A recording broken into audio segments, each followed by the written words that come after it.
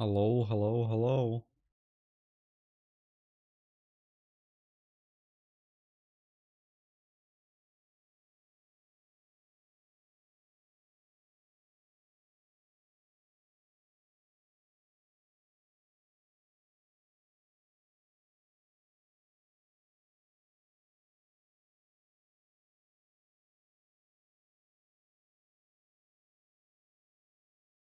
Hello.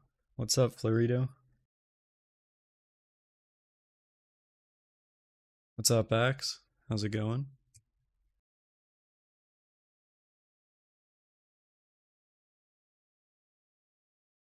What's up, Sabu? I hope I said that right.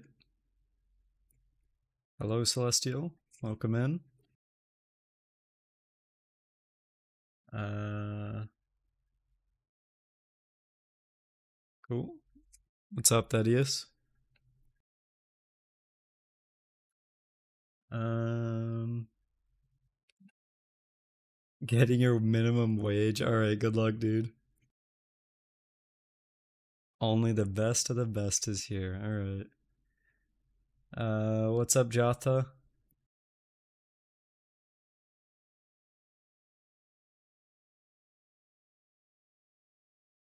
What is on the docket today? Um,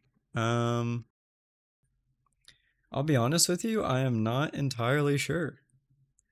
I haven't done a lot of the new simulated universe. I haven't done any of the story. I haven't done the event, so I've kind of got everything. It kind of just, I guess, depends on what people want to see.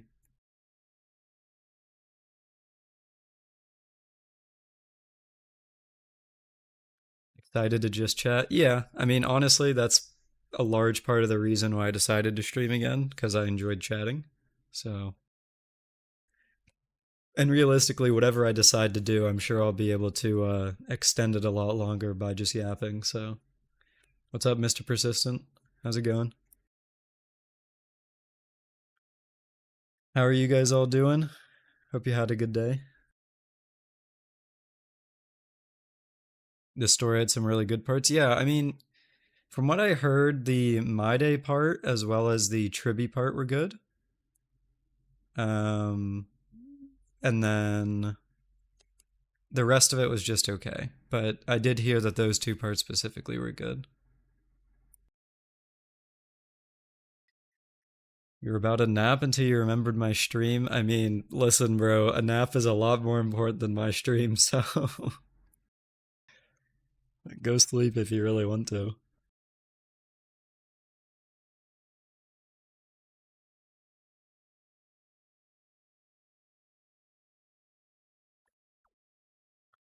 I actually haven't logged into HSR at all today, so I do need to spend some of the resin first. There are some unique camera angles in the story. That is good.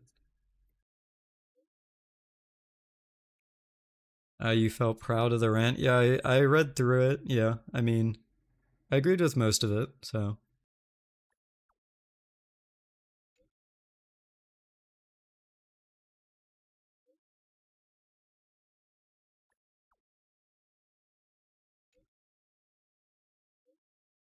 are you guys? Have all of you guys finished the story already, or just some of it? Like, how far have you guys gotten in? Did I get trivia? Yeah, I decided to, or rather, I decided to do a 50-50. So her build is awful right now. So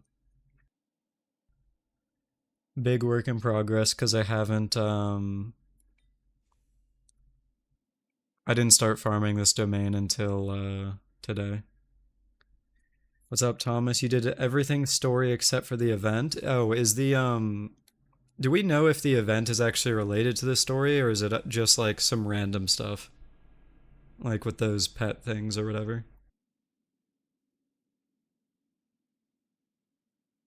Congrats, you got the new Robin of the game. I mean, I would agree with you if I got E1, but I just have E0 because I just kind of figured that Castorise would probably end up wanting her.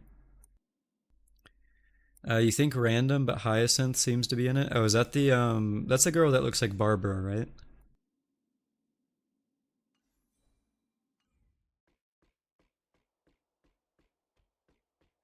You fixed your Firefly from last stream and you got the Herta store cone. Good. You got a big upgrade already then.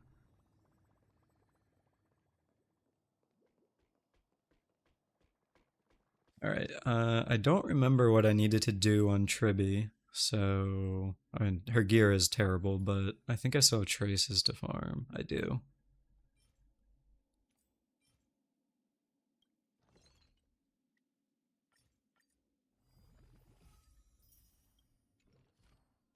It's funny how we see Hyacinth as just another Barbara so far. I mean, listen, she looks exactly like her, just with different colors, and then, she's apparently a healer, so, I mean, it literally is just Barbara. You were using that Cope Light Cone for too long, the Sam one? Yeah, definitely. You got Boot Hill on his most recent banner, and he's suddenly your best DPS. Yeah, I mean, he's always been good.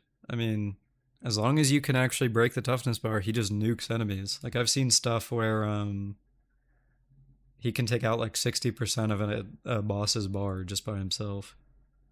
Kind of a ridiculous character as long as it's, you know, single target. You're going in for Maide and his light cone. I mean, I'll be honest with you, I think Maide doesn't particularly need Tribby. I mean, don't get me wrong, Tribby is good, but there's definitely other things you can use. That's true because you pulled E1 Fugue. Yeah, that makes it even better. I have, I got E1 Fugue as well. So.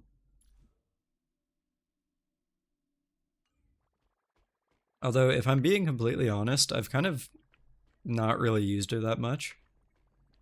I mean, I still definitely can use her whenever I play Super Break, but I've kind of just been playing other things. So.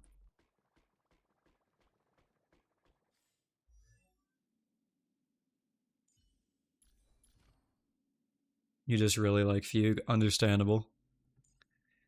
I have a I have a friend that is very not normal about that character. So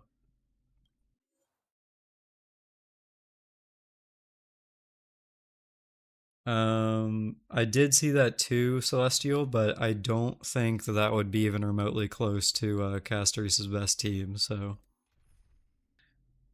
I actually saw one earlier today that was, I think, double sustain with Gallagher Lingsha, and then it was Castorese someone else, and it got like a 1 or 2 cycle. So there's definitely other options.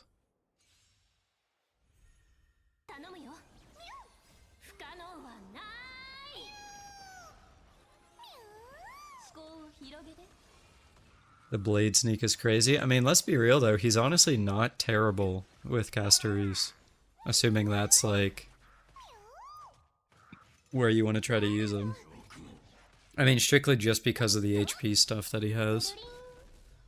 It helps give her energy and whatnot.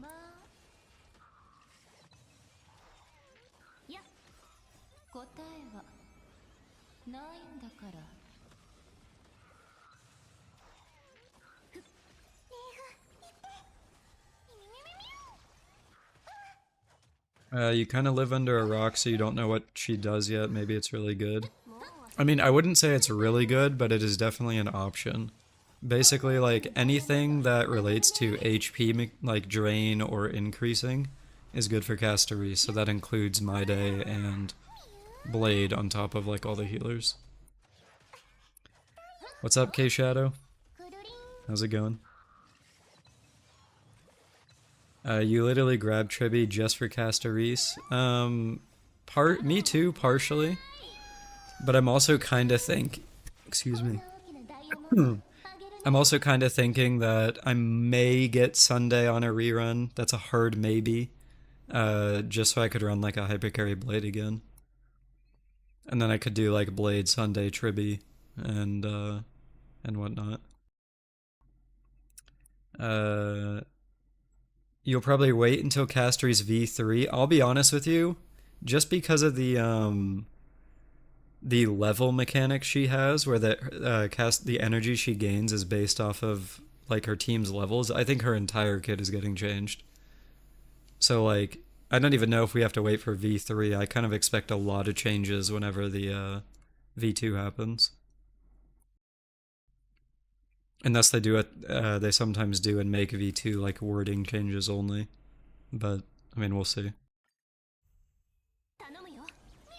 You also have Yoon Lee, so Tribi isn't entirely bad. Yeah, I mean, same here as well.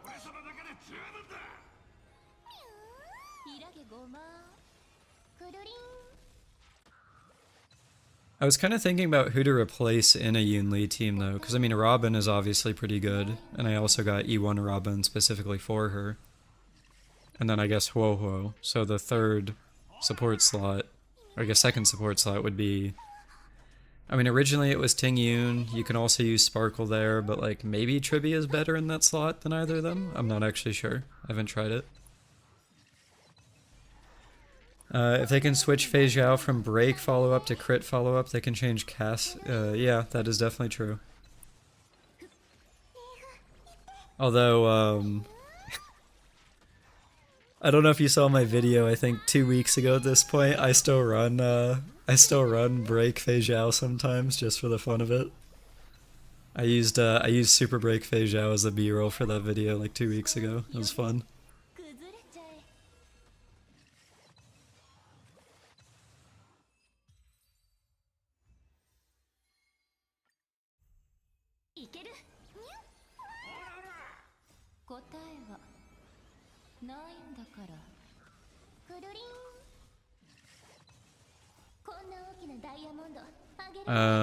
Does the audio sound alright, by the way? Like, am I audible?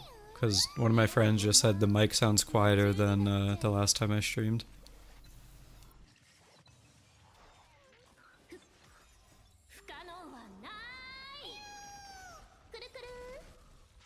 It sounds like no one really likes Tribi. She's just sort of like Sidgerine if Sidgerine was a good damage buffer. I'll be honest with you, if we got the big Tribi, I think she would have been 10 times as popular as she is. But because she's like a child character, that immediately dropped off a good portion of the player base. My Discord has been fun to be in. Yeah. I've actually really enjoyed having a community in there. It's really nice. It's been really nice to see it grow from the few people that were there to begin with, and then now we've actually got like a small group, like a small community. It's pretty cool to see. Like, if I can be honest for a moment, like, when I first started and uploaded my first video back in August, I didn't expect to... I did not expect that video to get any views at all. Like, you know, maybe a few at most because it was a power creep video. But to see that bloom into where it is now, where I'm at like over 5K, nearing 6K subs, I've got people in Discord hanging out. It's kind of like, yeah, that's kind of wild to see, I can't lie. Any opinions on the 3.1 story? It was alright. I have not done it yet. I'm sorry, Chuckcoon. I was thinking about doing some of that today for the stream, but I haven't gotten there yet. I'll be honest with you, after last week's video, considering how much time I put into that video, I just kind of wanted a break. So I've just been playing Monster Hunter for the past 3 days straight, basically.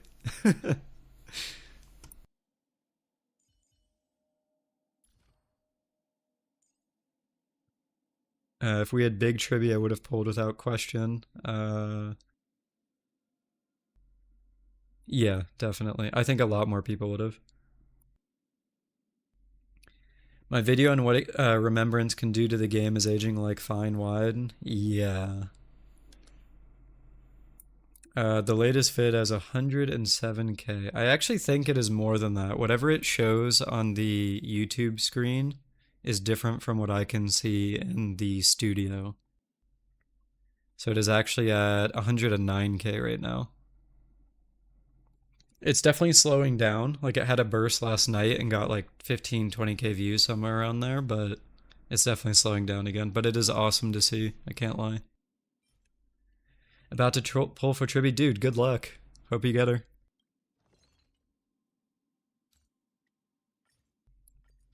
3.1 is kind of lengthy. Yeah, isn't it like roughly the same amount of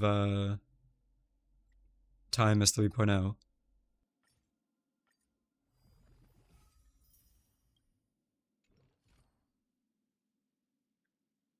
You also would have pulled, but you have Robin.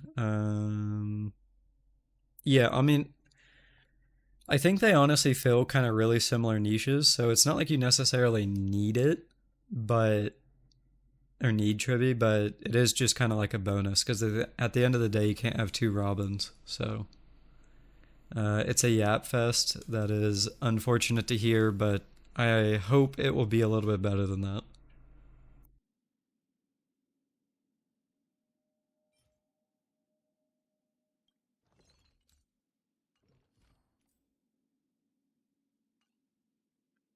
You fear the biggest problems with Remembrance are already appearing. The lack of free-to-play light cones making other paths irrelevant since I can't. Yeah.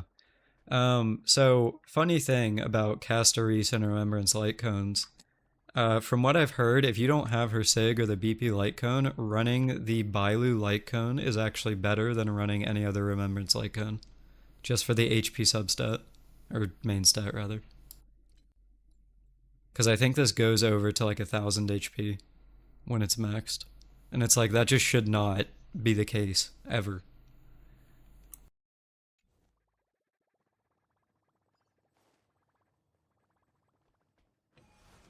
I mean, obviously, they could release like another one, but I don't know if they will anytime soon. So it's kind of like, eh.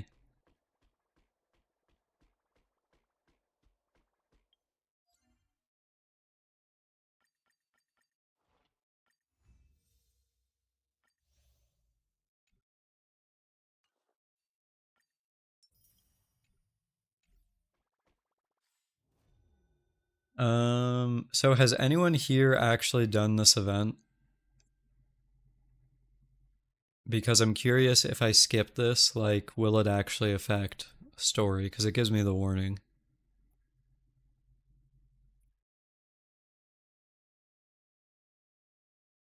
It's short and sweet. Okay. You don't believe they made the Herder Store light cone another support light cone? Yeah, honestly, it's kind of pathetic that they did that because we already have the Memory of Chaos one. So it's like, why would they make two support light cones which are basically identical when people desperately need like a free to play DPS Remembrance light cone? I mean, at the end of the day, it's probably just greed. Like they want you to pull SIGs or buy the BP, but it's kind of pathetic. Yeah, it's kind of just pathetic that they did that. Speaking of which, I do actually need to buy that Herda cone.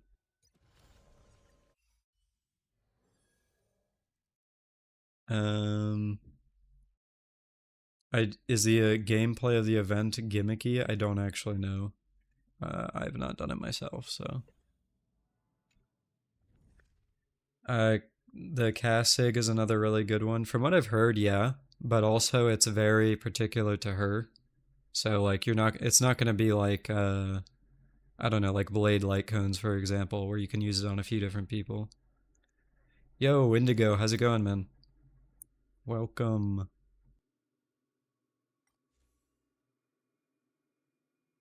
You're gonna get Castoris' Sig because it's Castoris. Honestly, based. I feel like you should be getting the characters that you like.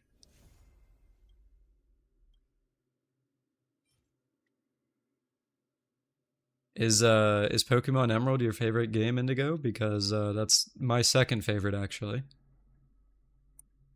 Um, I don't know what character that is, but hello, welcome.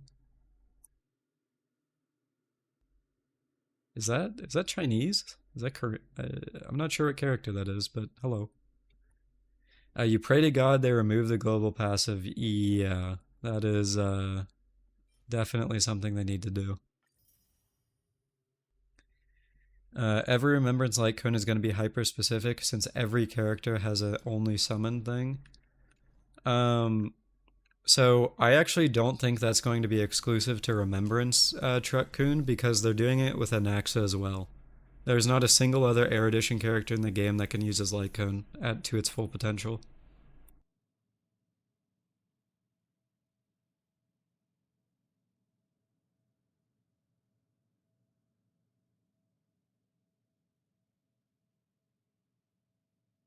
You don't like the Kanto region. See, Kanto region is not one of my favorite regions on its own, but one of my favorite regions is Johto, like silver and gold and that kind of stuff, and then that connects to Kanto.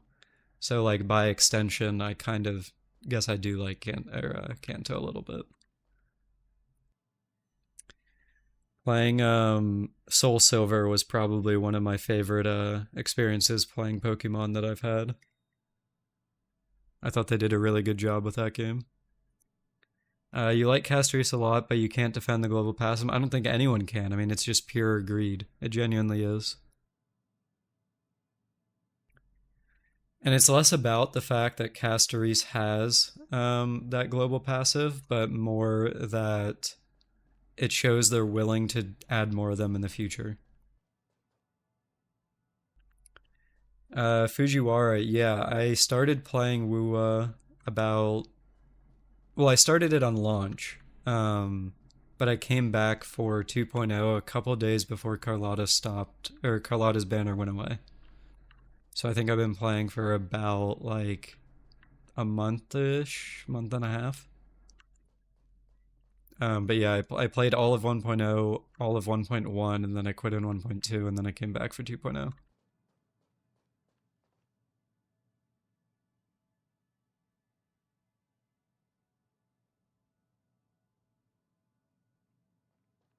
Would it be weird to say that I kind of want a remake of Soul Silver? Like I know Soul Silver was a remake of, another game, but like if they remade it with the current Pokemon like gameplay loop where it's like a lot of open world stuff, I think that honestly would be really fun. You should have skipped Herta's Light Cone. That extra SP baited me. Yeah, well, I mean, it honestly really depends on your team. Like, if you're running the team I'm running,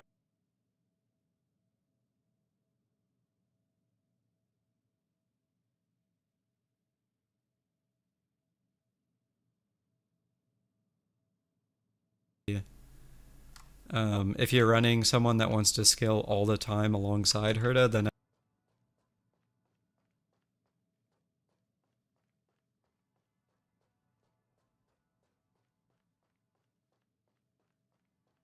tell you. What's up, Kyrie? How's it going? Hope you're doing well. You got Wuwa a few days after release, pulled Sephiroth, and didn't log back in after playing for a few weeks. Honestly, that's fair. The launch of Wuwa was kind of bad, um, but it has gotten a lot better since. So, um, yeah. So Truck Coon, I'm actually on the side of global passives being fine, but there's a hard but there that it has to be something that is obtainable by everyone. Because if it's limited to a character that not everyone will have, then you can essentially brick your account by not getting it. But if it is something that everyone has, for example, like it's attached to the MC, or if it's attached to a 4-star that they give out for free, then who cares? It's not that big of a deal. And because at that point, it's like it's the player making the choice of. All right, no, never mind. I said that wrong. Or yeah, it's less about the player making the choice to get a character or not, and more just like, well, here's a benefit. That's what I meant to say. What's up, Songjin? Nice to see you again. All right, I think I'm going to do this skip thing on this event and just kind of do this while chatting with y'all. So We'll see what happens here. The only thing with it is that it opens the door for them to make a premium version of that free thing. I mean, again, that really depends on how greedy the company wants to be. Because if they release global passives and say right out the get-go, this can only happen with free characters, which I mean they wouldn't do, but if that's how it was laid out, then again it would be fine because they couldn't give a premium version of it because they already said it had to be free. But it's MiHoYo, so they're not going to do that. You left HSR because you didn't like the power creep, yet you're still playing Duel Links despite the fact that there's a tier 0 deck. Are you a masochist? I mean, I'll be honest with you. I don't think HSR is in a good place right now, but I mean, I'm still playing it, as you can see on the screen. Will I quit at some point? Kind of leaning towards that, but for the time being, yeah, I mean, I'm still here.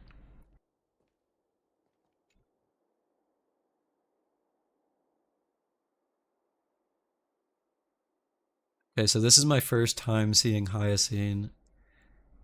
I'll be honest with you, the pigtails being kind of different does differentiate her a little bit from Barbara.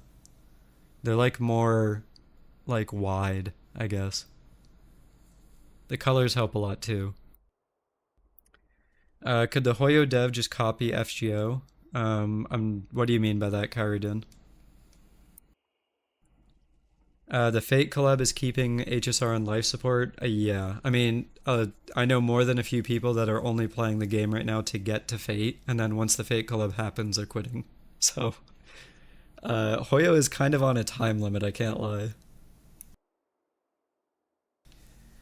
It's kind of funny seeing the opinion on HSR having a full 180 after the honeymoon phase ended. I mean, that's just Hoyo games, though. Like, that's just how they do it. It's going to happen with ZZZ too. Although, I will say, I do think ZZZ has a little bit more time.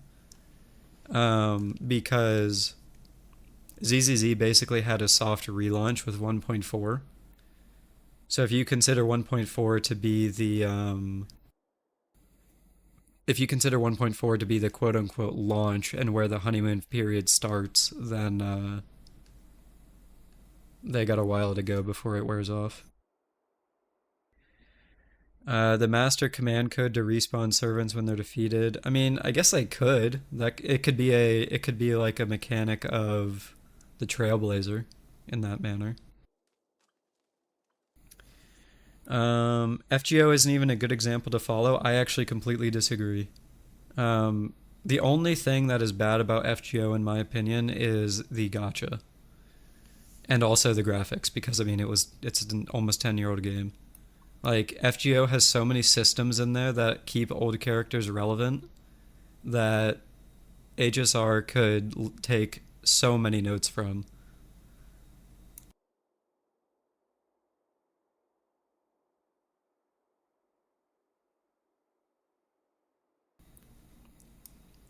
It's the game. The gacha is actually good for what it is. I'm not entirely sure what you mean there.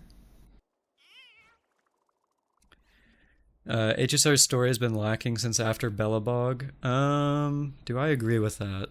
I thought the beginning of Penacony was good. I mean, it definitely didn't end strong, but I thought the beginning of Penacony was actually really like it started off great. They just couldn't follow through, basically. But yeah, I mean, I think Bellabog was really good, mostly because it was a very contained story. Like, we went to an area, we find out the villain, we defeat the villain, we win. Like, it was simple, but it worked. Whereas now, pretty much every story feels like there's 20 different factions and everything else. So it's kind of like, eh.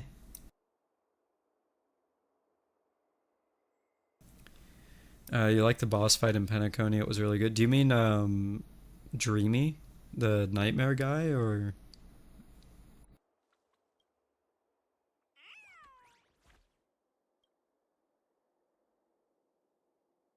yeah, Dormancy? Yeah.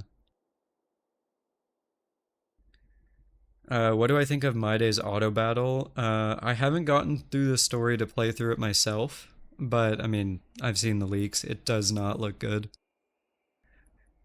I think My Day is a really cool character. I like his design a lot, but I don't think I will be pulling him because I want to actually play the characters I pull for. I don't want the game to play for me. Oh, the Harmonious Choir. Um, yeah, actually, I think that was a really good fight when you fought it in the story because it came with the introduction of the HMC. So it was almost like you had to learn how something worked while you were doing it, which I think is a pretty unique experience for this game. If they could actually do that more often, I think combat in this game would be a lot better.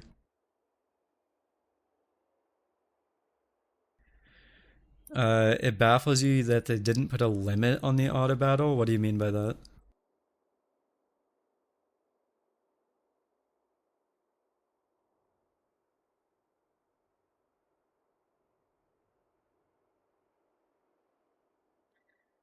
You don't understand why people have a problem with My Day's auto when that's all you do for 95% of the game. I mean,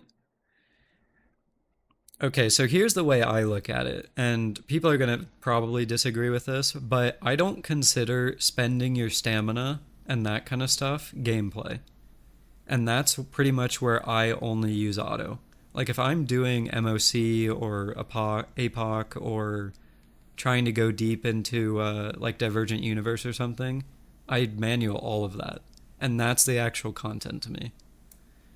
So if I am forced to not manual, then that kind of defeats the purpose of playing those modes, at least for me, because it basically turns what I consider content into not content. But that's just how I view it. Playing auto outside of dailies is weird. Yeah, I agree. Penacony had way too many characters that were just there to sell banners and did almost nothing, like Sparkle, Boothill, Akron, Robin. I agree with you for all three of those except for Akron. I think Akron was kind of nice. Yeah, welcome back, Axe. What's up, dude? Am I winning? I mean, we're 30 minutes into the stream and I've read 2 lines of dialogue from Hyoscene, so does that consider is that considered winning? I've just been having fun talking with chat. What's up, Matthew? Welcome in.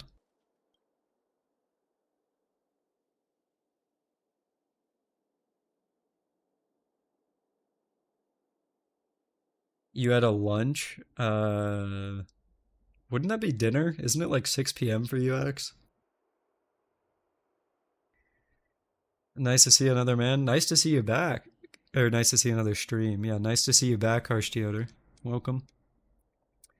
You only had a problem with Firefly. You could tell Hoyo really wanted to sell it. I mean, yeah, she was basically the waifu of the patch, and it's the exact same thing with Castorise. I would be very unsurprised if we go to 4.0 and they don't introduce another character like either Castorise or Firefly. Because they realize that like designing a character in that way to basically be like your wife is an easy way to get money. Firefly's biggest contribution was off screen. Yeah, uh, not ideal.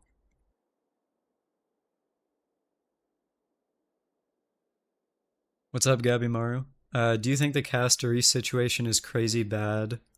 Uh, yes and no. I think the Castorise situation is bad in the sense that it sets a precedent that they could introduce more in the future. I'm just not a fan of the fact that they're introducing a global passive with her, and then they could potentially add in something like, ResPen or whatever in the future to a different global passive. Am I free to play? No. I have bought the double top ups both times at reset. I've had Welkin since the game launched, and then I've bought, I think, 12 battle passes. But that said, I don't plan on spending on this game pretty much any more from this point on until they make actual meaningful changes. Cancel me for whaling. True. No longer relatable. Although, if I can be completely, or if I can be honest, I actually have not spent um, the double top up jades that I've gotten. They're still in my wallet? Question mark. Like I still have them all there.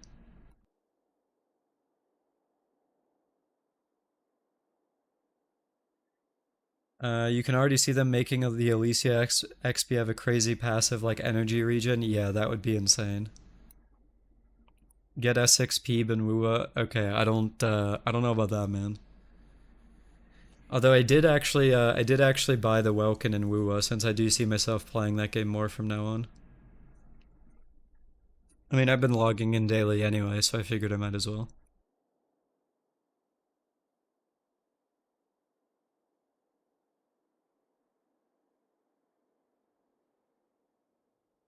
Do you play Wuwa Wizmaster? I don't actually remember if you've ever mentioned.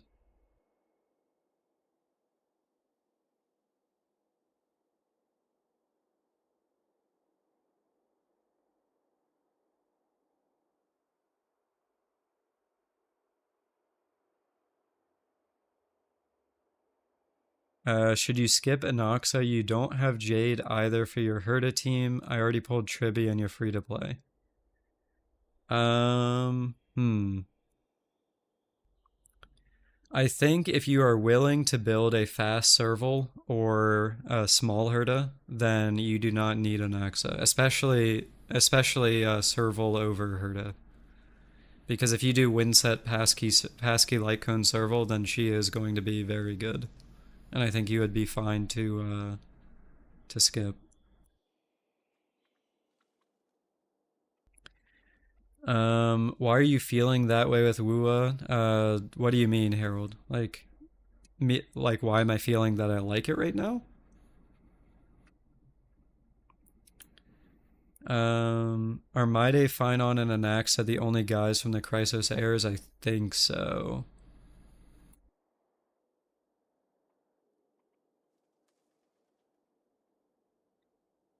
I have not finished the 3.1 story yet, Choreo, but I did. Yeah, I just skipped. I kind of need to just do something at some or do it at some point, and I figured I might as well do it kind of in the background while I'm streaming. Welcome in, by the way, first time chatter. I see that. Everyone should lose their 50/50s on Triby's banner. Well, unfortunately, I did win mine, so. I said I was going to do a 50/50 and then save the guarantee if I lost, but I won it, so it is what it is.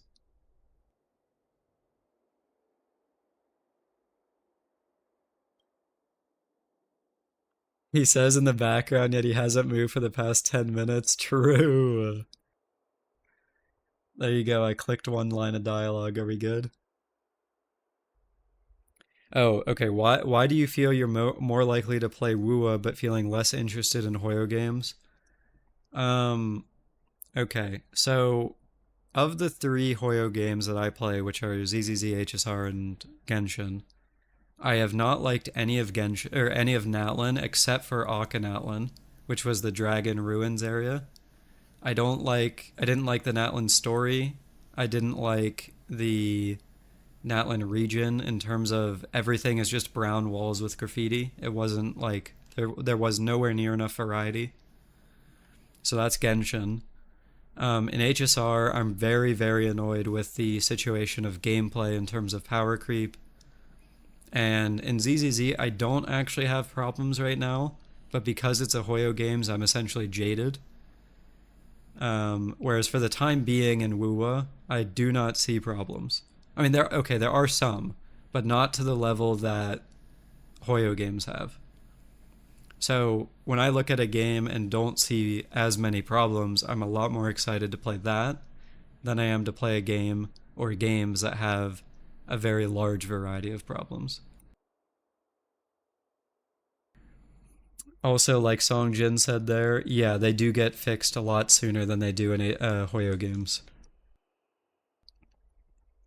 I mean, the biggest problem that Wuwa has, in my opinion, is the ecosystem.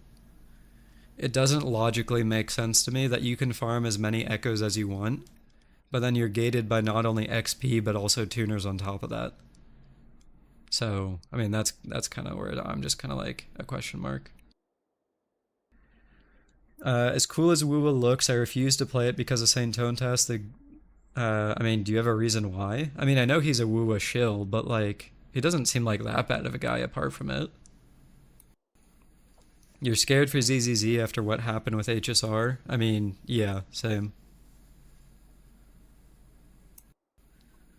I actually talked about that in my last video. Milo, sorry, I don't know which way you say that. He reacted to my video, so he's chilling my books. Okay, X. I mean, listen, I don't think it's really worth like talking bad about other creators because there's no reason to. I mean, it's not like he's ever done anything bad. Like shilling for a game doesn't make you a bad person, so I'm kind of just like, well, he can do that if he wants. That's his prerogative. You got Tribby E1 with 24k jades left over. That's awesome. You got a lot left to go. Or you have a lot. What am I saying? You have a lot to use for whatever you want next. Okay, but you just watched my video, and I explained the way that devs present the game and keep you engaging. Don't you think Wuwa does those fast responses for that sake? So basically, are you asking like, um, are you saying that the Wuwa dev team makes changes quicker to make them seem better than the Hoyo team? Because if that's the case, I mean, I don't think you're wrong, but also, like, why wouldn't they? Because they're the underdog. Like they're the ones trying to compete with Hoyo games, so I don't really look at it as like a bad thing that they're trying to do better to get more players. I mean, if they get as popular as Hoyo games are, and then start doing what Hoyo does, where they take 19 years to make any changes, then yeah, it'll be a problem. But like at the end of the day, yeah, like Skits Rain here says, any dev team should be doing that. Like if people have problems with something, you should be fixing things. That's how you get a loyal fan base. And Hoyo is not doing that, which is why they're getting a jaded fan base. The thing you're worried about with Wuwa is while it's great, they make changes and listen to the community, you're a bit worried that they'll bend the knee for everything. I mean, they haven't for Echoes yet. I remember back in 1.0, people were saying tuners didn't belong then either, yet they're still here now. Oh, more event dialogue, please? My bad, Thaddeus. Here you go. We'll go one line and then just yap for another 10 minutes.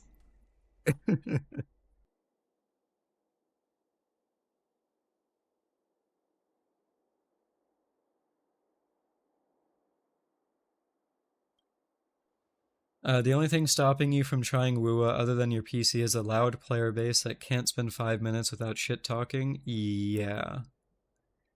I. So, something that I was actually thinking about recently is if I were to go and make content on Wuwa, a lot of my HSR content is basically problem and then solution. But if I were to make that same content in Wuwa, I would basically be ripped apart by the Wuwa community because they don't want to hear problems. I mean, and say what you want, but like that's just what I can see as an observer, let alone like an active player. So that's kind of why I'm not entirely interested in making Wuwa content, although it is something I have been considering.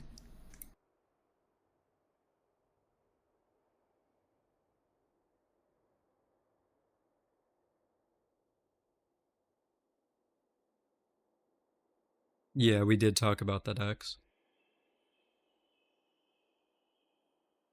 If you were that chimera, you would bite her hair. I mean, it's basically cotton candy. That makes sense.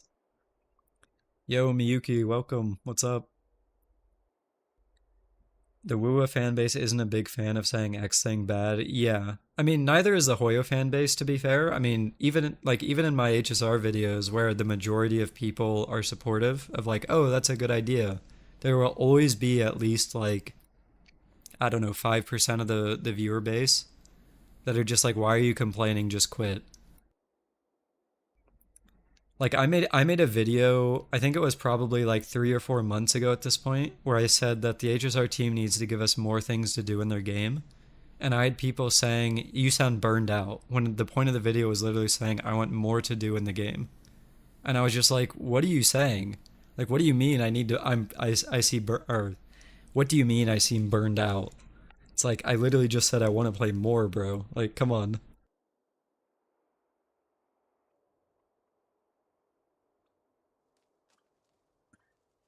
You were hearing another creator say the same thing in Indigo? Yeah.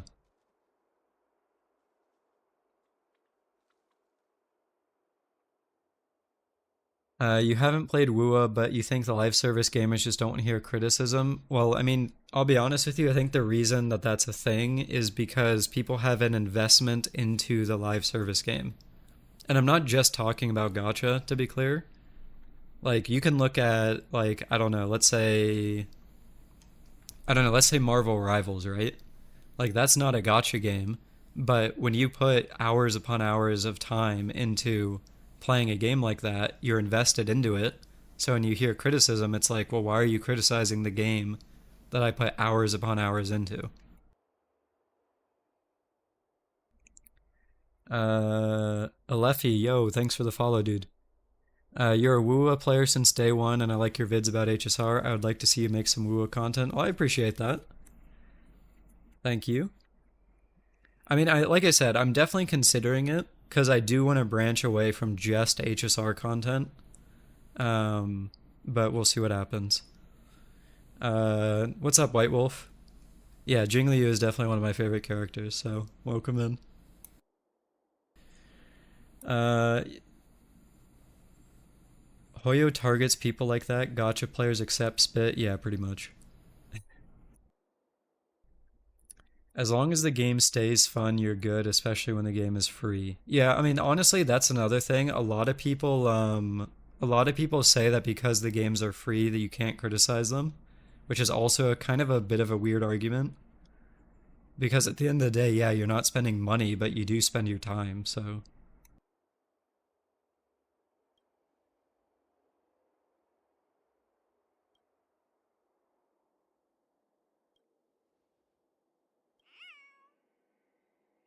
yeah, free in quotations is right.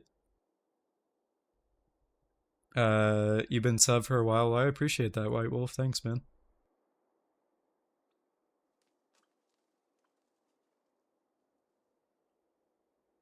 You dislike the argument. I'm not sure what you're talking about there. It's a weird argument because they have outside sponsors and you playing a game directly fuels them. I mean, do they?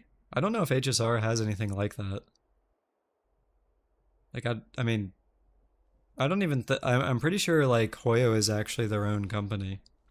Like, they don't even have like shareholders that they have to report to or anything like that. Oh, the free game argument. Yeah, that was the most dialogue you're gonna click through all night. I'm sorry. Listen, I just enjoy chatting.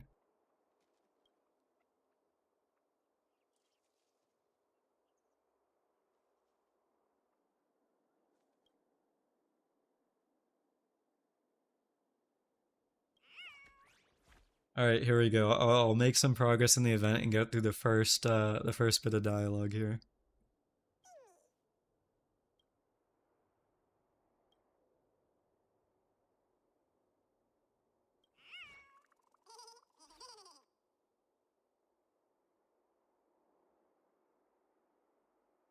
Who cares about the event? Just keep chatting with us. Hey, I do have to do it at some point, so might as well be now.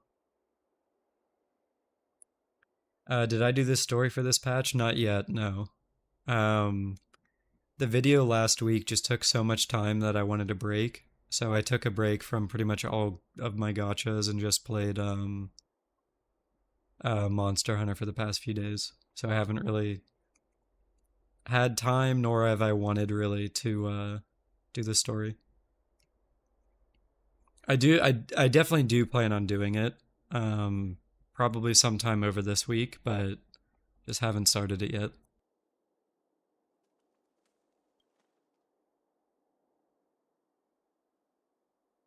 Get my executive account manager to do it for me. Uh, yeah, I'll get him out of my basement.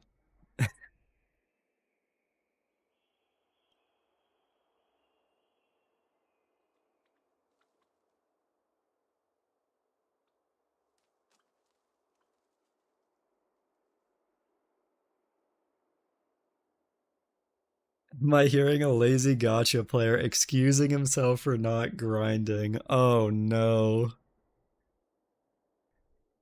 Listen, listen, listen. I deserve a break after last week's video. I put so much time into that. The sad thing is that in terms of monetary return, I'm basically getting pennies, which is the usual for YouTube, but it is what it is. I didn't really make it for monetary purposes. Me doing dailies in 6 games every day, that's because you do dailies in Marvel Rivals and Fortnite acts. Like, what are you saying? Like, if you like, why would you bother doing dailies in those games? They're both shooters. Is FL3 you are real? Technically, yes, actually. I use that name in uh Girls Frontline 2 when I played that for about a month or so.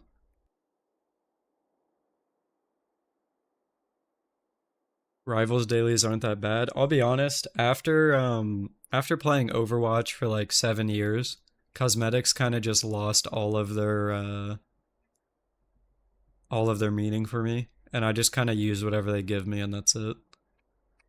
How much do I tend to play daily? I mean, in HSR, it depends on the content available, but if you consider all of my gachas, like all of my dailies take me like 20 minutes, and then after that, it's kind of whatever. Favorite tank in Marvel Rivals? Cap. Definitely Cap. I do enjoy Thor, and I have an okay Strange, but Cap is definitely my favorite. I play a lot more. I play a lot more DPS than I do tanks, though. You started Overwatch for the Lay Seraphim collab, and you can't stop. Yeah, I'm an Overwatch 1 player, so that should tell you how long I've been playing that or playing that game. Axe, how have you spent 5K on Fortnite, bro? What the hell is going on? Yeah, Overwatch 1 from season 0 up until Briggs' release in season 10 was very good. And then I ended up not playing any more competitive after season 17 because I kind of gave up on the game after 2 years of goats.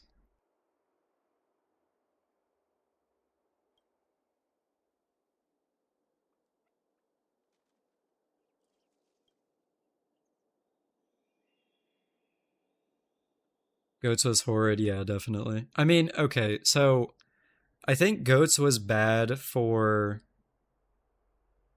the game as a whole, but I actually, if you were playing competitive, like doing scrims, Goats was fun as hell. I really did enjoy Goats and scrims. It would have been a lot more fun if I didn't have to play Brig in Goats. Like if I was able to play Zarya because I'm better at Zarya, then that would have been nice. But yeah. What's Goats? Goats was a triple tank, triple support comp. You basically didn't run any DPS because uh, all of them sucked in comparison to just the like raw sustain that triple tank, triple support had. It wasn't fun that everyone had to play it. I mean, realistically, though, like, they only had to at the high ranks. You really didn't have to play goats if you were at a lower rank.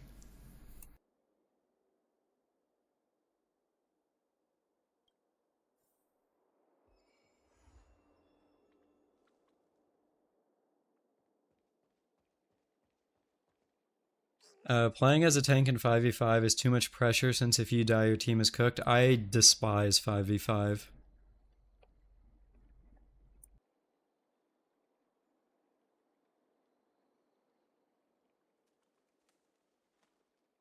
When are we getting the collab stream with Axe? We were actually talking about that last night, Rogue Spectre. We were thinking about doing the Fall Guys event in ZZZ at some point before it goes away.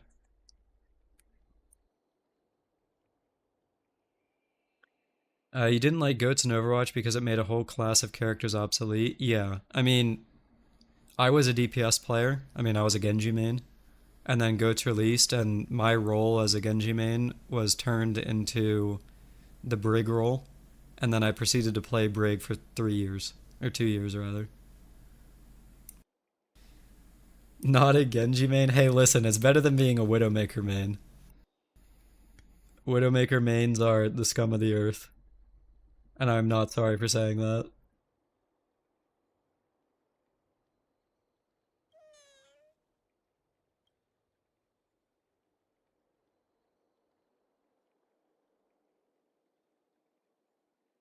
Why did it have to be Genji? Okay, what was your character, Songjin? What'd you play? You wonder if Rivals is going to have a GOATS comp when more Vanguards are added. I mean, honestly, I don't think so because, I mean, people have already tried running GOATS and they also tried running triple support and, like, then one tank, one DPS, or two TB, deep, Jesus. Triple support, one tank, two DPS. But that ended up just being worse than running three DPS, double support, one tank. So, like, people have already tried GOATS and it's not really there right now.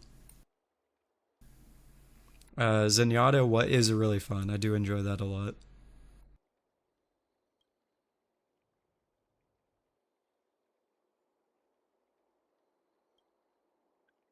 Out damaging the DPS as Zenyatta is hilarious, yeah. Although, I mean, to be honest, in Overwatch 2, that's not hard to do because all the DPS in Overwatch 2 are just actually awful.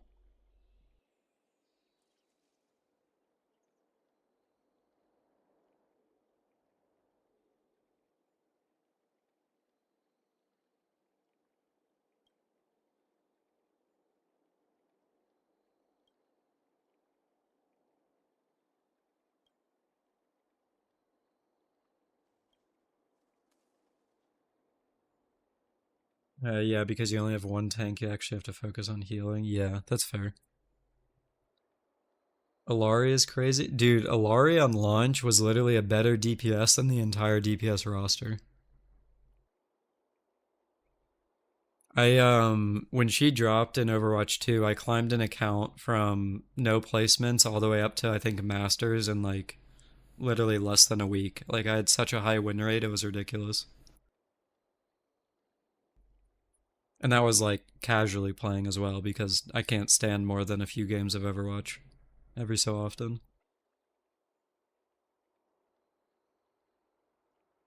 Another day thanking the Archons for not making you an Overwatch fan. Okay, listen, but like Overwatch was good. That's the thing. It just became worse later. It's almost like it's a Hoyo game, Lamel.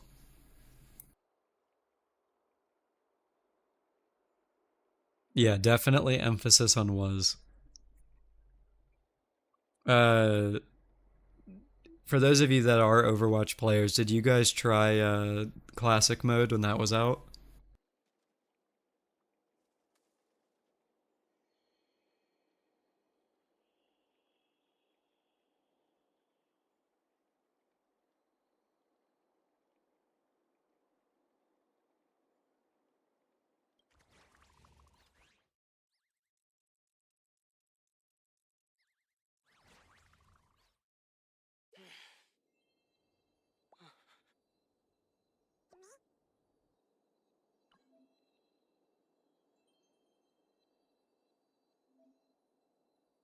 One of the things that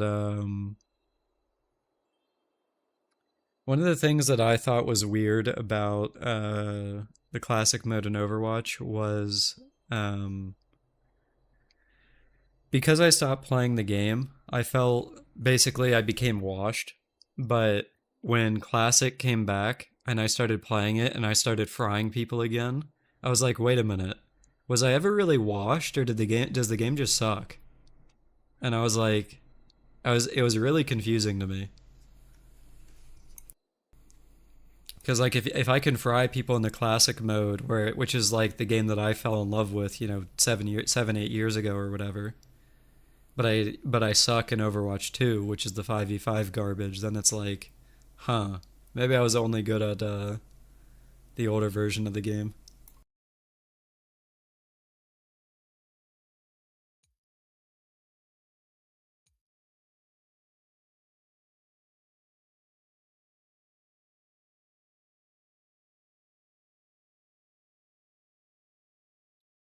You quit not long after 2, so you haven't played this mode thing. Okay.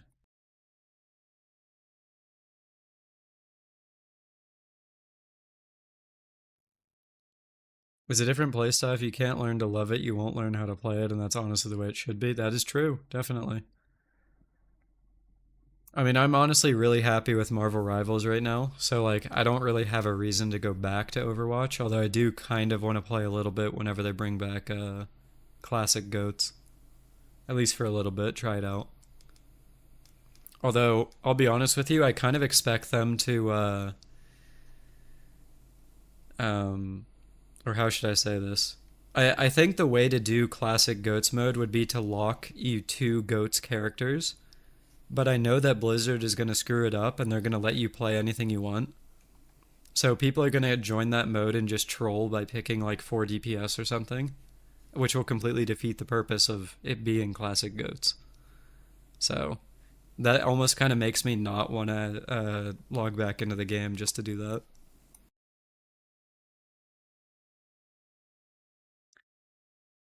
Fleur Fortnite stream win?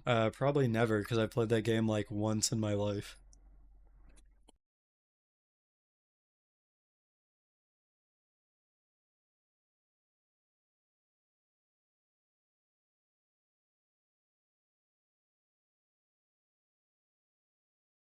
Question: why did Hoyoverse suddenly become greedy Western game? Probably because they always have been that way. They just kind of hide it behind the honeymoon period of their games. Yeah, I mean, like with Genshin, right? It was honestly a pretty solid game until HSR released, and like Fontaine was nice, but like when HSR released, there was basically like I think a 3 or 4 month period where there was nothing going on, while HSR was in its honeymoon period. And then once that honeymoon period ended, where are we at? Okay, we're back in Fontaine, and you can actually play the game again. And then it repeated in HSR when ZZZ launched. Like they know what they're doing. It's always intentional. Add me on Marvel Rivals win. Probably the next time I play, I guess. Um, because I was so busy last week, I haven't actually played it in basically a week. And then Monster Hunter came out, so I was playing that. But once I get back on the Rivals grind, I would be down to I'd be down to hang out in Discord and play some Rivals with y'all. They're above standard for game quality, but their business practices are bad. Yeah, pretty much. Until there's more competition, like until we get a second Wuwa, which is coming, right? Like we have Azure Premilia, we have Ananta, there's NTE. Like until those games come out and it's not just a Wuwa versus Hoyoverse, then Hoyoverse probably isn't going to change. But the more games released means the more competition released, and therefore we might see more change.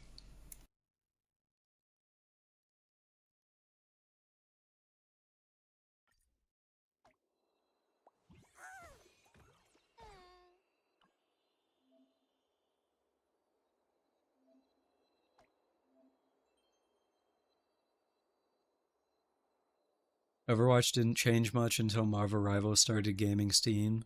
So actually, I would disagree that it was Marvel Rivals that caused it. I think it was actually Deadlock because they're I don't know if you saw the stadium mode that they're releasing, but that's basically Deadlock but in Overwatch.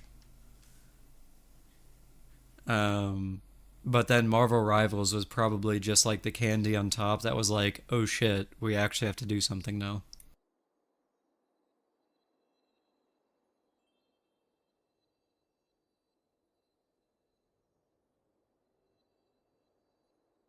You disagree that these companies have to actually compete, and right now, while Rua is great, you don't think it's the same juggernaut as HSR. I don't think it is either.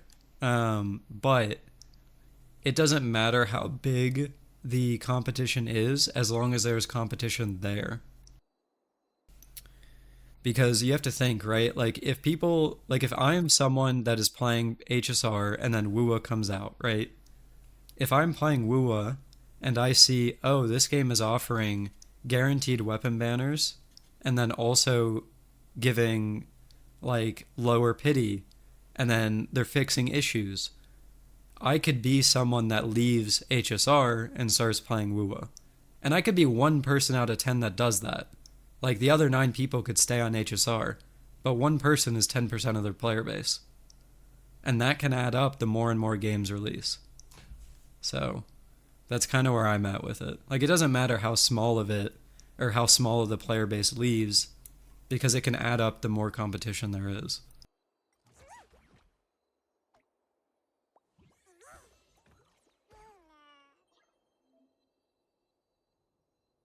After playing these games for 16 years, you believe competition is the only way because higher ups need to see the threat to their company? Yeah, pretty much. A lot of people who play Wuwa are people that got sick of Genshin, 100%.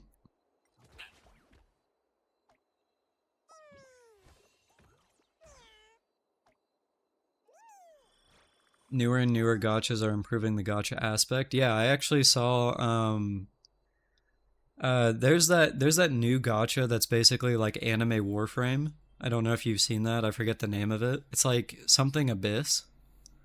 But that one actually has yeah, Duet Night Abyss. That one actually has guaranteed characters, I think. I I don't yeah. I'm not entirely sure that's correct, but I remember hearing that. So it's like if games release with better systems, then they're eventually going to pull character or pull people away. Hard to compete with Warframe, but I'll definitely check it out. Yeah. I mean, I don't expect it to go crazy, but I could definitely see it being again at least a very small part of the competition. So,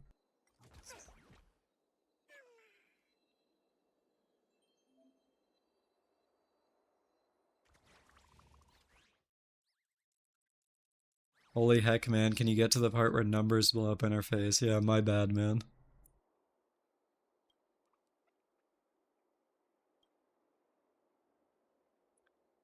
Guaranteed characters are crazy. I remember using 500 free to play pulls on Dokkan Battle and not getting the main unit. Yeah. My worst gotcha experience ever was back in FGO, where I spent hold on, let me do the math. 549 roll yeah, 549 rolls to get one copy of a 5-star unit. That was actually painful.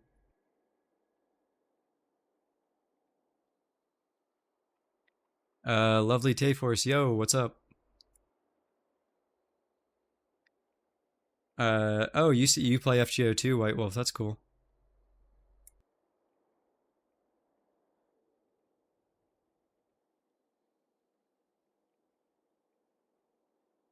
Dragon Ball Legends is your worst gotcha experience ever. I mean, any gotcha with PvP is going to be weird unless they actually balance the game around it.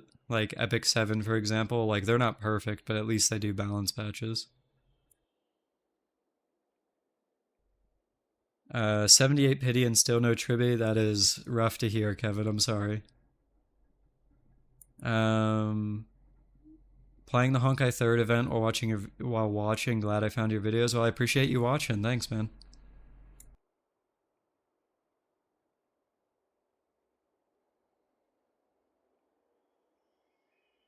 You stopped whaling a while back in FGO, yeah. I'll be honest, I don't blame you. I used to spend so much money on that game, but I've cut it back a lot because it's just, yeah, the gacha is rough. But like you said, at least you can use your favorite units, right? Like I'm still using, I still use Medusa because she's one of my favorites. I'm very excited for Saber Medusa later in the year. Your worst was 880 pulls on the first Iskandar rerun? Holy shit. That is pretty bad.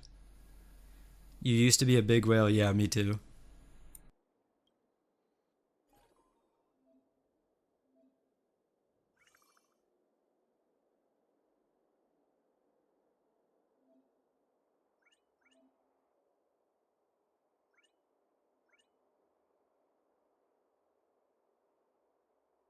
Um,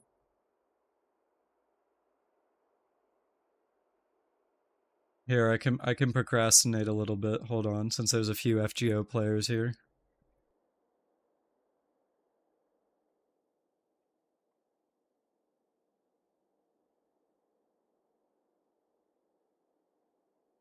Let me see. Oops.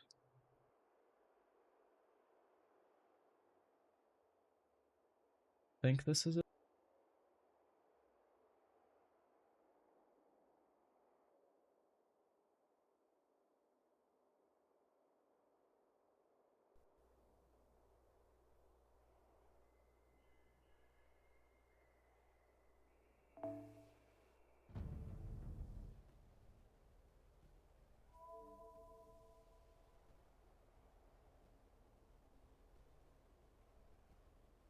Game.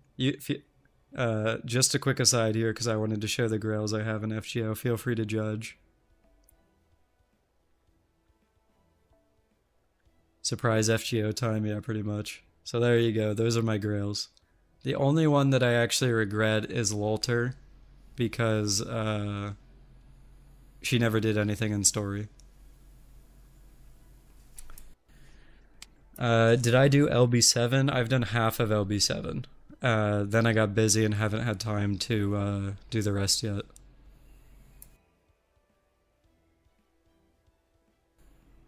I have Space Ishtar, but I don't have normal Ishtar now. I did try to get her forever ago, but she wasn't like someone that I really, really wanted. So I didn't end up like wailing to get her or anything like that.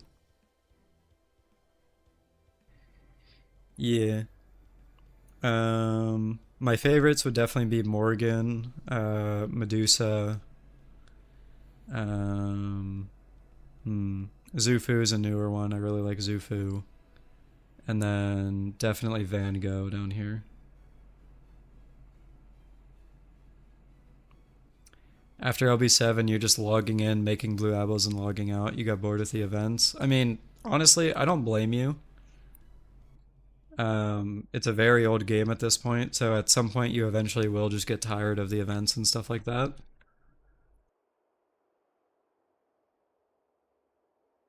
But at this point, I've been playing the game for. Hold on a minute.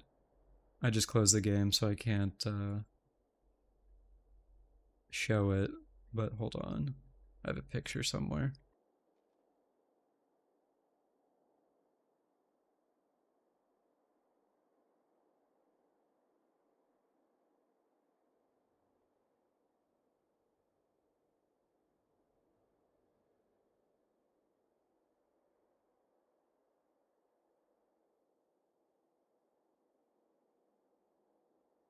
Trying to find the image. Hold on, sorry. There we go. I didn't want to open the game again, but yeah. So I'm over 7 years logged into the game. Like literally daily login 7 years. So it kind of like, despite events not being as like super enticing anymore, I almost feel obligated to keep playing and kind of just ride it out. But yeah, I mean, that's where I'm at.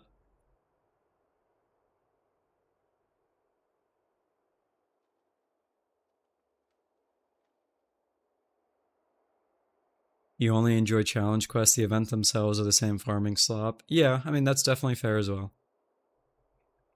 Bro, take a vacation. No. FGO definitely has its problems, but it's also a game that, despite the problems, I love, so. HSR daily login bonus win, Lamel. Imagine Hoyo giving us anything more than 60 primas a month. How does bro not forget to log in? It becomes a habit at some point. Get off the game and go take a shower. Okay, dude.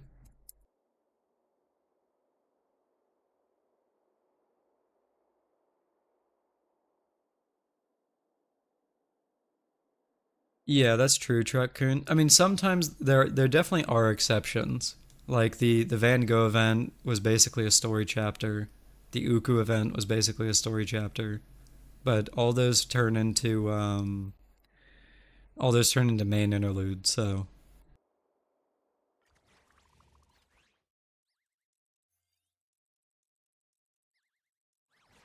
you can't wait for Strange Fake to get more episodes. Same, yeah. I honestly don't really watch that much anime anymore, but that's definitely something that I will kind of lock back in for.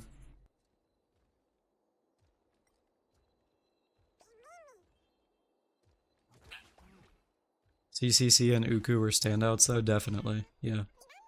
Um, I'm a huge Van Gogh fan, so I would say that her event was also a standout, but the vast majority of the community definitely liked Uku and CCC more.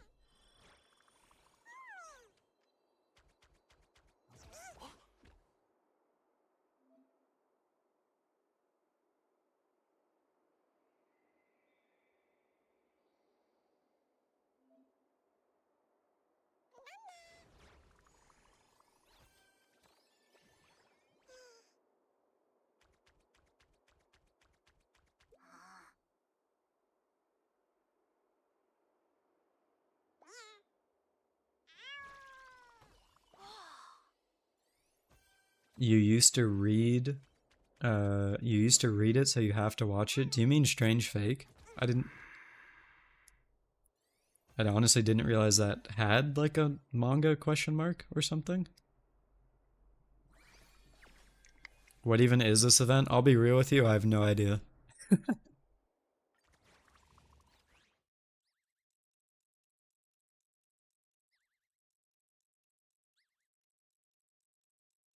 Question, is Space Grease and HSR kind of similar to Lost Belt 6 or is it just me? I don't know. It's kind of I haven't really gotten that feeling yet, but maybe after I do 3.1 I would feel that more.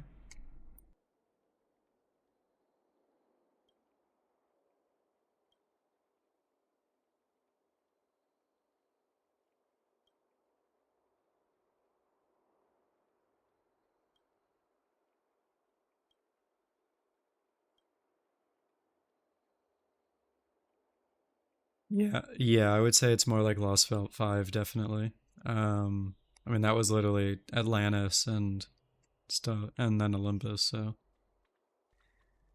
Amphorius is going to be full of those random events. It's the main story is going to take most of the development. Yeah, and honestly, if I mean, being honest, that's something that like I'm kind of concerned about. And I made a whole video on this because like if we're stuck in Amphorius, then all the events are just going to be pure garbage because it can only happen on Amphorius. Like it's not like we're gonna go back to the Wofu.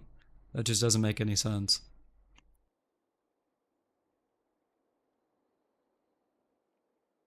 You think they shouldn't have stalled the Lost Belt arc for so long? Oh, 100% agreed. I mean, and then Ordeal Stall came after, so it's kind of like, well,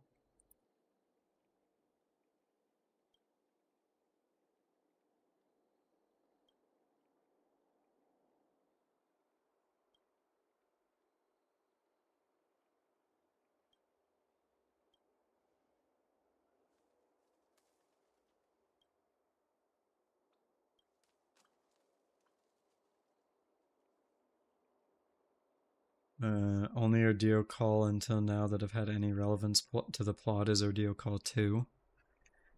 Yeah, I mean Ordeal Call 3 was that was the BB Summer event, right? Or BB Dubai rather. And then the first one was the one with Bima. Hyacine is so cute. I hope she doesn't destroy the game. I mean, honestly, I don't think she will. I think she's just going to be a castery support.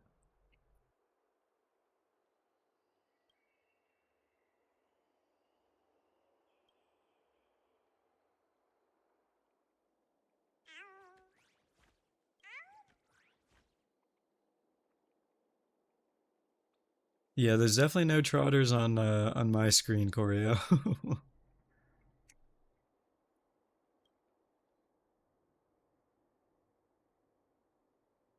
I mean, I haven't done the story to really understand Hyacine's personality yet, but I really hope that she isn't just Barbara from Genshin. I hope she has her own like more unique personality.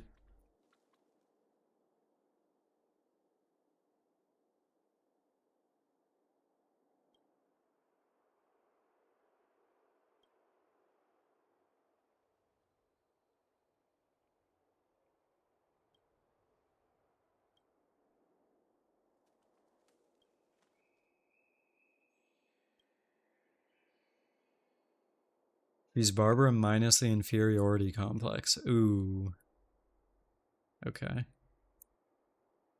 that's rough actually.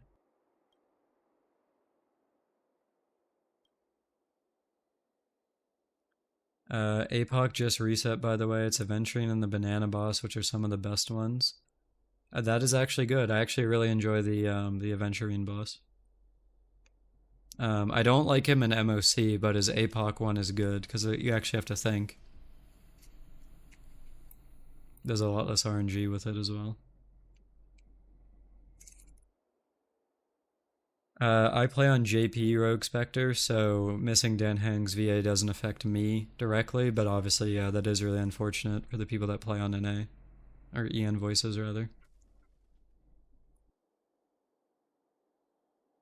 You're fighting Adventuring and they've changed the fight again. Oh, is it different? Like is there no like double dice and stuff like that?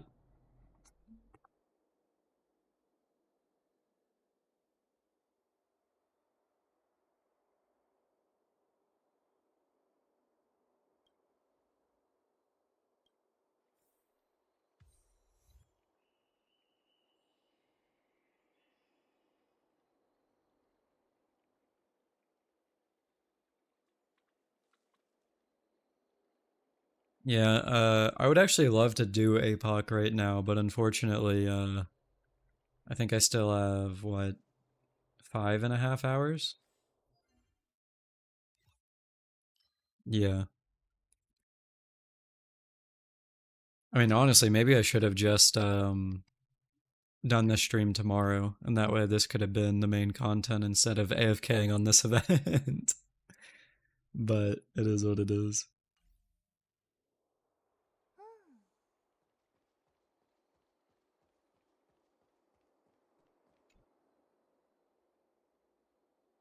Yo, Thaddeus, we finally made it through the first line or the first dialogue. Are you happy? Are you proud of me? How do you guys think the buffs will work out? Do you think it's a new story quest for said characters? Let's see. So here's my thoughts on the buffs. I actually don't think we're getting them anytime soon. So I don't want to be like a doom poster, but also I don't think it's actually worth speculating on as a result of that. Because if the buffs were going to come in 3.2, then we would already know them because of leaks, which means they're not in 3.2. So the earliest that they'll come is 2 months from now.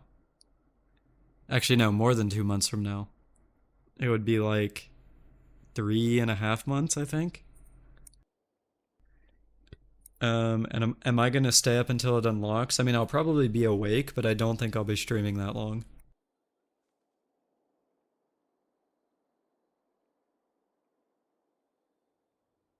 That would be I mean, that would be a 7-hour stream if I did that. And I don't think I don't think I'd be able to handle that. Um, Despite me saying that about the buffs, though, I really do hope that they are good. And if they're not, I mean, I'll probably make a crash out video. I'm not gonna lie. Because like if they say they're working on it, and then like what we get instead is like, for example, the global buffs that Caster Reese is supposed to be bringing, I would be so mad. But I mean, time will tell. Realistically, I think the only reason that they said they're actually working on buffs is so the community would stop whining about it. But yeah,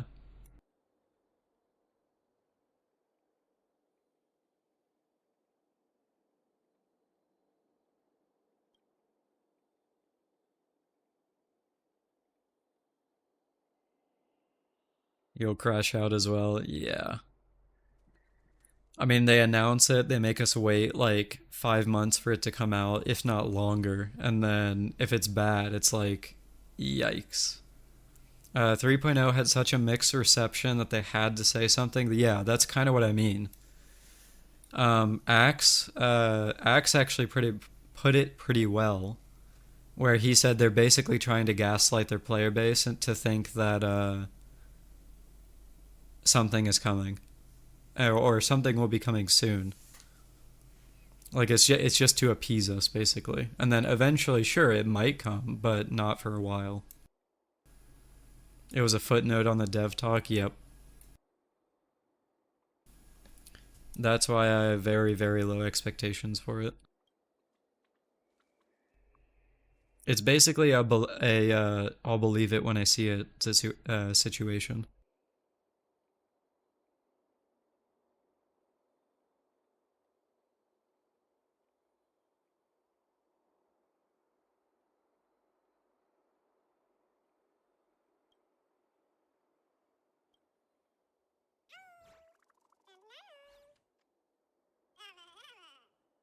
I wonder if we get to keep one of these chimeras after the event. Like, do we get one of these as a pet? That would be kind of nice. Didn't we have those leaked buffs a while back? We did, but also they're so early that I very highly doubt they're actually accurate. I mean, maybe it's just a me thing, but I don't personally trust any buffs. Sorry, any leaks until I can visually see them.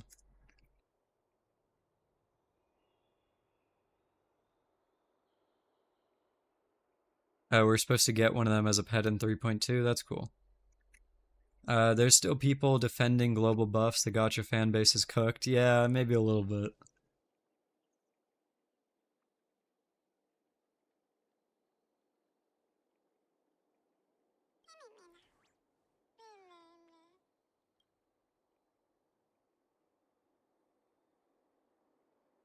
The pet is called Bubbles. That's adorable.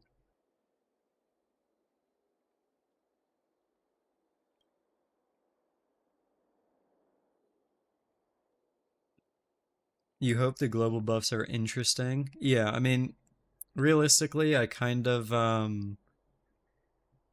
despite the negativity surrounding it, I do still expect them to add them into the game. So all we can really do is hope for them to be as best as they can be and not like overbearing mechanics that require you to get certain characters.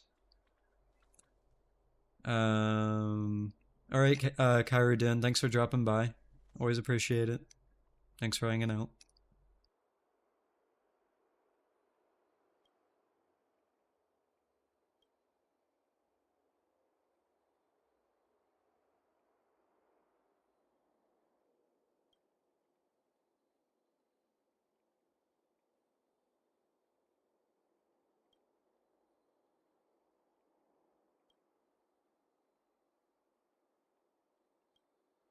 I want to actually get to the start of the event here, uh, so that I can actually figure out what I'm supposed to do, because the tutorial wasn't exactly super explanatory.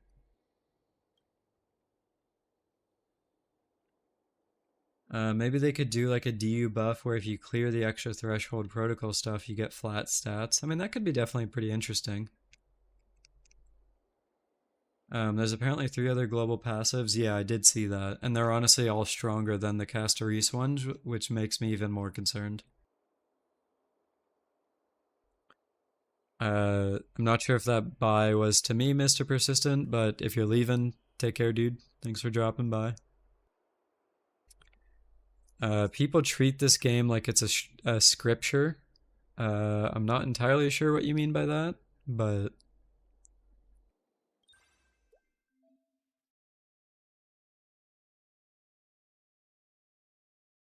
stronger than full team revives. I mean, the Castorice one isn't a full team revive, though. I mean, I guess it technically is, assuming everyone dies at the exact same time, but that doesn't really happen.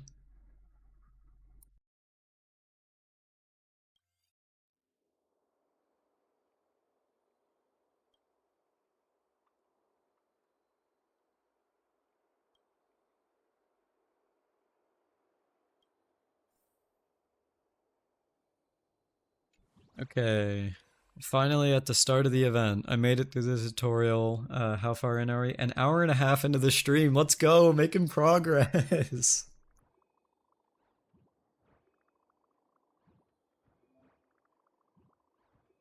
You thought each unit got 1 revive? No, it was worded that you get 1 revive per battle, I believe. But if everyone dies at the same time, then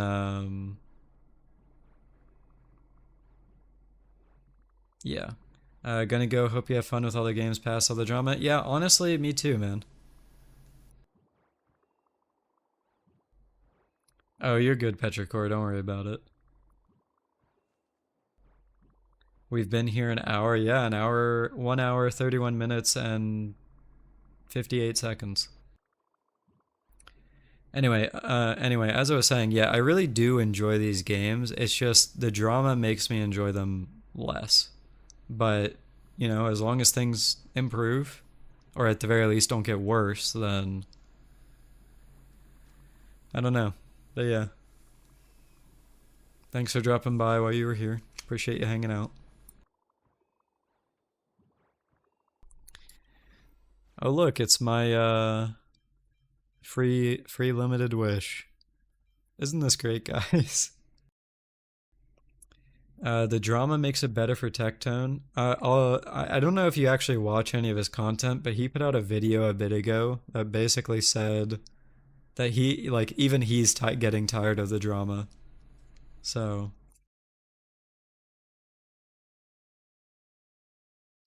for me, the lack of quality of life kills the game. It's why you quit Genshin. Yeah, that's fair.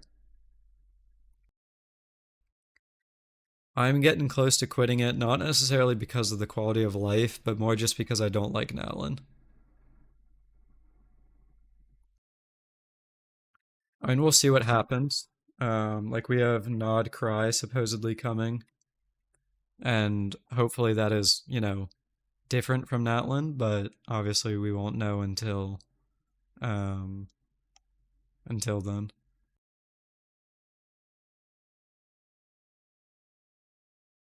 What would you guys like to see in Genshin?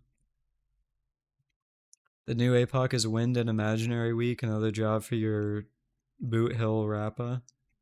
Yeah, that does seem good. Wait, no, I didn't read that right. You said Cowboy, Rappa, and Fei Zhao? Okay.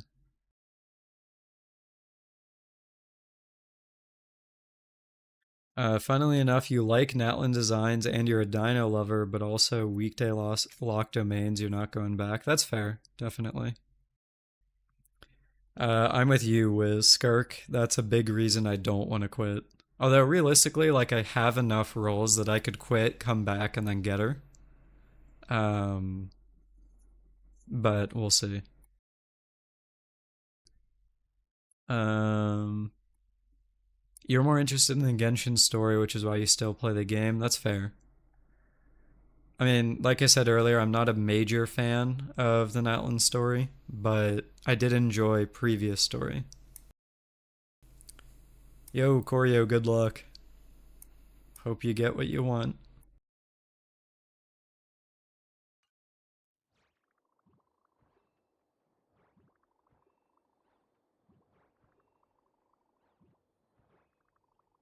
Skirk looks so cool. My friend who plays Genshin still hates her design. So I really do like Skirk's design, but I will say I don't entirely like that she has the short model type. Like it seems kind of weird that she has that. I think it would have been better if she had the more adult model type, but that is just my opinion. Am I gonna make a story related video about HSR or Natlin or what?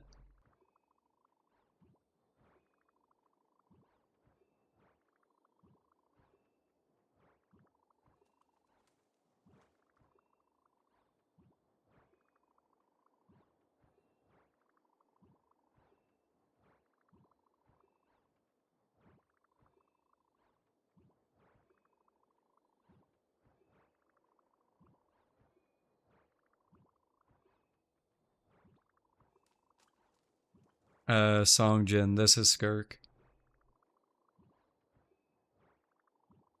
I mean, she does have a pretty cool design, but it is a little bit weird that she has the small body type because a smaller body type in Genshin always have big heads. This is for HSR. Skirk is for HSR. Or sorry, what am I saying? Skirk is for Genshin. I am sorry. What am I saying?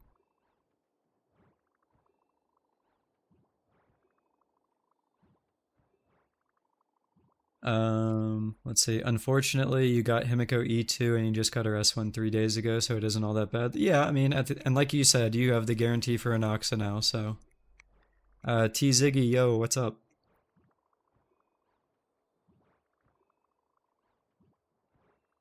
You need Varisa and Skirk ported to HSR. That's fair. I don't know how I feel about Varisa yet, but Skirk is definitely a cool design. Although, I mean, she does like TJ said though, she does kind of look like Jing Liu, so I don't know if we want like that similar of a design. She's a 5-star Songjin. She had a cool scene where she is basically like another character in that game's master. Like she taught him how to fight and stuff.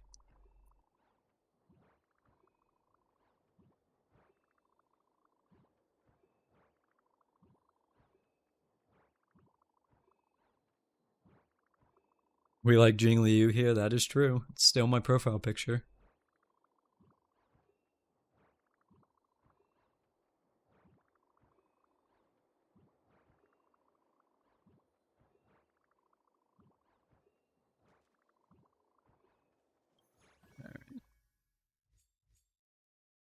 Wait, this event actually has a lot of Jades. Hmm. I guess it is the main event, right? So that makes sense. What do I like about Jing Liu? So design definitely is a big one, but I'm also a big fan of her voice actress. So there's that. She hasn't done enough in story for me to be like crazy about her as a character, but design wise, she's like peak in this game for me. Can I show them my Jing Liu build? She doesn't have one. She got benched. JP or EN? The JP one.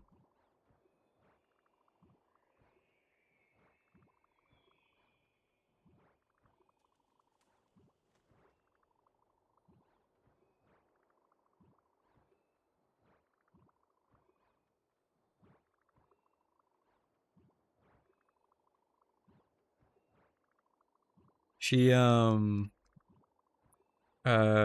JP voice actress played a character in Soul Leader, and they weren't like a major character, but I was like, wait a minute, I remember liking that person's voice once Jing Li's voice actress was announced. So I was kind of like, well, that's nice. So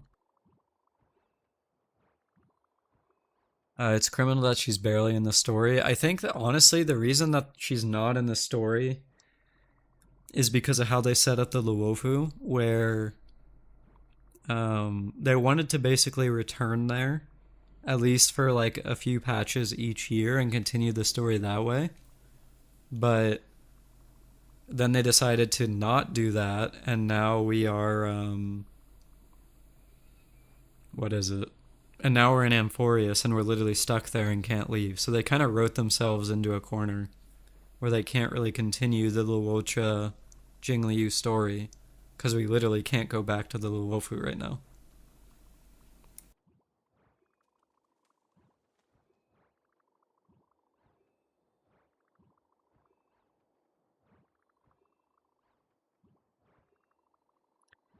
They can continue it next Chinese New Year. Yeah, they could, but that's also a year from now, which is like, I mean, that's a lot.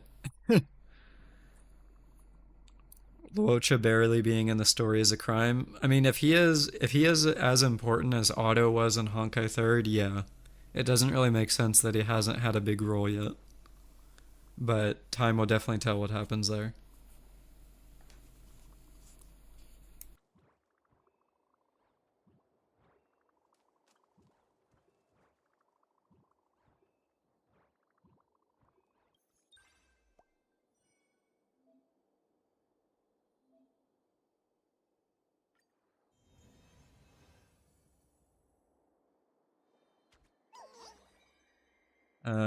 Never gonna forgive them for showing Jing Liu for like 2.2 frames in the 2.5 trailer.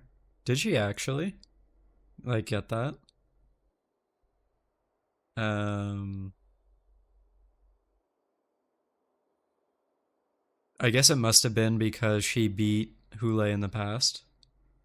But yeah. You can leave Amphoria story wise. Is that something that happened in 3.1, Thaddeus? I mean, again, I haven't done it, so I don't actually know.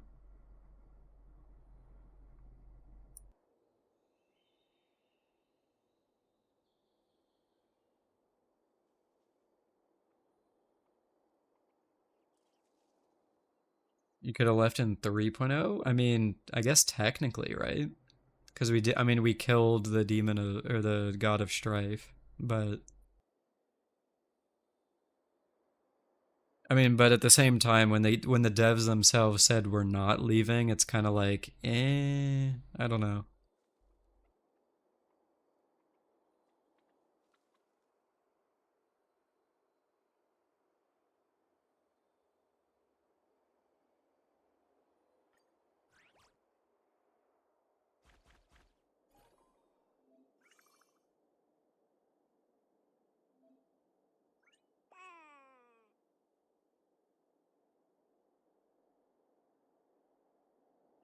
There was an option where you could leave, you picked it, and it rolled credits.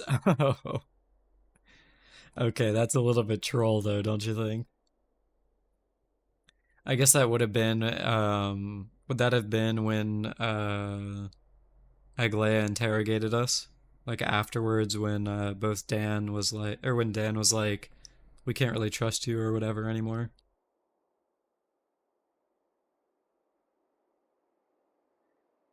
Hey, listen, Axe, if you weren't greedy and stupid and you just got C6 Robin, then you would be fine. She would be able to carry your Jingliu forever. Just invest more.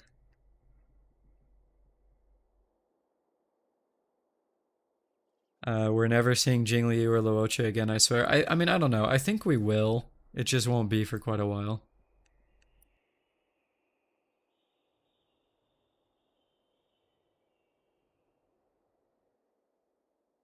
You're so right. I'm gonna go get E6 Tribby. Well, there you go, man. Who needs to who needs Skirk or C6 Jingliu when you can just spend all your money on a child? uh,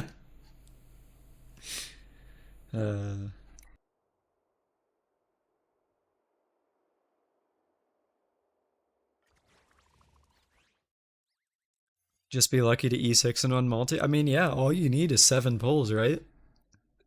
It's that easy. Just be luckier.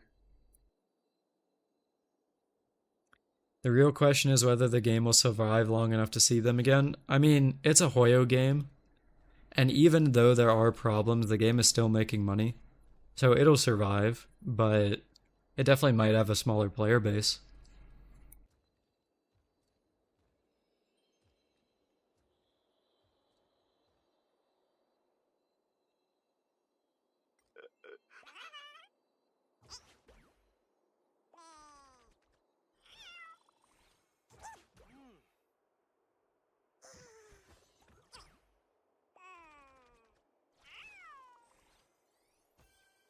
Wait, is this really all this event is?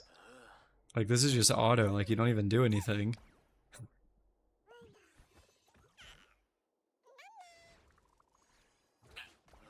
You hope HSR gets ZZZ 1 point forward? Yeah, 100%. Oh god. I need to open Twitch chat so I can delete that message.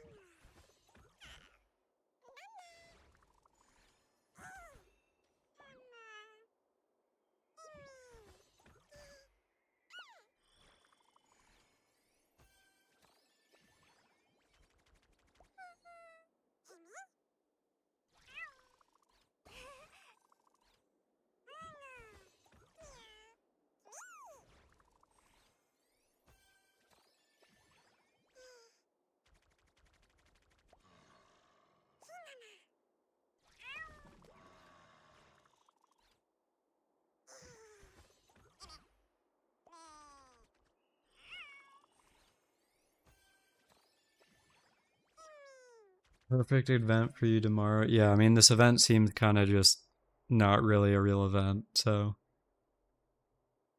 You stopped playing ZZZ because you kept losing 50-50s? Yeah, I'll be honest with you, that's kind of where I'm at. One of my friends, I don't think has ever lost a 50-50, and I shit you not, he has 300 more rolls than I do, despite us rolling for the exact same amount of characters. It's pretty rough.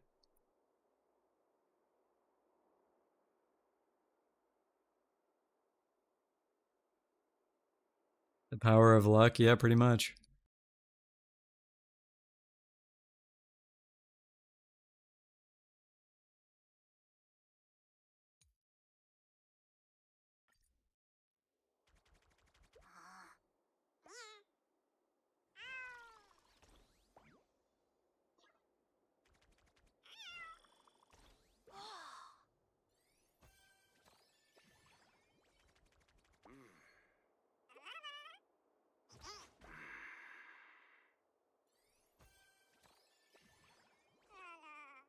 You feel like the gap between ZZZ standards are limited and limited is just way too big. It feels so much worse to lose a 50-50. I mean, I'll be honest with you, I would only agree with that for if you're comparing to Miyabi. Because, like, Soldier 11 is really good as a fire DPS. Rena is good for shock teams. I mean, it does want you to. I mean, the game definitely does want you to have M1, but she's still good. Khalida has niche uses in Evelyn teams. Lyacon is good for ice teams. I mean, don't get me wrong, Evelyn did power creep Soldier 11, but also I would expect a limited character to power creep a standard unit. But that, I mean, that doesn't make Soldier 11 bad, it just means that Evelyn is better.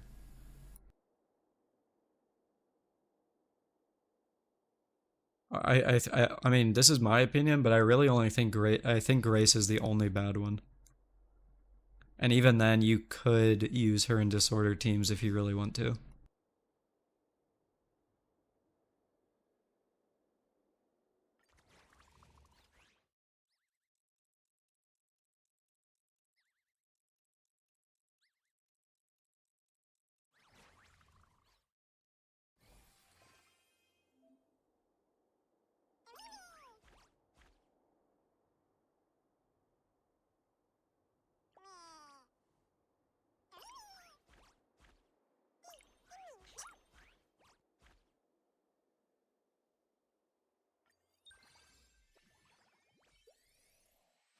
You hate how both Evelyn and Miyabi.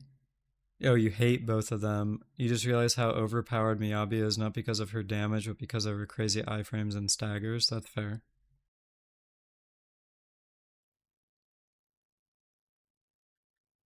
Oh, you have them. Okay, that definitely changes the that definitely changes the meaning of that sentence. Maybe you just don't like any standard bender characters. Lycon is the only one you like and you feel the design of. That's fair, honestly. I mean, like, if I'm looking at the designs, let's see. Who do I actually... I think Grace is, like, okay.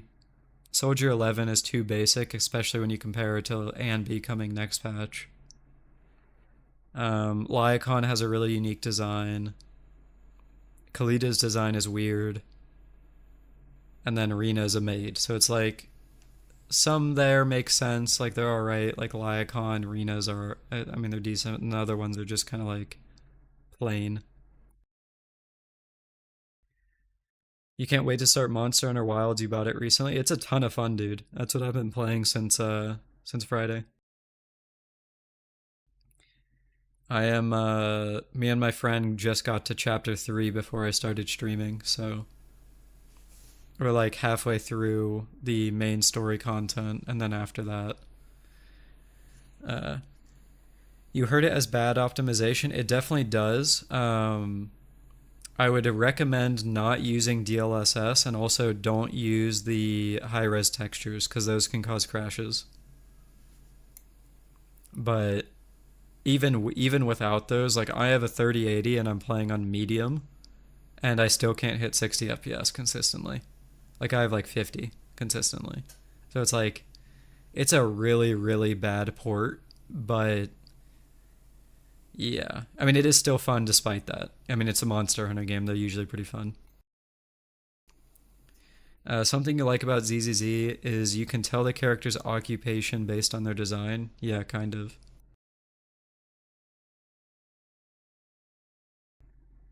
You're still on a 1080. I mean, honestly, I feel like you probably would be able to play on a 1080. You would just have to do low graphics.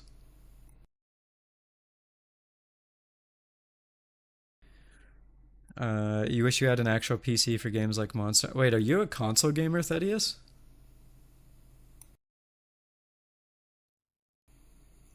I did not realize that. I mean, couldn't you play Monster Hunter on console if that's the case?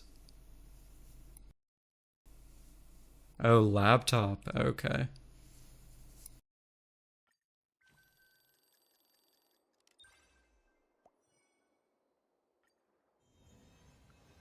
It's a VRAM issue for older cards, yeah. I mean the 3080 only has 10 gigs of VRAM.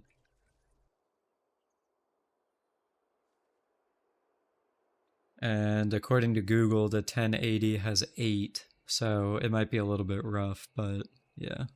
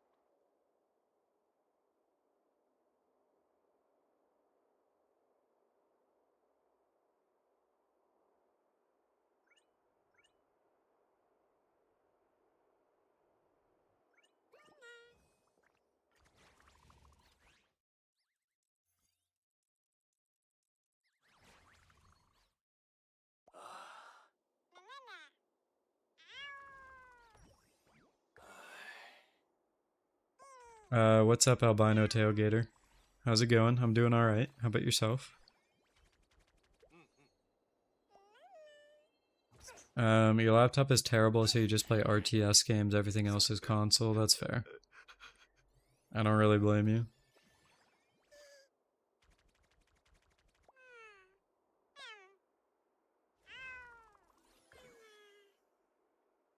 You have a friend with a 1660 Ti? Yeah, I have a friend with a 1050 Ti, and he basically literally can't play any game that isn't like, you know, low quality, like, whatever.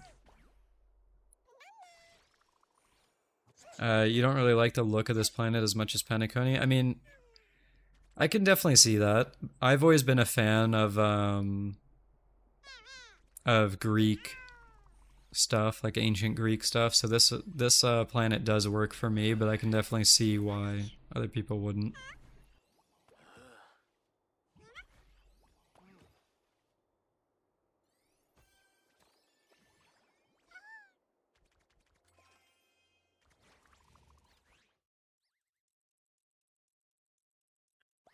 This event is certainly something. It's basically just organize your guys, let them do their thing, and then that's it. Like you don't really get to play the game.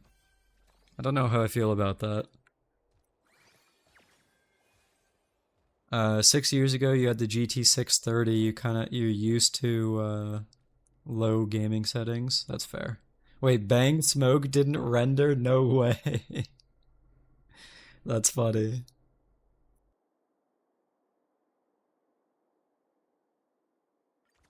Yeah, it basically is Super Auto Pets Saber.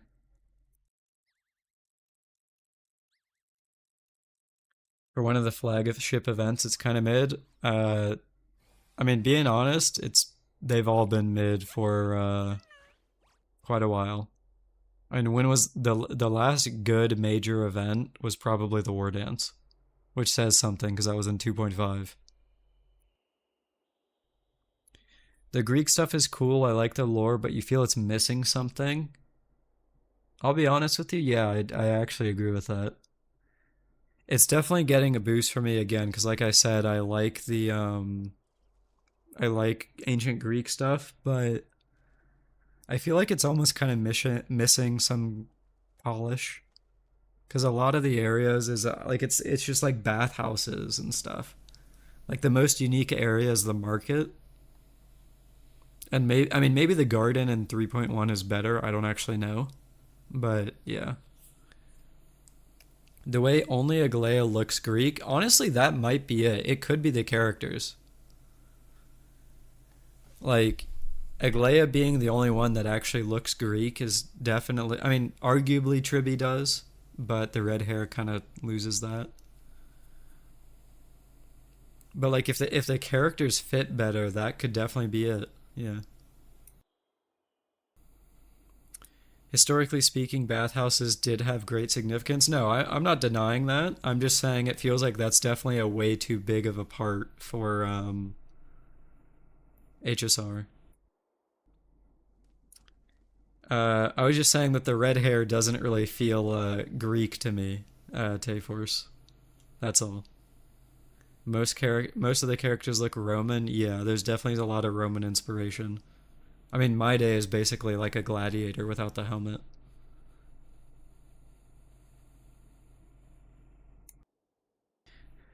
You love Rappa and hope to get her in a light cone whenever she runs. Yeah, so honestly, I think that what am I thinking? I think that a lot of people got jaded about Rappa because of the story. Like if the Banana Monkey story wasn't so awful, I feel like a lot more people would have liked Rappa because the part of the story that was focused on just Rappa was fine. But when you had the overall story with all the monkeys and going to college or whatever and like learning theater, that just didn't make any sense at all. Whereas Rappa herself was cool. So it's kind of like, yeah. Hot take, but Gerillo is kind of overrated. That's fair. I mean, everyone is going to feel differently about it. Going back to story-based flagship events, I don't think there's room for that in this version cycle if they're really doing 8 patches of story. I agree.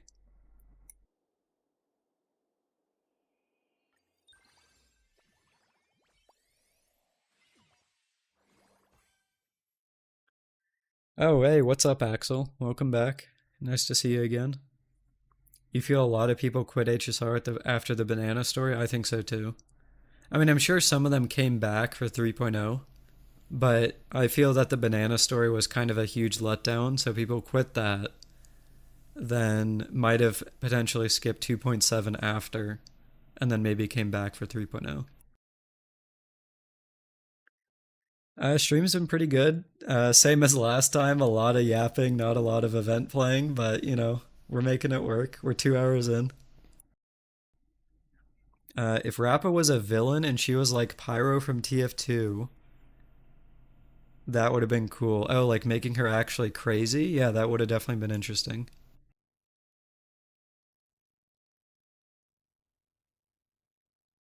Luofu is overhated after the disaster, the banana story. I actually never really disliked the Luofu. Hot take.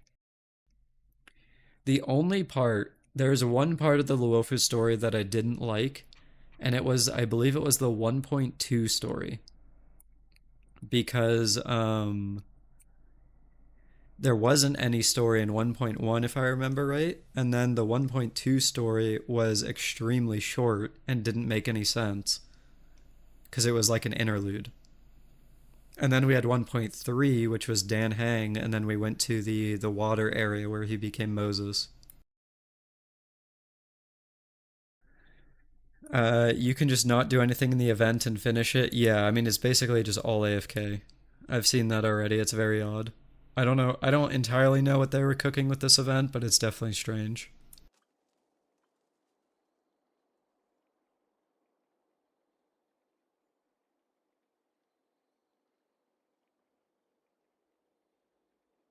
I just ran out of water, so I need to go get some more. I will be right back. But yeah, shouldn't take too long.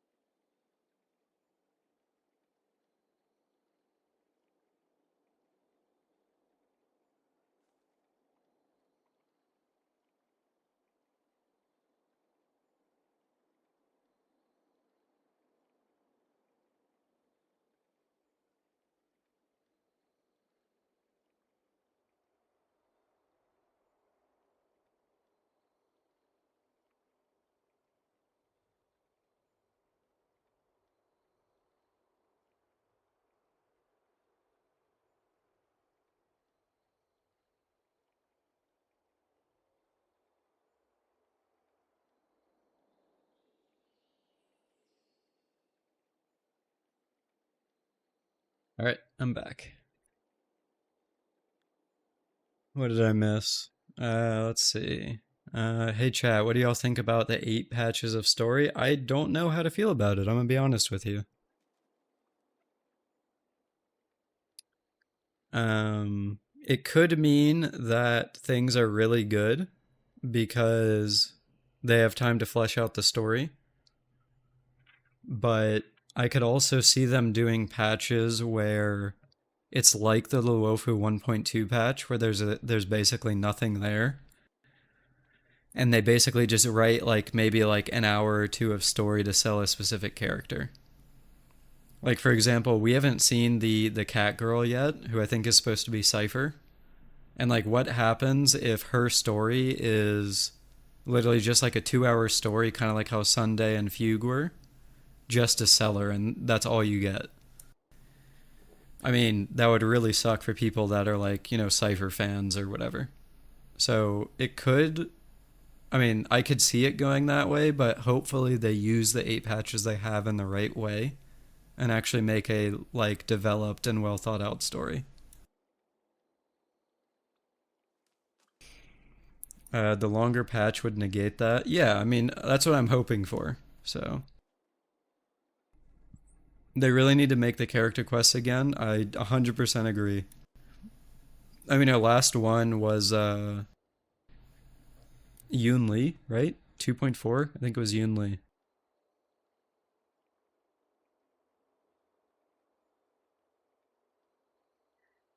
I genuinely don't understand what they were thinking with making the just basically just stopping that. I mean, I guess they figured they could use it as a way to have quote unquote story content without actually doing story, which is basically what the fugue part in 2.7 was.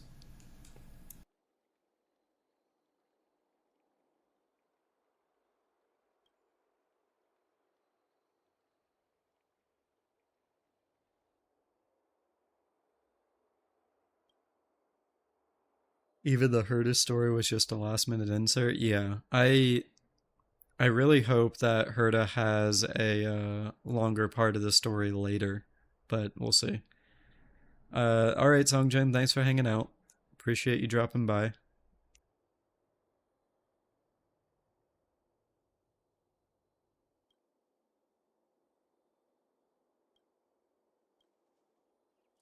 Oh, I actually get to pick a squad name. Surely this is relevant. You feel they're integrating companion story into the main story? Yeah, I mean that's kind of what I mean. I just don't know if I feel I just don't know if I like that though. Because if it's part of the main story, then that means it's less focused on the character themselves and more focused on how they are related to what's going on in the story. So, like, for example, Yun Lee's story in 2.4 was her backstory about what happened to her dad and why she's so obsessed with swords. But, like, would a story like that make sense in the main story of the Luofu? I don't know. I don't think it really would.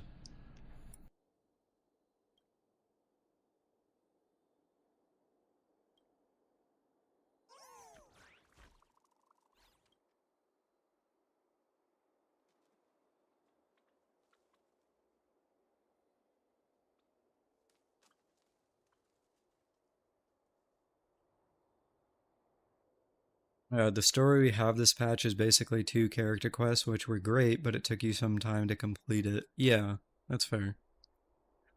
You still haven't done the Yunli story quest? Okay. It honestly was pretty good. I mean, it's depressing, but it was pretty good in my opinion.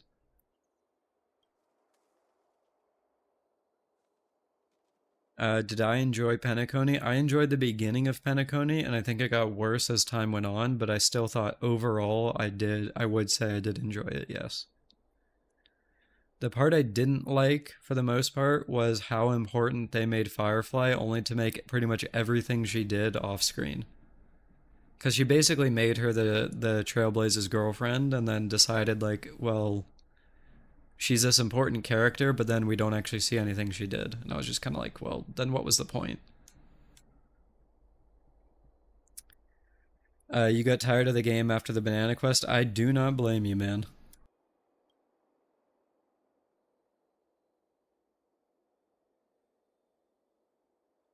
Yo, what's up, Julian? How's it going? Why no Firefly lore in game? Exactly. Yeah, I mean, we had all of her backstory on trailers. So,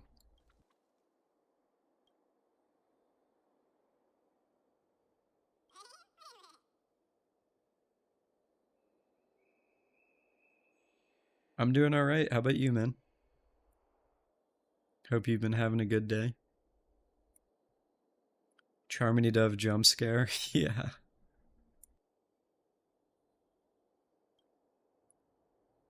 I mean, it's not just Firefly though, Rogue Spectre, because I mean, if you think about it, a lot of the characters don't actually like we don't actually know them. Like we don't know anything about Topaz's work in the IPC really. We don't know Jingwan's past feats in game. Like obviously there was the trailers that he beat, Jing Liu, and then there was the High Cloud Quintet and stuff like that. But that was all out of game lore. Um, I'm sure there's some other ones, but those are the ones that came to the top of my head.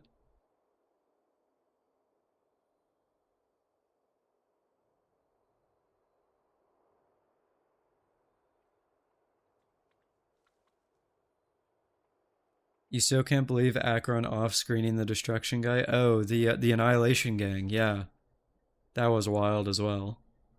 And then the dance or whatever between Black Swan and Acheron, that was also a trailer. And granted, I don't think they could have done that in game unless they fully animated it, and even then I don't think it would have been as good as the trailer was.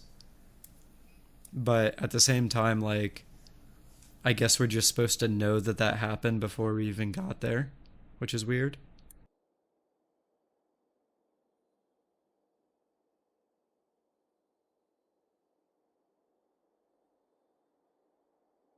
If you're honest, you haven't completed the Penacony story and you don't have any plans to. You just like my channel. Well, I appreciate that. Thank you.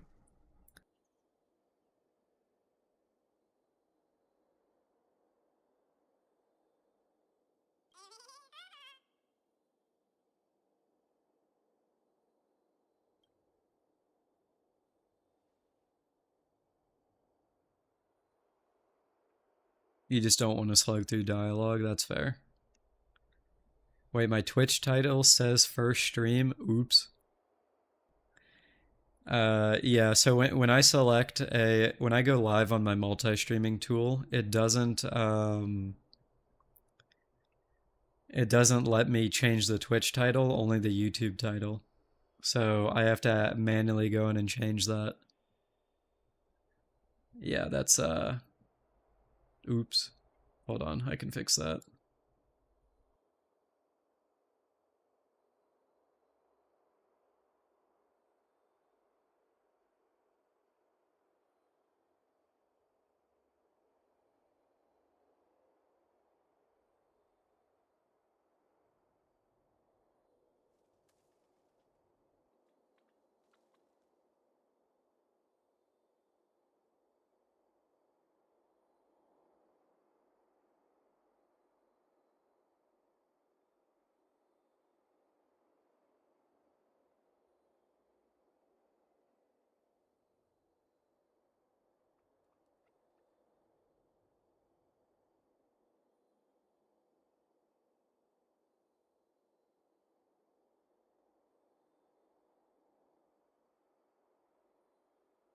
All right, there you go. Title updated.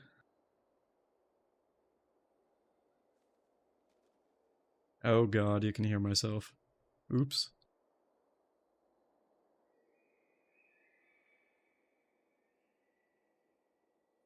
Let's see. Characters don't have their lore done justice in the game itself. I definitely agree with that, Rogue Spectre. But yeah.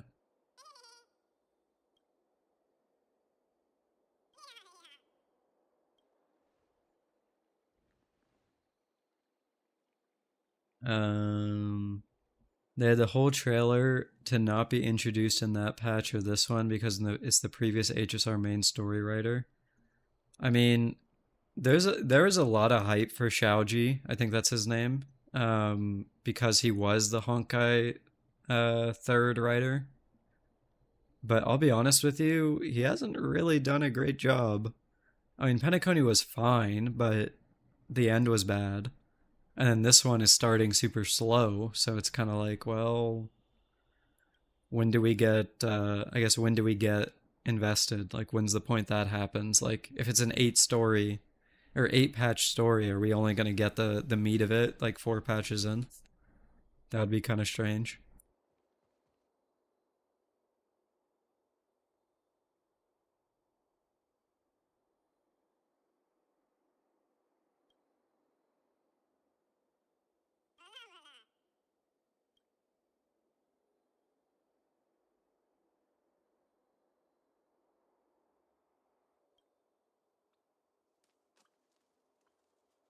Didn't the Honkai third team remove Xiaoji? I would imagine, or they just hired a different one and kind of kept him on the side.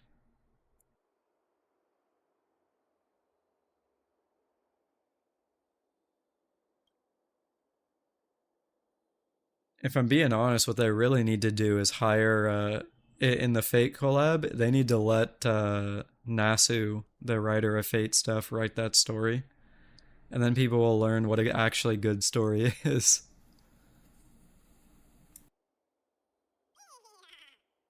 But obviously, that depends on what the collab actually is. I mean, we'll see.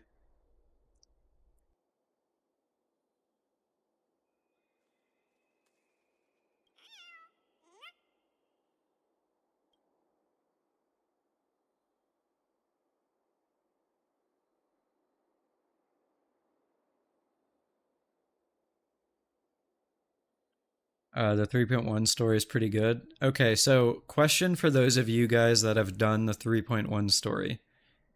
If you liked it, did you like it because the story was good, or did you like it because the characters were good? Meaning like Tribby's story and My Day's story.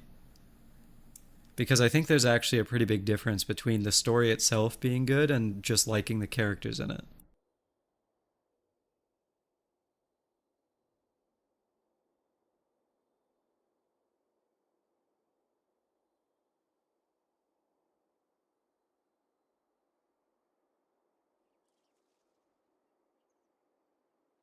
You could see it being a skin and like one free unit and one or two banners of fake characters. That's kind of what I expect as well. Um, I'll be honest, I think like My Day is right there, so I feel he could be a Gilgamesh skin.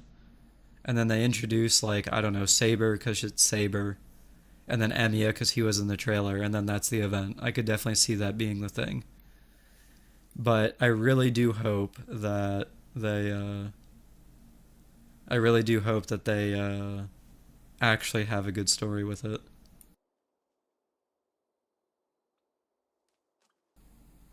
This patch made me actually like those two as characters. Well, that is good. Yeah.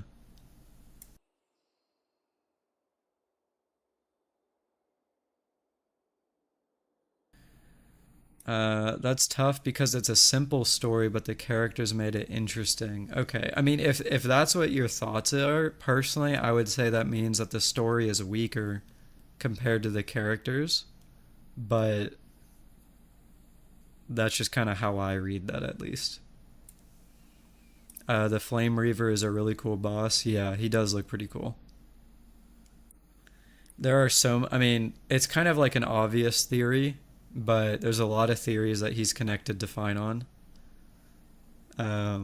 So that's pretty interesting, at least in my opinion.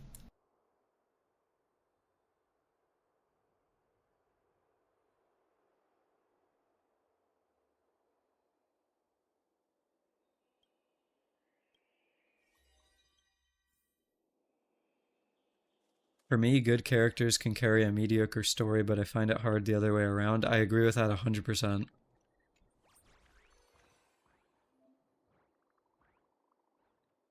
You would also say you came out of the story liking Anaxa a lot more than My Day or Tribute. I'll be honest, I completely forgot he was in the story. I mean, I haven't done it yet, so I don't really know. But I'm glad to hear that people are liking Anaxa because I didn't really want like another, you know, not well written character, for lack of a better word. The only characters you want to skin for is Clara and Sparkle. Oh, I mean the Clara one makes sense if they wanted to do Berserker and Ilya, but what about Sparkle? Like who did you have in mind there, Julian?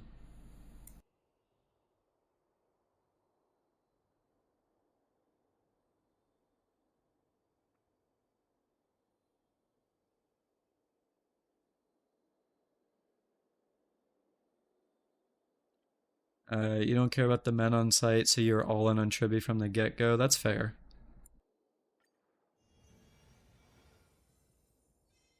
I mean, design wise, I think I do. Design wise, I do like both My Day and Anoxa, but My Day's gameplay with the auto is weird, and then obviously Anoxa isn't out yet, and there's a lot of versions left of the beta for his kit to change. So I'm kind of like reserving judgment. Um, Hey Thaddeus, if you wanted to get into it, it is worth it in my opinion. I wouldn't get into FGO, but the Fate anime is very good. Pretty much all of them are.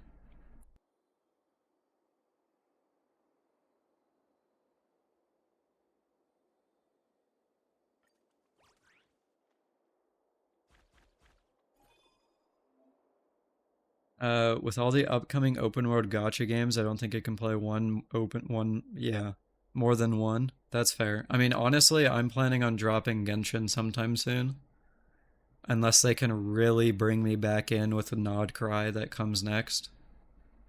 Um, and if that's the case, I guess that would be my open world my open world gacha slot opened up for something else.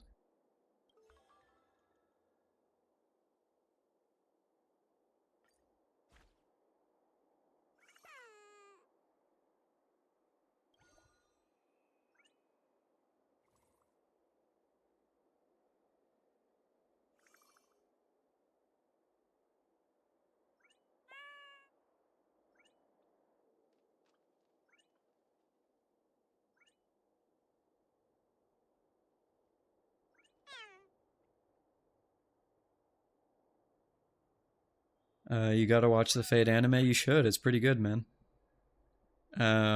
Like where was it? Yeah, like Infinity said, the watch order is the important part, though. Because how you watch it can change how you perceive the other ones. Because zero technically spoilers Unlimited Blade Works, but if you watch Zero first, you get a lot of explanations into the systems that exist in Unlimited Blade Works. So it kind of really depends on like what you want to do.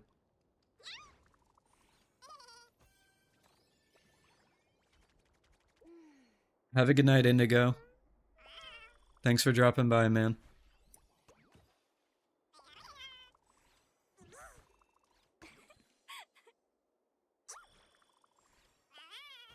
You were trying to play Genshin but quit because you like ZZZ more? Yeah, that's fair. I mean, I'll be honest with you, I don't think anyone should be playing...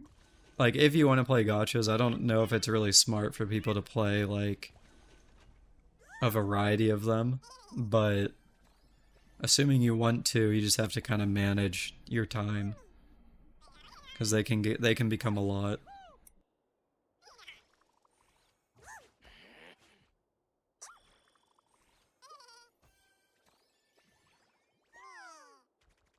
You're back after watching Fiona and Cake. I don't know if I've heard of that, but hopefully it was fun to watch. You quit Genshin after the Fontaine arc ended. Felt the game was going downhill. In my opinion, it was, so I do not blame you at all.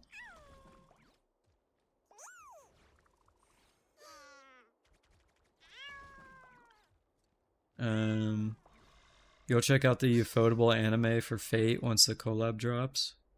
Oh, you're waiting for that. Okay, yeah. So Thomas, like I said, it really just depends on order. Both are good, both Zero and Unlimited Blade Works, but like I said, just depending on which one you want to start with, they can kind of spoiler each other. And then I wouldn't watch Heaven's Feel until you watch either Zero or Blade Works.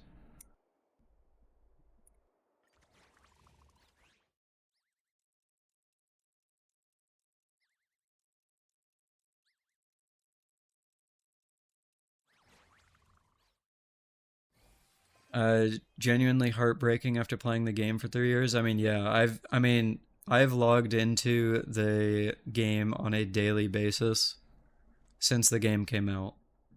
And then seeing how Natlan has been is, yeah, kind of painful, I can't lie. Yo, what's up, Stellar Nebulas? Welcome. I'm doing alright, hope you're doing well. You said this in my server, but it's such a coincidence Genshin started going downhill in 3.0 and the same is going on with HSR. Well, that is what I talked about in the video on Friday, Celestial. It's planned obsolescence, basically, in the same way that like Apple does it with iPhones. You currently don't play any open world gachas because you're waiting for Enfield? Dude, I am so excited for Enfield, you have no idea. I love Arknights, so them making like an actual premium, like AAA gacha basically, is so nice, like, for me. So, like, out of all the gachas I've ever played, OG Arknights is absolutely and 100% the best one. It's just the only reason I don't play it anymore is because I literally did everything and felt like I completed the game, which is very rare to say for a gacha game. So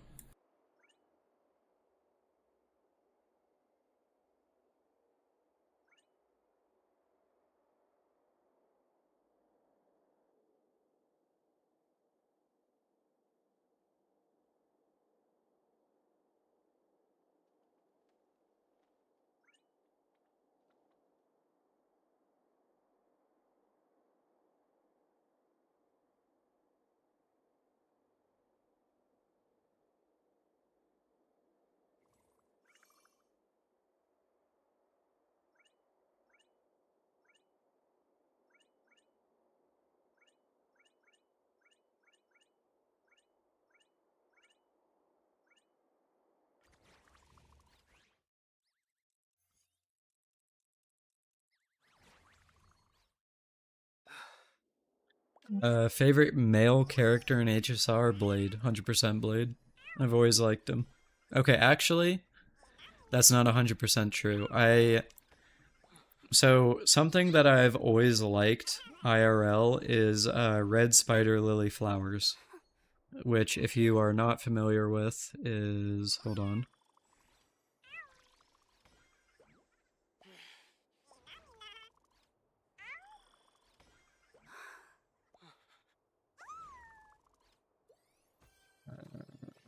Do I make a scene for this?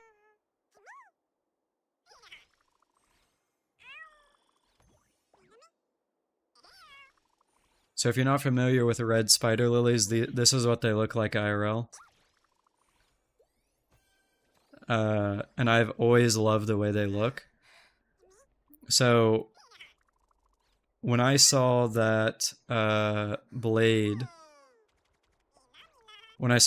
had those in his kit, I was a little bit annoyed that it wasn't for someone that I would consider super cool, because originally I found his design just okay. But as time went on and we got his story, I started liking him more, and then it became okay. So now I would say Blade is my favorite, but back at the start of the game, before we knew anything about Blade, I was a little bit disappointed that he had something that I really like in his design. But obviously, yeah, that has changed. So.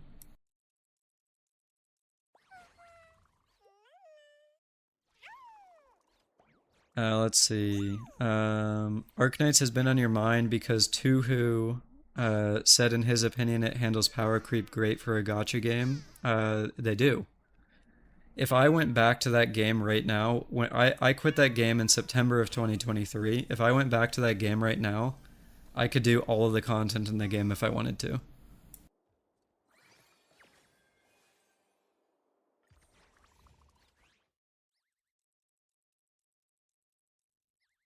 Did I like his pack window? If you're talking about Blade, does he have one? Let's see. What gacha CCs do you watch? I don't actually watch that many at all. I used to watch a lot of Fob Master, and I still sometimes regularly watch Genizod. But I'll be honest with you, I just don't really have enough time to sit down and watch streams anymore, so I don't watch that many CCs.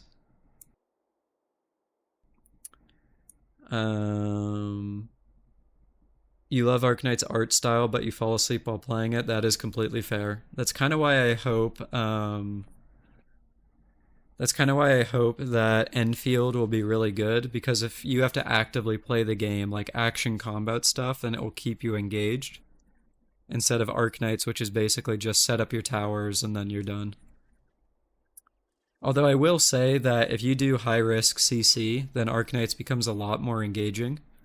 I was one of the people that actually tried max risking CC, and I did it on a couple occasions. So it was definitely more engaging there. When was the last time I had a vacation? 2 years ago, I think. What did I do? I think yeah, I went to a lake. That was my last vacation. Do I play any other PvP games? Currently the only one I play is Rivals, but prior to Rivals I played Apex, and prior to Apex I played a lot of Overwatch. And then every so often I still go back to them and play for, like a few hours here and there.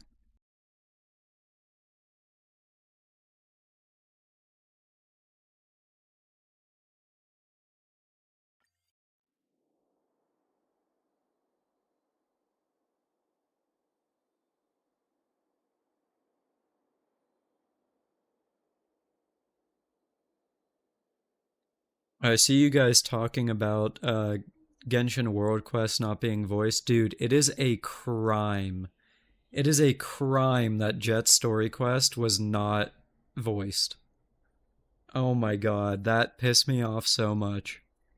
That is easily probably the best quest in all of Hoyo games. Best quest line, and then it's not voiced, so half the people skipped it. Uh, Jet, yeah, I mean, I don't know. Jet is one of my favorite characters in pretty much all of the Hoyo games.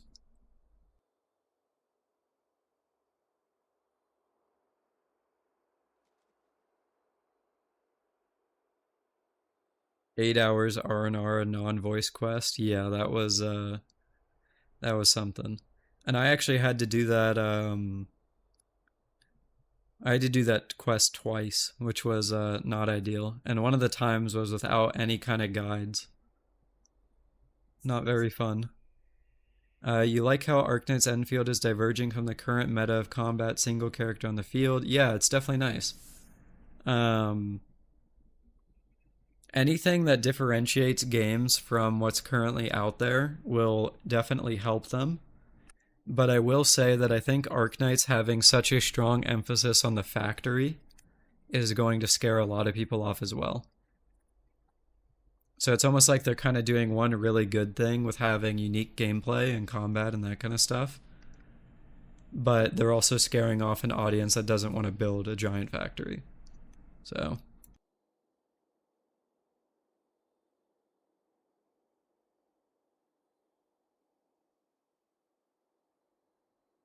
I didn't cry White Wolf, but I definitely teared up a little bit. Yeah, Jet was in Genshin, Mr. Persistent.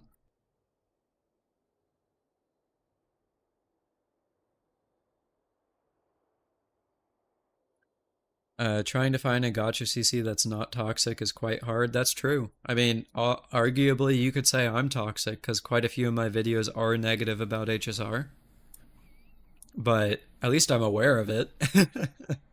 So there's that at least. Like, don't get me wrong, like, I am 100% aware that I feed into the negativity around the game. But I generally try to be at least somewhat constructive. So, like, if I say there is a problem, I will almost always try to give a solution to that problem, which I think a lot of people don't do. But on the other hand, people don't even want to hear that to begin with. So then you're left with the problem of people will just be like, oh, you're complaining. Criticism isn't the same as negativity. Yeah, I 100% agree, but unfortunately, a lot of people do not see things that way. I feel like the art of the gray area was kind of lost on humanity, where like people used to be able to see more than just black and white. They could see the in between, and now it doesn't feel like they can anymore. But that's just kind of like how the world is right now. It's either you're with me or you're against me, and there's no in between.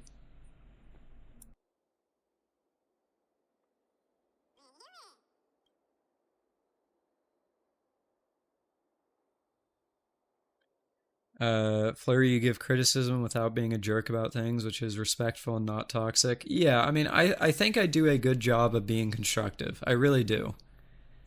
But like I said, a lot of people can't see that criticism is constructive anymore, so that's where you get the problems.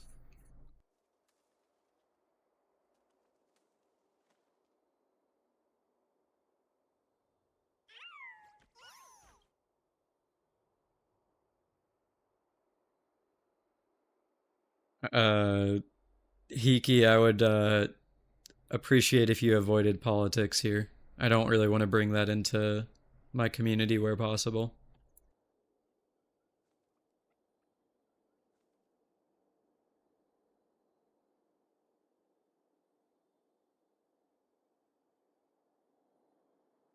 Am I done with the 3.1 story? Neaton. I'm sorry, I don't. I'm sorry, that's probably pronounced wrong, but no, I haven't done it yet. I was busy last week, and then this weekend I was playing Monster Hunter. So I haven't had time to go through the story yet, unfortunately. Random question: do you not have stream mods? I mean, I have some friends, but other than that, no, I don't. I mean, I have two friends that kind of help me here and there with this kind of stuff. One of them, I don't know if he's listening. It's Saber. He was here earlier. And then one of my other friends is European, so he's asleep right now.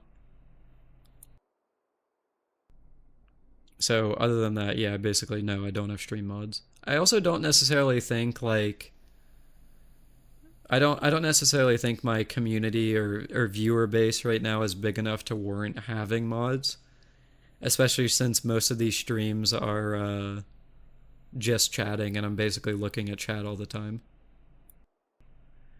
Yeah, things are going good, man. I appreciate you dropping by.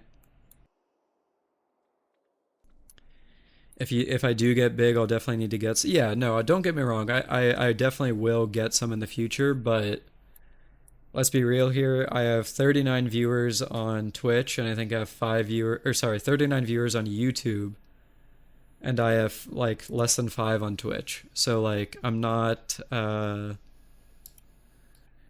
It's not exactly a reason to have any big mods or anything right now.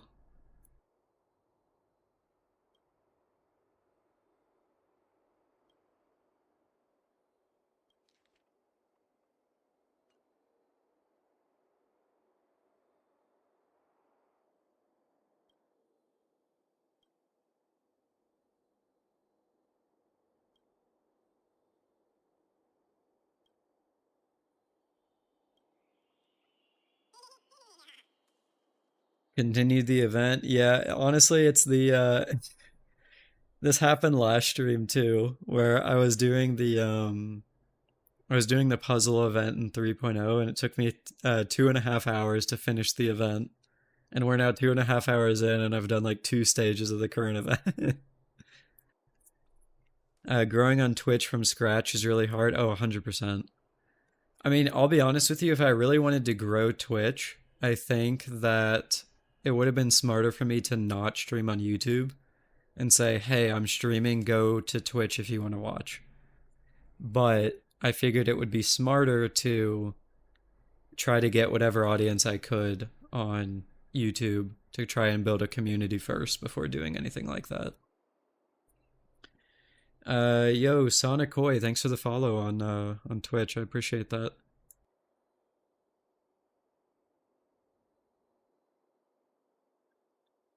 Bringing the discussion to this event because it's not voiced. Do you think when Hyacine becomes playable, people will remember that?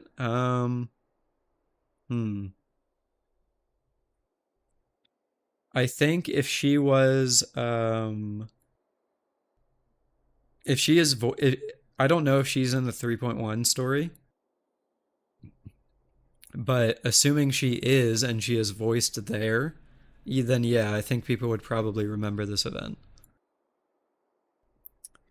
Glad to see the recent video racking in views. You explained it so well as always. I appreciate that. Thank you. It's nice to see that people actually do enjoy the content I produce. I will say I have gotten criticism on the video in terms of people are saying basically like, oh, you just said the obvious, but I don't know. I think I did a good job of explaining what Hoyo does different from other companies, but that's just my opinion, obviously. Thoughts on Hyacine? Design wise, I expected her to just be Barbara but pink, but I think they actually did a decent job of making her at least a little bit different. I don't know how she is personality wise yet because I haven't done the story, but I'm hoping she will be pretty good. Is this my first stream? No, this is my second one. My first one was about 2 weeks ago, Frey.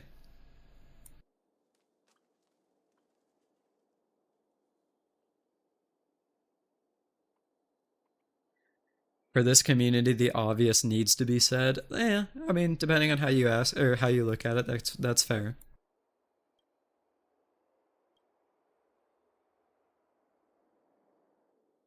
And I mean, let's be real, a lot of the people that do comment on videos that say that kind of stuff are there to try to have kind of like a holier than thou attitude. Like, oh, I realized what you were saying before you said it. Therefore, this video had no point. But yeah. The way you pronounce hyoscine is hyoscine. Am I saying it wrong? I don't actually know. Is it hyoscine? I'm not entirely sure how else you would pronounce it.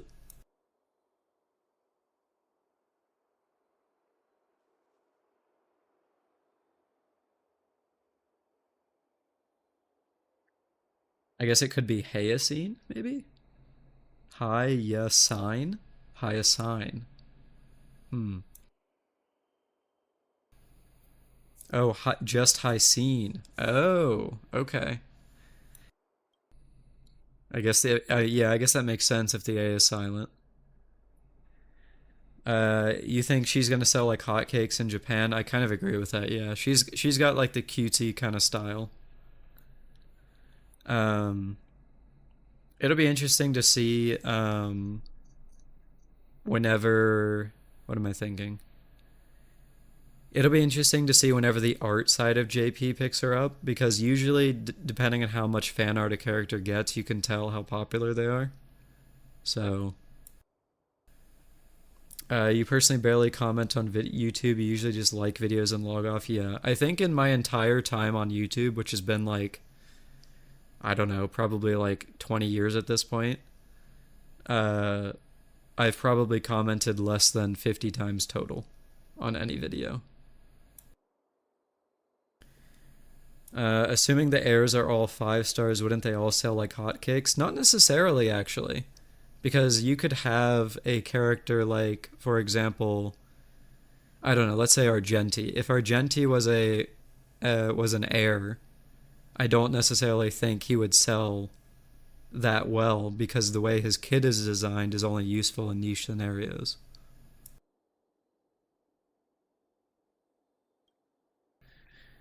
Also, as Wizmaster said, yeah, Aglaya didn't sell as well as Herdo. That's another example. So they're not all selling as crazy as they could be. Did I see the new Apocalyptic Shadow? I play on NA, so I haven't seen it like in game yet, but I did look up what it was. So I've seen its Aventurine and then the Banana Boss.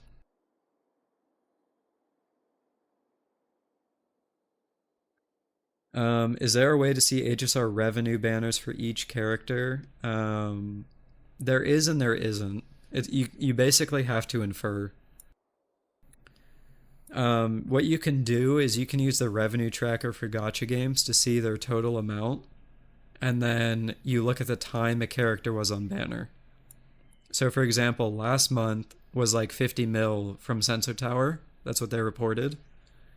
So that, and in that month it was basically only Herda, whereas in the month that just happened it was like 45 million or something, and that was the end of the Herda banner, Eglea, and the beginning of the Tribi banner, and it was 45, which was less than Herda. So from there you can kind of infer Eglea didn't sell as well as Herda did. What's up, Fleur? Oh, what's up, Tails? Hey, how's it going, man? You heard Wuwa had a huge increase in revenue. I did not look to see what Wuwa made, but that is good to hear. I mean, they deserve it. They had a really good 2.0. Just wanted to drop by and say great editing on your videos. Keep it up, man. Thanks, dude. I appreciate you dropping by. Appreciate it. Sensor Tower is mobile iOS only, right? At most, you can say those are what they got minimum. Yeah. So The thing with Sensor Tower and the Gotcha Gaming reports is that those numbers are wildly inaccurate in general, but you can use it as a guideline. So, for example, if a game makes 50 million one month, and then the next month they report they made 25 million, the actual numbers are probably higher, but it's still like you can still assume that it would be like half of their revenue was lost in that month. Do I follow any HSR voice actors? I mean, what do you mean follow?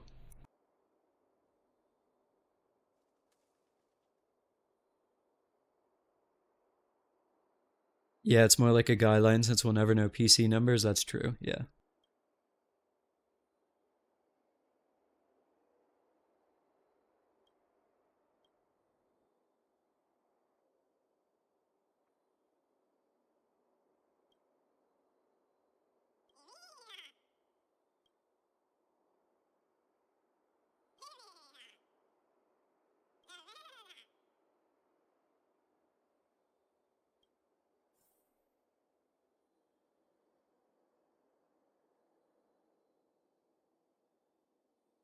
Oh, do you mean follow like the English voice actors like the like Molly what or is that what you meant, Jerry Cans?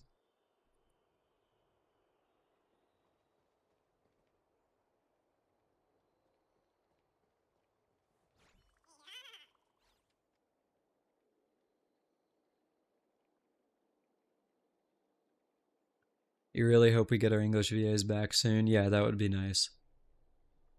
So Jerry Cans, I don't follow any HSR voice actors, but I do actually follow the Ryo Thessley voice actor from Genshin.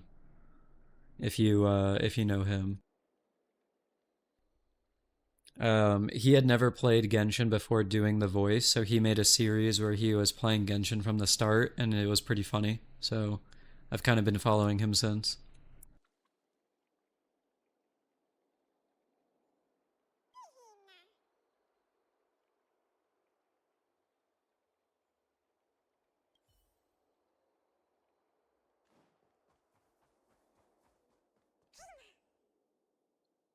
That guy's cool. He actively explains the VA situation as well. Yeah, definitely.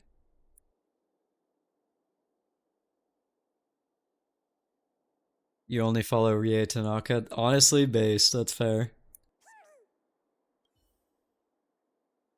I am. I'm really waiting for Aoyuki to get a voice in HSR because I like her, and then I would also really like Yui Ishikawa, and then Inori Minase, who is the VA Farina from Genshin.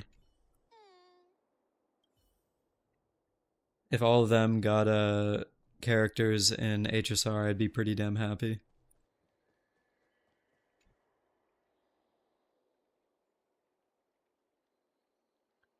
But apart from the Farina VA, honestly, oh right, Yui does voice Stell, but let's be honest, I don't really count that because like half the time she doesn't speak.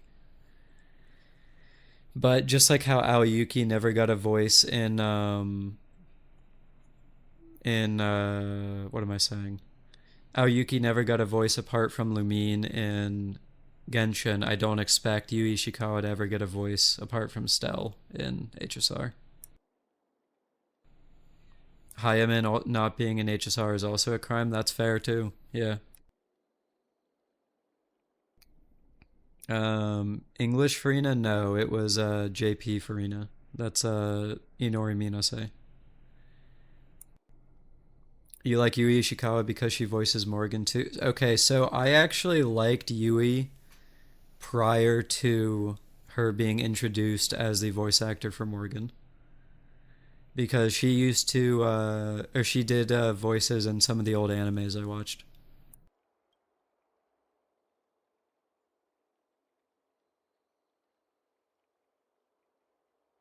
Does having no English voices bother you? For me personally, no, because I play on JP. But I do feel for the people that play on EN and want their voice actors back.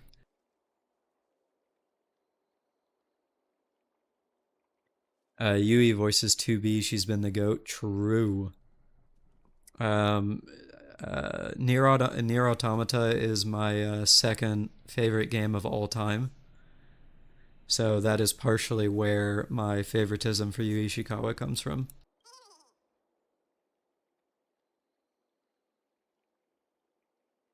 As an Ian Dub enjoyer, it's actually unbearable. Yeah, honestly, I feel for you, Axe.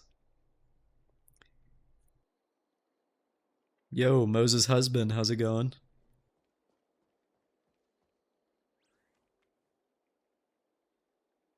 It's a necessary sacrifice so the English VA get their protections against AI. Oh, 100%. I do think that it's necessary.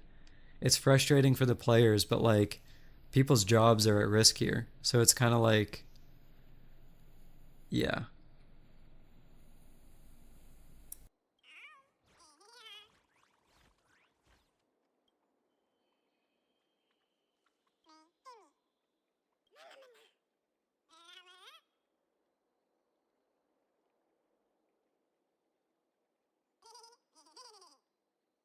This event was silly. Yeah, so far it basically just seems like an auto event. So,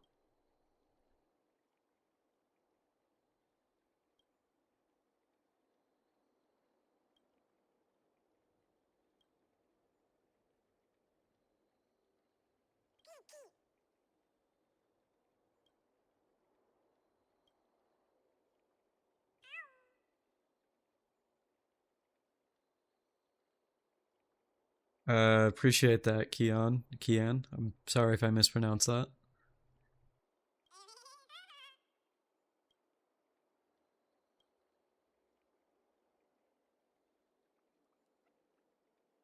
79 pity, you've been farming Sim Uni for ages. Damn.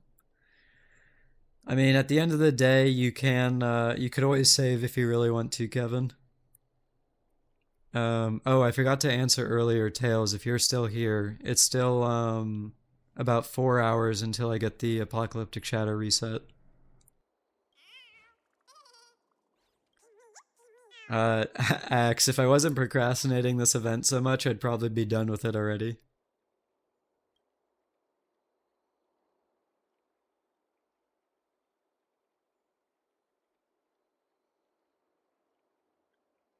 Moose on Caffeine put out a video on how HSR content isn't fun right now, and I get it. I say that because it just hit how much something we love isn't fun anymore. Okay, so that is actually something Axe, Moose, and I were all talking about last night, and that's part of the reason that he made the video. And I do kind of want to talk about that a little bit. So, HSR content right now is in a rough spot because it feels like if you're not shitting on the game, you won't get viewership because all people really want to see is shitting on the game. And I'm not unaware that I play into that because I mean my last video is basically just a 23-minute shit on Hoyo video. But it is disappointing that if you produce any content that isn't something like that, then it won't perform well. So it almost puts it on the creator to be like, well, then why am I making the video to begin with? And at the end of the day, it could be like, well, you're making the video for yourself, which is fair. And that's part of the reason that I make all of my videos. I wouldn't be doing this if I didn't like it. But it is definitely a bit frustrating that not many things do well when it is not game bad. Like I miss when I could make a video with constructive criticism and it would actually do well because then it's like, oh, people are actually talking about the game itself rather than everything possible that is bad about it. But again, like I said, I'm aware that I play a part in that. So,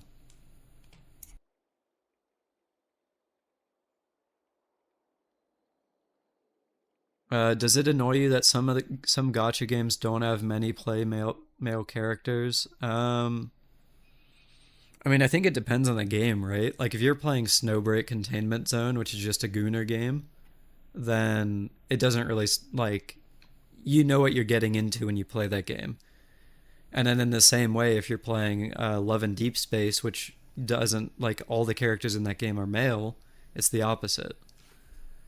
So it makes sense there. But if a game sells both male and female characters, and there is a favoritism towards one, then I would say that is kind of disappointing, yes. Did I pull for Triby? I did, yeah. I won I said I was going to do a 50-50 on her, and then I won the 50-50, so that's where I'm at.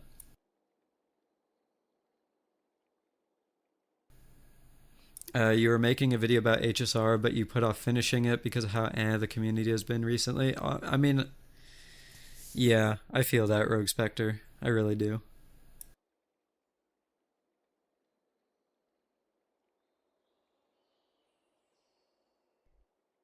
What do you mean, X? You're probably a lot worse than me.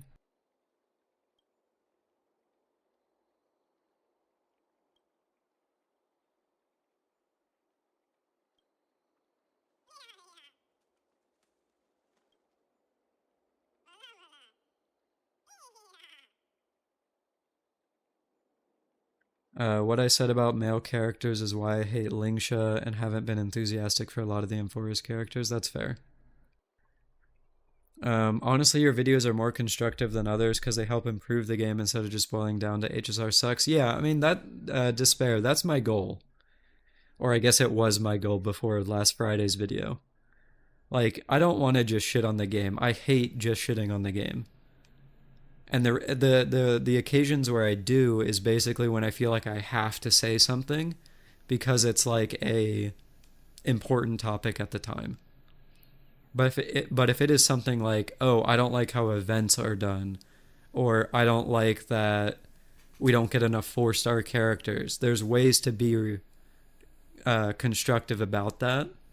Whereas other people would just say, not getting 4 stars is shit. I would say, not getting 4 stars is shit, and here's why, and here's how they could do something about it. So that's what I always try to do. It's just a little bit frustrating that not many people want to hear that content anymore.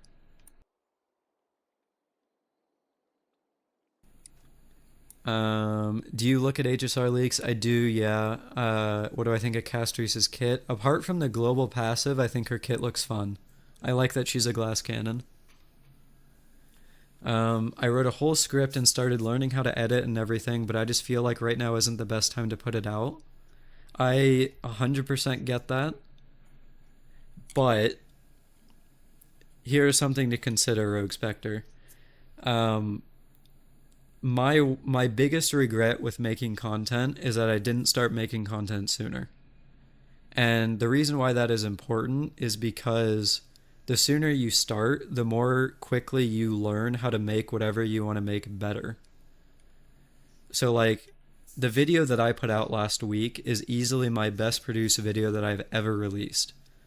And I could have made that video, you know, 2 years ago if I started making content 2 years ago. Obviously, wouldn't have been about HSR, but like, you get the idea. So it's like that video, assuming I started 2 years ago to continue that example, the video that I released on Friday could have been 10 times better than it was because I would have known how to edit that much more, like, better, for lack of a better word. Genshin was your first gacha game. You love Kave and Ayato, and then you switched to HSR because Genshin got hard. That's fair. Aroan looks sick, but you're gonna stay off for a while, unless it sucks you back into the game. I'll be honest with you, Moses' husband. I would probably wait until the next region is released. Natlin is kind of a slog, and despite having some good characters in it, the region itself isn't super fun to explore. So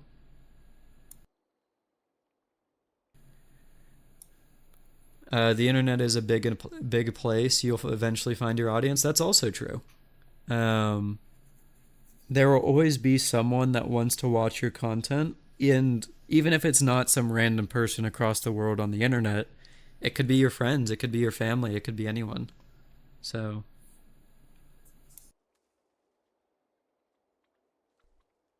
am I gonna wail for Castor Reese if her kit stays the same? I don't want to spend money on this game until they start making meaningful changes. So I will not be wailing, but I do want to get a copy.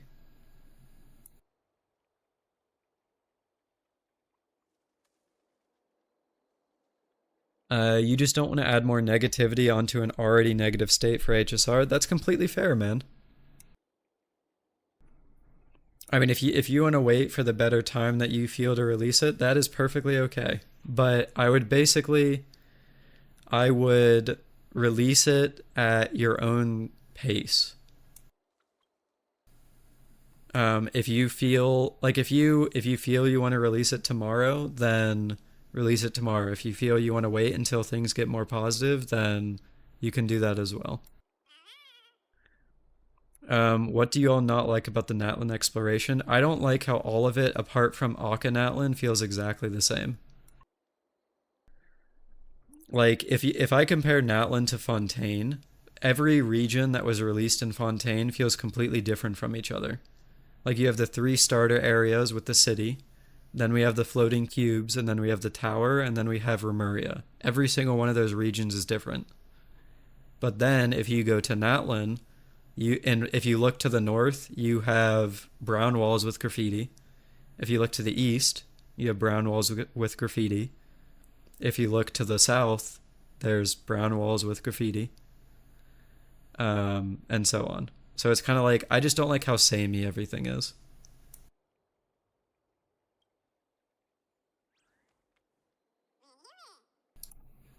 And I will say that Akhenatlin is very, very cool. I will give Hoyo credit for that because they did a good job there. But I wish more of Natlin was like that.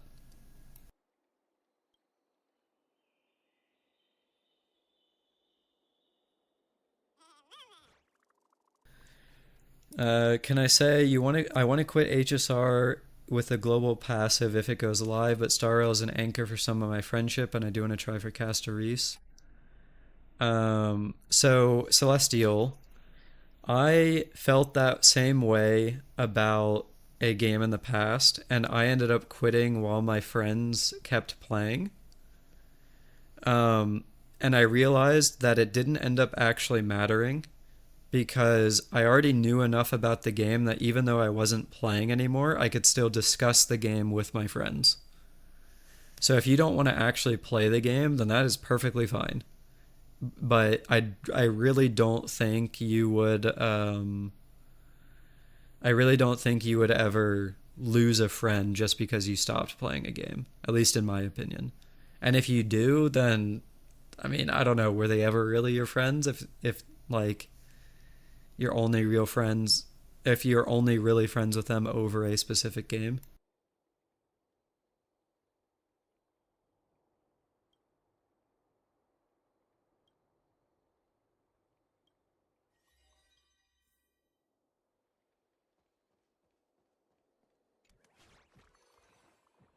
You love Akhenaten so much. Yeah, dude, it's so cool. Genuinely, that was one of the best regions they've released in years.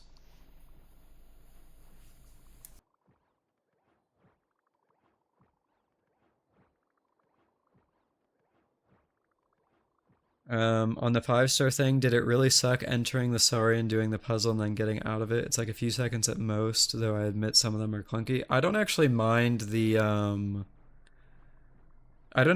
Saurians at all, I'm gonna be honest with you. I mean, maybe that's a hot take, but like going in the Saurians was a novel experience, so I didn't actually mind it at all. I think it would have been more fun if we were able to ride the Saurians instead of transforming into the Saurians. Like I feel just that just makes more sense in my head. But yeah. Uh, Nitin Kumar, thanks. Appreciate you saying that.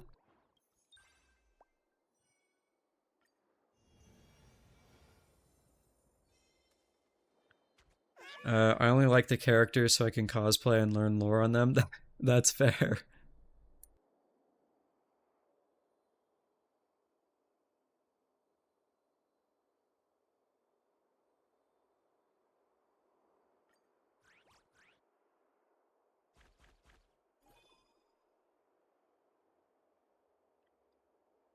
This may sound selfish, but I'm more annoyed about the lack of 4 stars than the global buffs. I don't blame you. Genuinely, I really don't.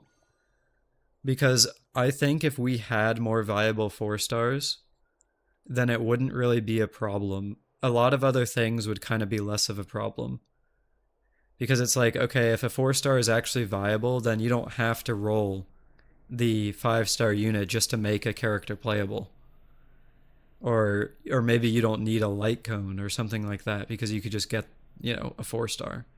But not everything is like that because they just don't release enough. And that's a problem with how 4 stars are designed in general. Because if 4 stars aren't as strong as a 5 star, then they're basically never going to be played. So, speaking of busted 4 stars, I can't believe the second coming of Bennett is arriving. Yeah, true, with the Onsan. It's kind of wild. Although I will say, if you don't get cons, they're not as good as Bennett is. But if you get cons, then yeah, they're very, very good.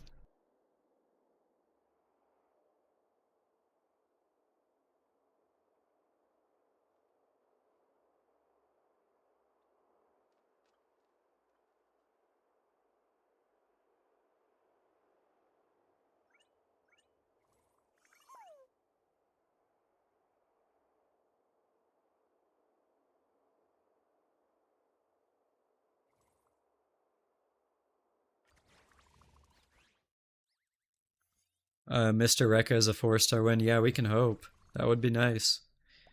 What's gonna be crazy is when they just randomly drop Mr. Rekka in like 3 point, I don't know, 6 or something, and there's like, hey guys, it's Mr. Rekka. Haha, have fun with this design you saw like a year ago. It's gonna be like, I don't know how they're gonna logic their way into Mr. Rekka actually like fitting in the lore. Should HSR have a Farazan situation where a 5 star needs a 4 star but at E6? Hmm. I think I think that would honestly be okay. I would much rather that be the case than where it is now, where we don't get any 4 stars at all. Like, I'd much rather have a 4 star that's viable at E6 than nothing. So,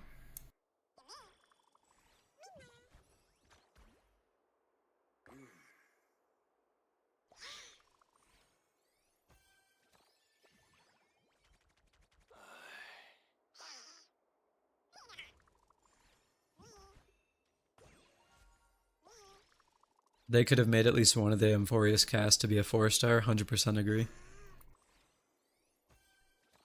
Like, let's be honest here. Is there a reason for Triby to really be a 5 star? Like, honestly. Like, they could have just nerfed the numbers in her kit, made her a 4 star, and I think so many people would have been happier.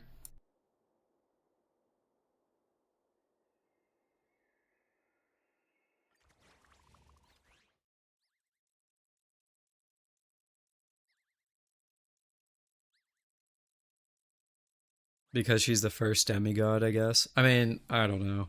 I really don't know if lore is a reason for them to make characters stronger or not. It just comes down to money.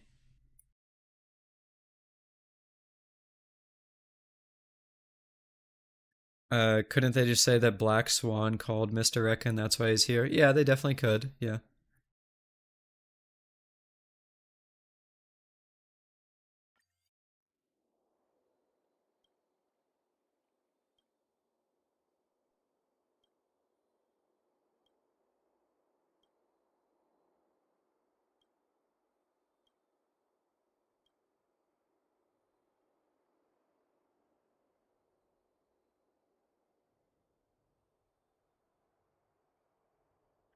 Aglaia should have been added to the standard banner.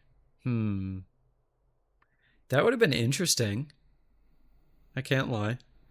But I do think that she is a little too niche and too strong to, or too niche and too strong within that niche to be a standard character.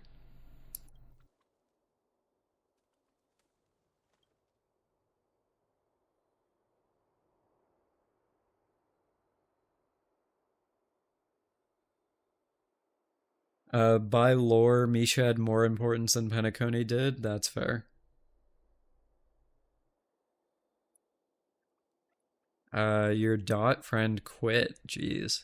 I I'll be honest, it's really sad what they did with Dot, and as sad as it is to say, I kind of expect them to do the same with Super Break. Like all the people that Giga invested into Super Break are eventually just going to quit because they're not going to release any more characters. And that's how they'll kill that being as strong as it is. Because if the comp never gets an update, then it's like, well, what do you? I mean, eventually they're going to get power crept out of relevance.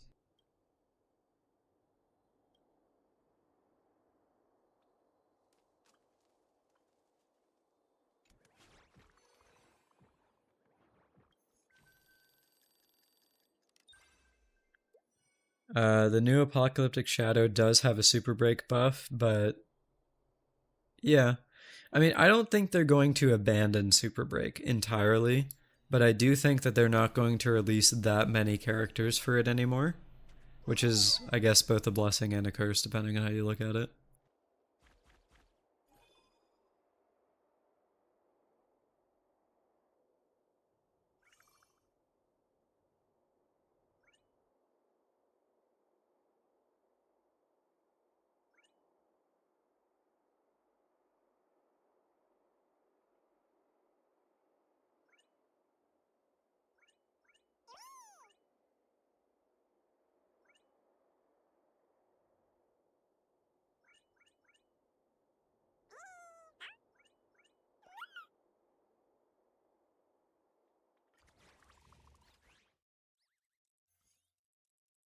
You guess it does help Super Break being overtuned to keep it relevant? Oh, 100%, yeah. I mean, the HMC alone is just so strong. And, like, I guess they technically nerfed the HMC by making the RMC, but at the same time, like, ideally, that will not be, that wouldn't happen again. Give dot crit and then maybe they'll be relevant again. Yeah, that's one way they could do it. Um, but I feel like that's almost just making it like. I feel like making dot crit is a band aid solution. Like, in my opinion, the problem dot has is that it just simply doesn't have enough characters. Because if they release more characters for the damage type for it to actually be real, then that's where you could get the diversity and have it actually be relevant again. But the fact that literally the only dot option right now is Kafka Black Swan is just kind of awful. What's your opinion on the recent E1s being so strong? It's bad and it's greedy, but what's new for Hoyoverse?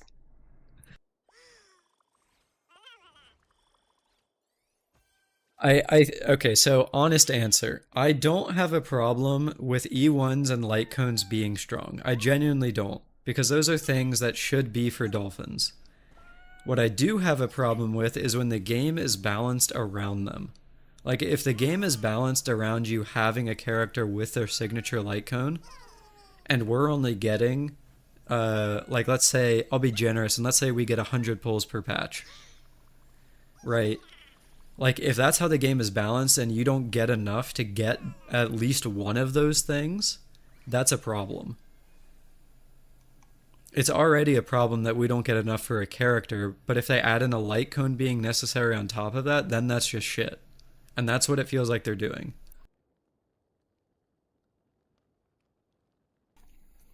Do you guys think DeWay is a greedy person? I mean, yeah, kind of. I mean, at the end of the day, it's a gotcha game company, so I mean, of course it's greedy, but yeah.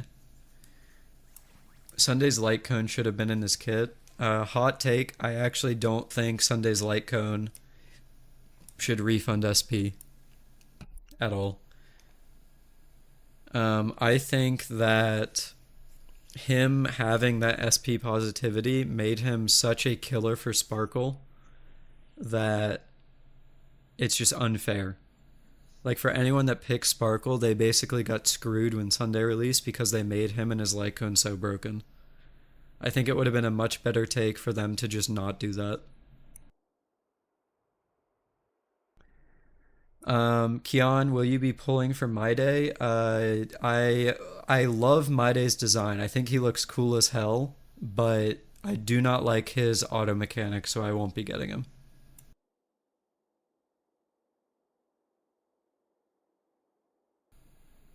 You pulled Sunday's light cone for your E6 Bronya? Holy shit. Having an E6 Bronya is so lucky. I've never actually pulled a Bronya. I have E1 and it's from both of the selectors.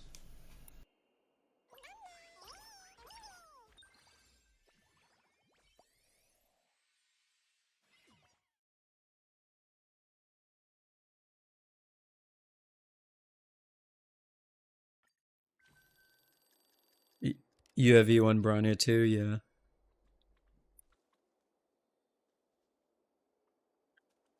It's over for Flory? What do you mean, Zerib? Oh, Flory. Okay, I was not paying attention to the name there. How about your E6 Yanqing? I feel sorry for you.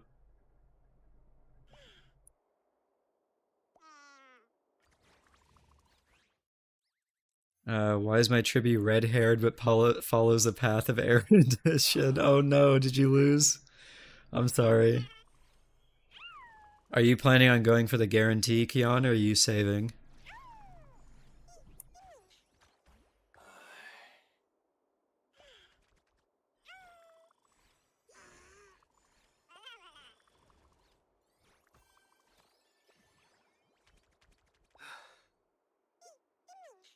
Not gonna lie, you're pulling My Day because he has lions. That's fair. I mean, like I said, he has a really cool design. I just wish you actually got to play him and it wasn't auto.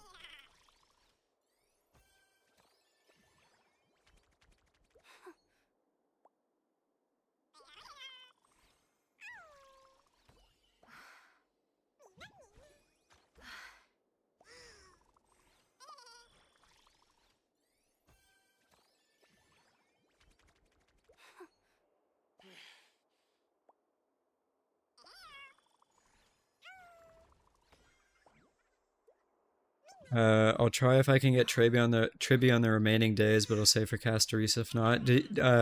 What was your reason for going for Tribby, if I can ask? Like, did you have a specific character in mind that you wanted Tribby for? The My Day auto thing is so weird. If I went auto, I'll press the auto button. 100% agree with that. I was talking about this earlier, Game Crafter, but I consider the auto mechanics to be what I consider content where you use the auto mechanic, like for example, spending your resin to not really be content.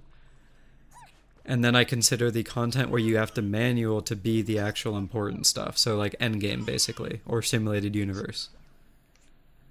Um, so if I have a character that basically turns the game into not content, then it's like, why would I go for them? Oh, you have Herta's premium team? Okay, that makes sense. Yeah, Tribby is very good for that team.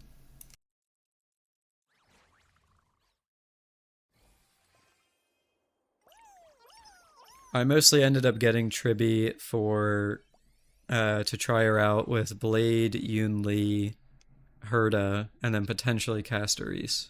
I'm not sure if I'm going to run it with Castoris yet, but that's kind of what I had in mind.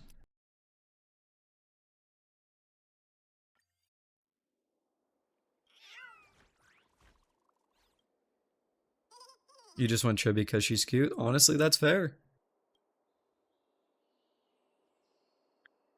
Saint Test just uploaded his reaction to my video. Oh, okay. Hold on a minute.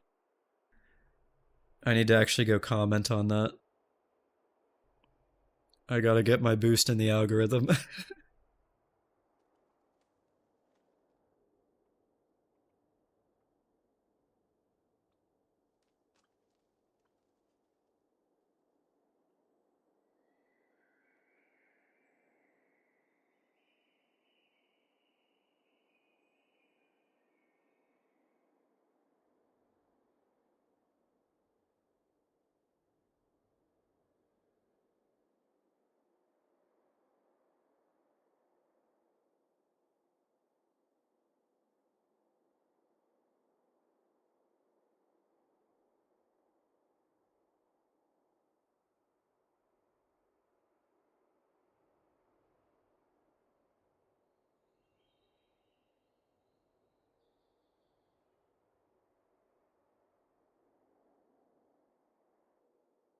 Bear with me a second. I'm typing a comment on Saint's video here.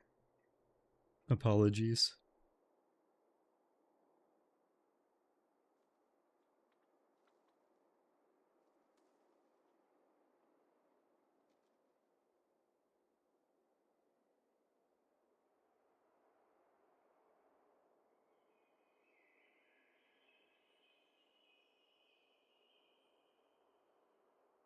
Don't be mean, Tails. I'm sorry. I'm doing my best.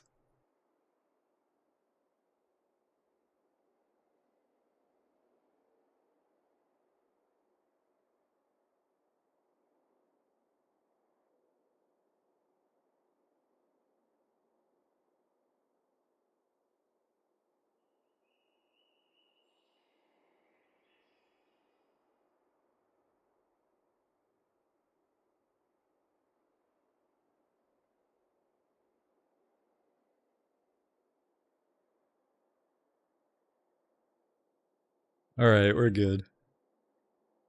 Apologies for the delay there. Um, do you think that Hoyo should continue making three 5-star banners or to slow it down? Do you mean three, like including reruns? Because I actually think more reruns are good, but only if they do it frequently. Because if you think about it, right, like if they do three reruns every single patch, then it won't take that long before a character that reran today will come back and rerun, like, I don't know, let's say 6 months from now. Like, that's not that bad. On the other hand, how it is now, you can have a character that doesn't get a rerun for 2 years. Like, Shenhe didn't get a rerun for like over 600 days. Like, that's insane. And in Genshin, to be clear. So, more reruns is good, but that does come with a caveat that what Hoyo does is they do reruns based on the banner characters. So, for example, Fei Zhao ran with Robin. So it's like, in that sense, it's kind of bad because they're selling you the characters as a group, which is kind of greedy. But on the other hand, assuming they actually continuously rerun, you could get Fei Zhao now and then Robin, in 6 months or whatever. So it's kind of like, it's fine as long as they do it properly. Um, Anoxo will be the ultimate herder driver. That'll be interesting to see. I mean, design wise, I actually really do like Anoxa. So that could be neat. We need more Jades for this banner system. I 100% agree with that as well. I mentioned it earlier, Bright, but like if they're releasing a bunch of characters and we only get like 100 pulls per patch, and not only do you need the character, but you need the light cone on top of that, like it's just not enough, man. It really isn't.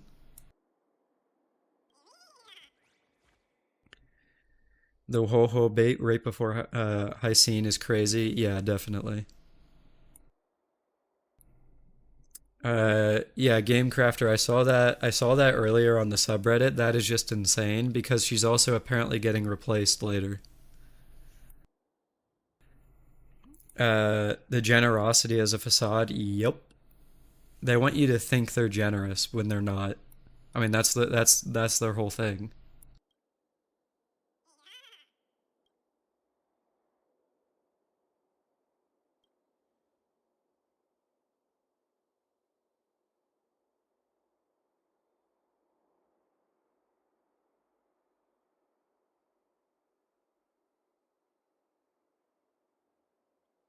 What mindset do you have when playing HSR? What do you mean? Like, do you mean the type of player I am? Like, am I an end game, like a grinder for end game, or am I a casual player, or what do you mean? Daniel, I have streamed twice so far. I streamed once 2 weeks ago, and then this is the second stream. I want to stream more often, so you guys can definitely expect more streams from now on. Probably at least once a week is kind of what I'm trying to aim for. But I really enjoy just kind of yapping, so it's a lot of fun. So what mindset do you have when playing HSR? I used to be someone that would go hard on endgame and chase after meta and stuff like that, but more recently, due to power creep and everything else, I have definitely started to slow down on that. Like, I'm less inclined to roll for characters that I don't want just because they're good when I could get a character that I actually like.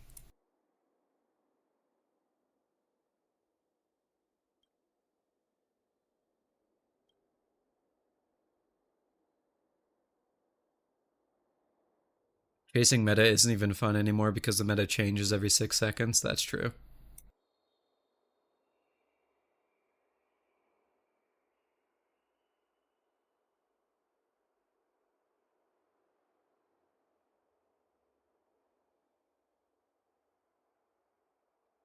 You're the type of player who likes collecting characters. Yeah, that's kind of the kind of player that I want to move back towards because I used to be that way. I really did, especially in the older gotchas I played.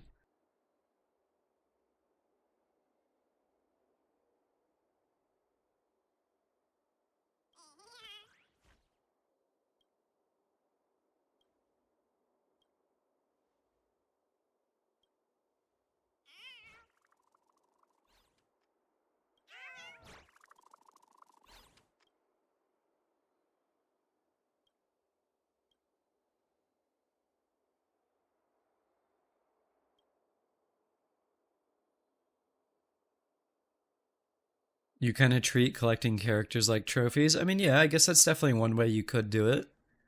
Um, I guess if you see them as that valuable, I suppose. IMO, the best way to go about endgame is to clear what you can and stop. No reason to continue throwing yourself at something you can do. I hmm. I partially agree. I think I think it would be I think I would agree for a game like HSR, but for a game where there is actually skill, I disagree. So like in Wuwa, for example, or even Genshin arguably. Like knowing how to excuse me. Knowing how to do your rotations and stuff like that can change the way a run goes. So when it comes down to skill, throwing yourself at endgame is more reasonable. But in a game like HSR, most of the time it comes down to a stat check, and then, yeah, I agree with you, there's no point. Do you mind if I ask if you're still in college? I am not in college, no.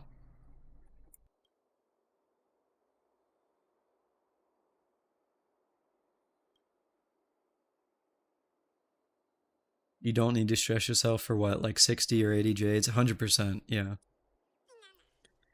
I mean, you have to think about it in terms of uh, how much things are worth, right? Like, and then there's two levels to that. On one hand, like if you're a free to play player and you don't spend any money, then how many MOC clears will you have to do to make up the amount you spent to get a character? Right? Like, even if you win your 50-50 and you only spend, like, let's say 75 pulls, right?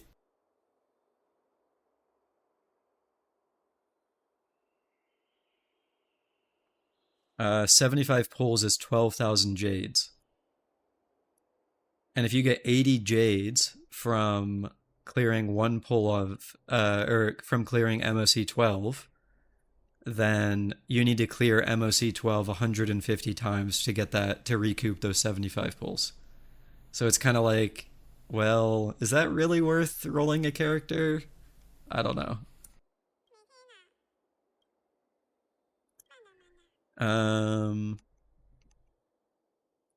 did you play the new Divergent Universe? I did the first run to do the weekly, but I mentioned earlier I haven't really had that much time recently because I've been playing Monster Hunter instead with my free time. So no, I've not gone farther than the base clear. But I do actually want to. I do want to play that.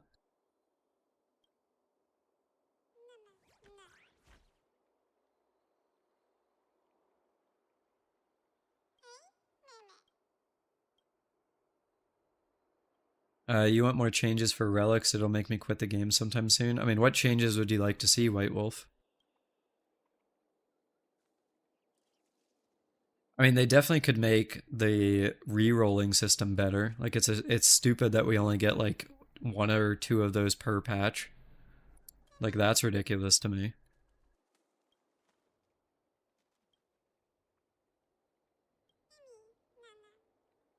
The new DU is not fun except when playing Boot Hill. Is it like super single target focused, or because on the base run that I did, I just ran like a Fei Zhao team and it seemed fine. Do we even get one dice as free to play? I thought you get it from the battle pass, don't you? Never mind, that's on the paid track.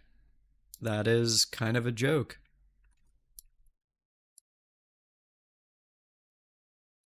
Huh. You can craft one though, can't you? Or am I wrong about that too? Oh, you can. Okay, so it costs three of these, which is also ridiculous. That's a lot. Huh. Question. Do you guys think... Where is it? Hold on. Do you guys think that this is worth re-rolling a second time? I already re-rolled it once and it hit 30 break effect, so... I mean, I figured since it's a four-liner with double crit, it was worth it, but I don't know if it's worth it to re-roll a second time.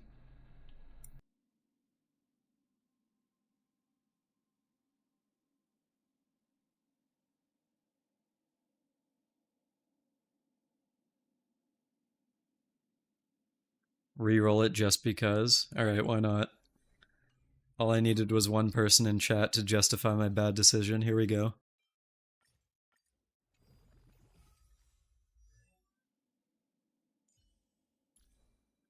If this rolls well, we're all blaming Kevin. Here we go. Or if it rolls poorly, rather.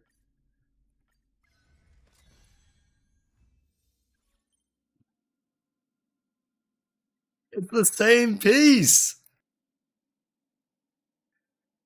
Oh my god.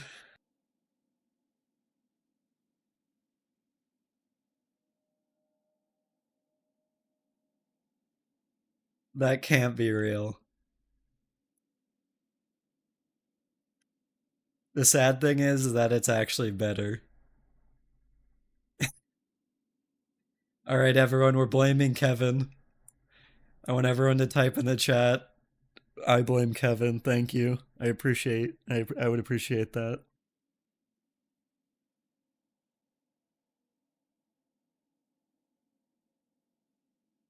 Do you have Yoon Lee? And if so, is she worth pulling? She is worth pulling if you are willing to spend the time to get her a build. She is a character that you want really high crit rate for. Where's my Yunli? She's a character that you want really, really high crit rate for. So like it's hard to that's hard to reach, especially because you have to sacrifice crit damage and then yeah.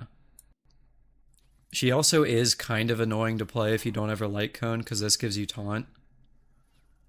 So there's that to consider as well. I wouldn't say she needs her sig. There are workarounds. You can run links, but like that's such like an annoying workaround that I would say it's kind of like iffy. But she is really good if you invest in her. She is really fun in my opinion. She's probably one of the most engaging characters in the entire game. So it's kind of just like if you're willing to invest in her, then you're good. But if you want to build her just kind of like as a basic DPS, then you won't have as much value. Does Tribi need crit stats? Ideally, yes. You basically if you don't have her signature weapon, you would go an ER rope, and then crit for the rest of your stats.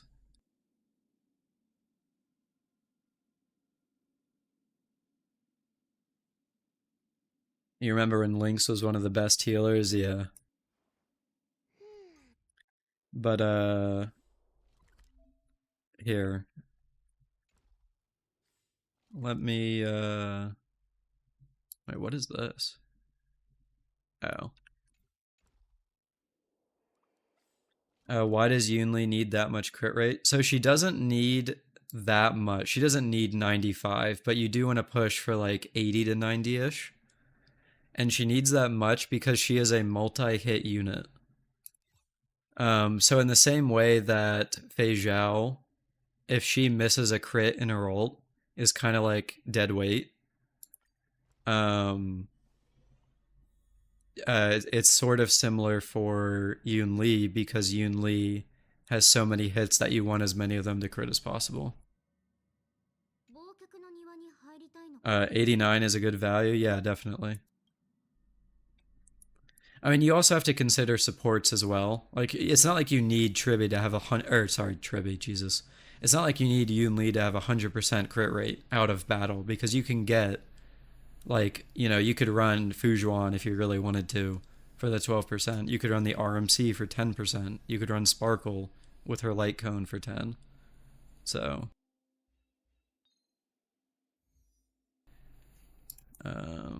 where's the floor that has Hule? Oh, here we go. All right. Let's see.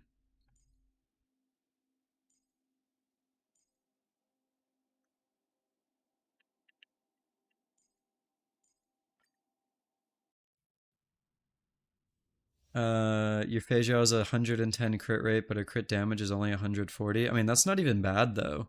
Like, as long as you have a decent attack stat, 140 isn't bad at all. You have 58 crit on Yunli, and it seems to work. You might want to go a little bit higher than that. You found out recently that Hule was meant to make people pull Yunli. I mean, Yunli definitely works on, what am I saying? Yunli definitely works against Fei Zhao, and this, I mean, but so does Clara. And then, but honestly, Fei Zhao works just as well, so.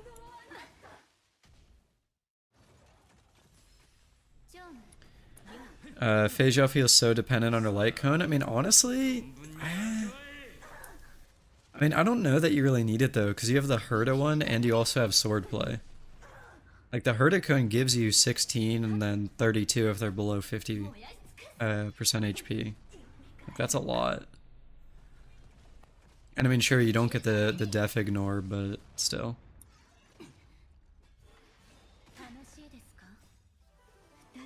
You forgot to equip the reroll rope on Triby. Oh, that's fine. It's not a big deal. I mean, it's MSE 10, and I'm mostly just doing this to show Yunli real quick.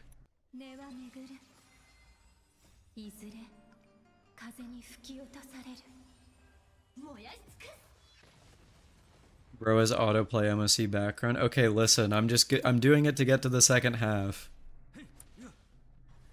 What Monster Hunter game do you play? So I played World back when that released. That was my first one, and then I've been playing Wild since it released on Friday. It's been a lot of fun. I've enjoyed it a lot. We lost another one. Dude, like, I'm just getting to the second half, that is. Relax, man.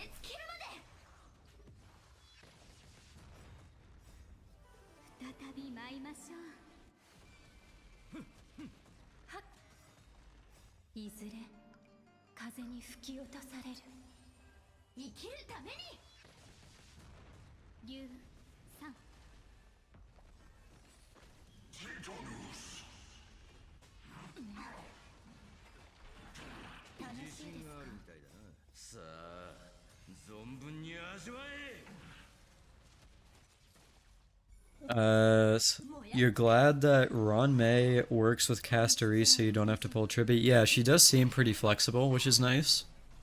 So I guess we'll see what happens there, but nobody's using SP in this team. I do have E1 Firefly, so that helps a lot in terms of SP.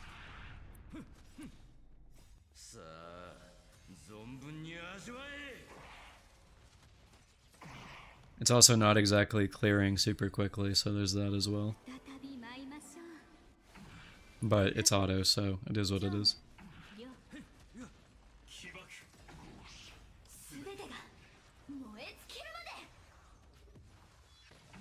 E2 Firefly is the go. Yeah, I mean, I considered it, but I kind of just thought that I would rather invest the E2 rolls into just a different character. I mean, don't get me wrong, I like Firefly, but I don't think it's necessary to go to E2. You got 3 Fireflies and 1 10-pull when she released. Holy shit. That's insane.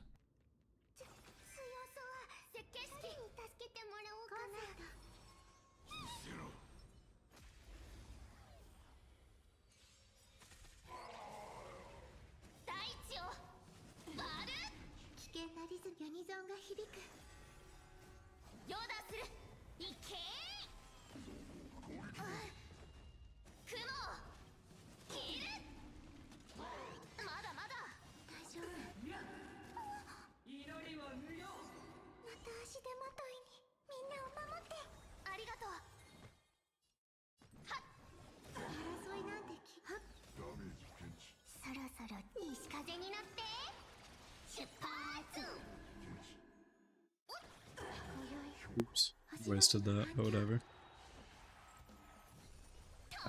Ever since you got the E2 Firefly, the game has been easy. I mean, yeah, I don't really blame you. I mean, it would be hard for it to not be easy.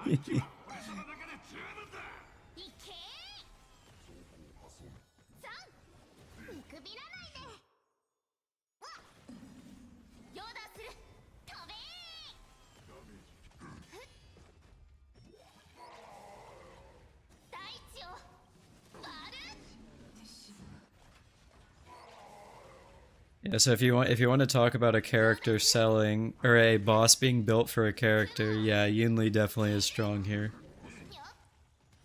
I'm just gonna put it on auto, you can watch what happens.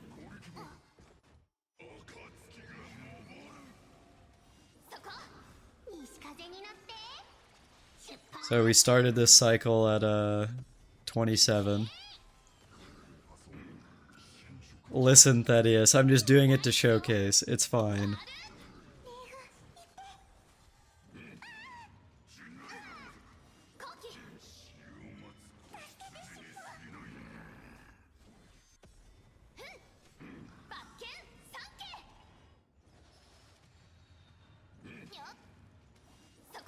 You also have Firefly E2, but hey, you got really lucky. It seems like there's a lot of lucky people in chat here.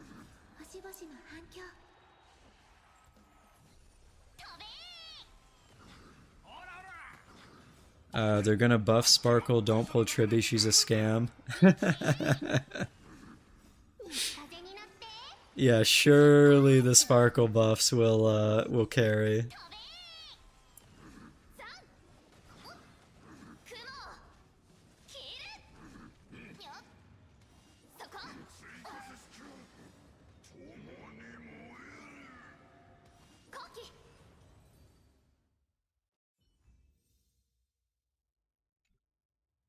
Tribby gives res pen and then damage, increased damage. But yeah, so that's what Yoon Lee can do there. Assuming you invest in her. So Tribby, where is it? So on her skill, she gives a res pen. This goes up to 24%.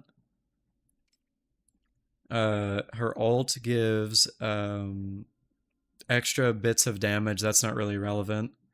And then damage increase, which I guess would be vulnerability. That goes up to 30% at max. And then her talent is that whenever any ally uses an ult, she'll launch a follow-up attack once per trivial. So, for example, if you have a serval who ults, Tribby will do a follow-up attack, but Tribby won't do another follow-up attack until you ult again with Tribby. So,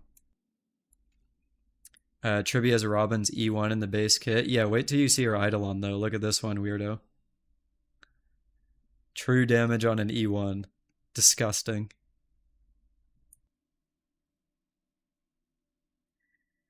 Yunli still doesn't really have a team best in slot for her. I mean, not really, but she does have some good partners. Like Robin is good for her.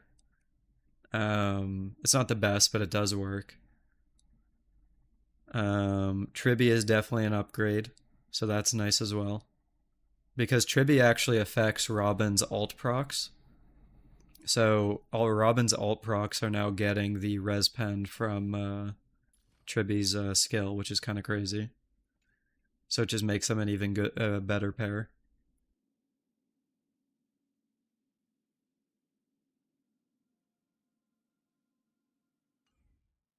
But yeah.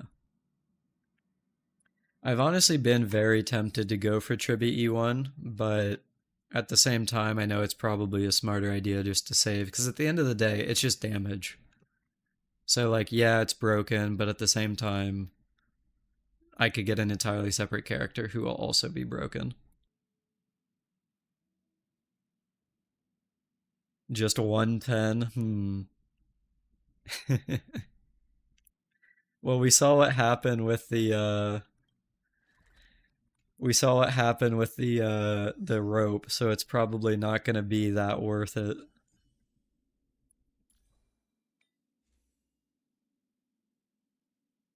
How do you have 79 tracks of Destiny? I mean, I don't know. I just do the content.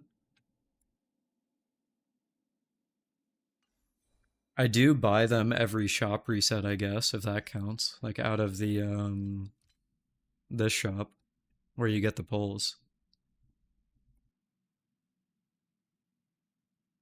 Um who am I saving for? So I do want to get at least one copy of Castoris. And then after that, I'm honestly not sure. I was gonna get Maide, but I don't like his auto mechanic. Eglea is pretty hot, but I decided against getting her because I don't have Sunday. So honestly, maybe just Castoris and then save for the Fate collab. Can you take my copy of Castoris? Brother, she isn't even out yet.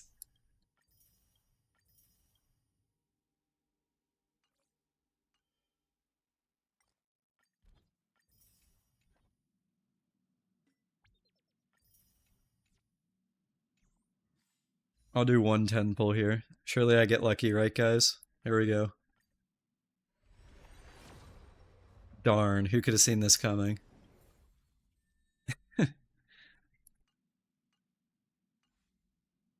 That is actually, I guess that light cone is kind of nice. That's S3 of this on my Huohuo.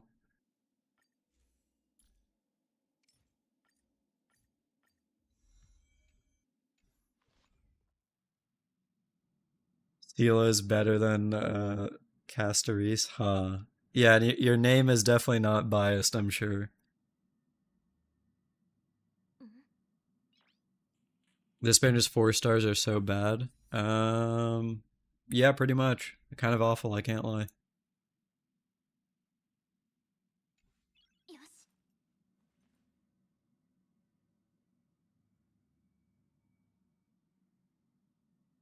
No, but Solar Entity, you just don't understand. If you just keep investing in Seela's supports and also get like S5 of Seela's light cone, she's still good. You just have to spend like $3,000 and then she'll be good again. You managed to S5 that light cone finally. I'm jealous. That light cone and then DDD are light cones that I just never seem to get. Like, this is all I've got.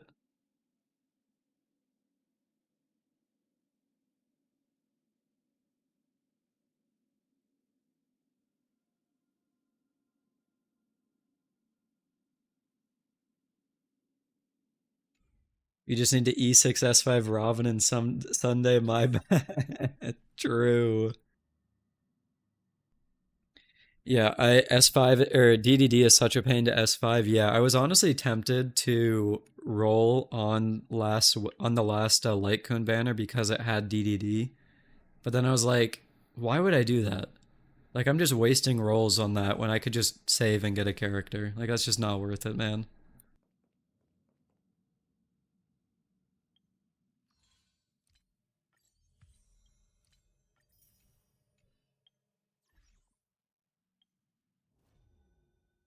S5 DDD doesn't help that much. I mean, that's arguable, but yeah.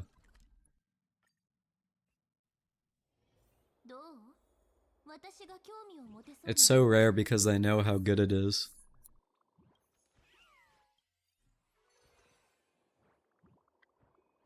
Yo, what's up, Isaac? How's it going, man?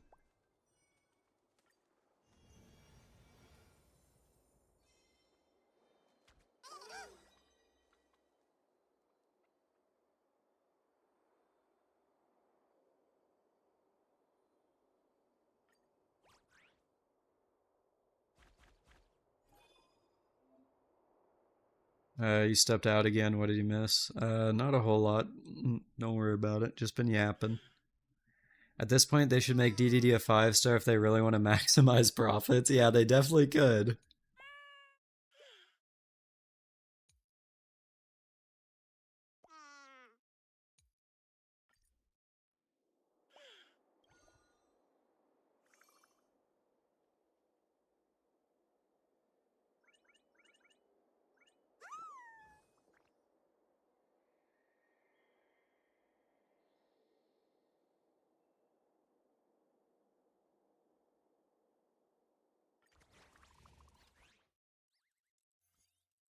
Let's see. Favorite anime. Ooh, that's a tough one. What would be my favorite anime?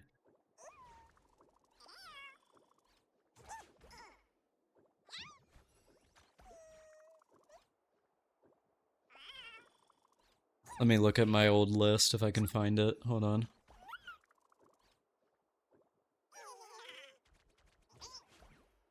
Um, Probably Parasite, if you've heard of that. Parasite the Maxim.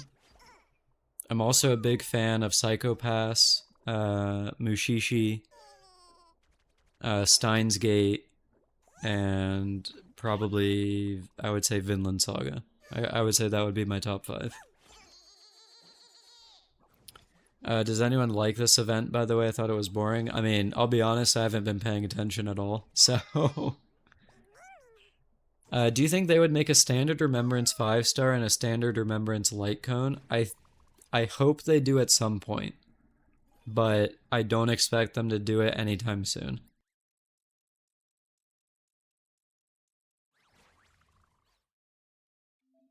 If there was a time to do it, it would probably be, in my opinion, at Anniversary, but yeah. All right, and Paul, take care, dude. Watch To Your Eternity. I feel like you would like it. Oh, I've watched that and I've also read the entire manga. It is a good one, but in my opinion, it's not a favorite for me in comparison to the ones I listed.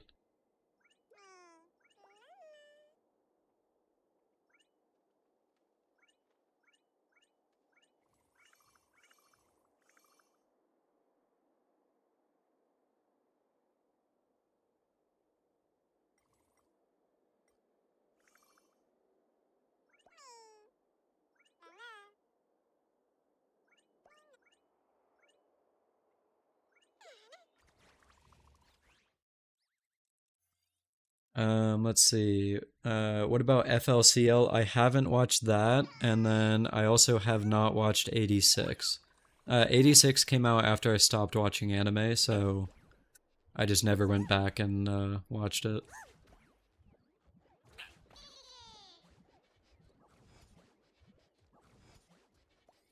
Have ever watched Higurashi? I watched a few episodes of that, but that was honestly probably like 15 years ago at this point, so I just genuinely don't remember it. Thoughts on Evangelion? I like it, but it's not a favorite. And I think that people that really do like it sometimes are a little bit pretentious about it, like, oh my god, you wouldn't understand. Like that kind of thing. But if you ignore that, I mean, I think it's alright. You need to watch One Piece? No, I don't think I will. I don't think I want to get into a thousand episode anime.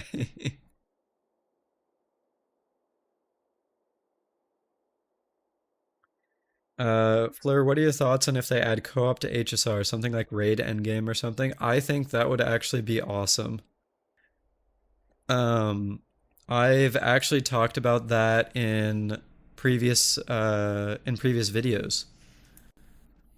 There was a video that I released, hold on, at the end of December where I discussed stuff like that. Yo, Blazin, what's up, dude? How's it going? Nice to see you dropping by.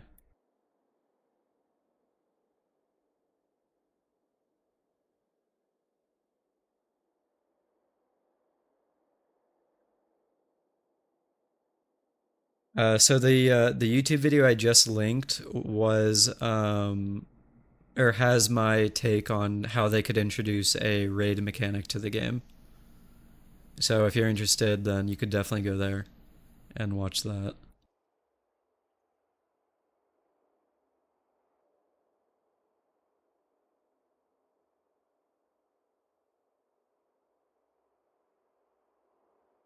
How do you think? When do you think HSR is end of servicing? Not anytime soon, man.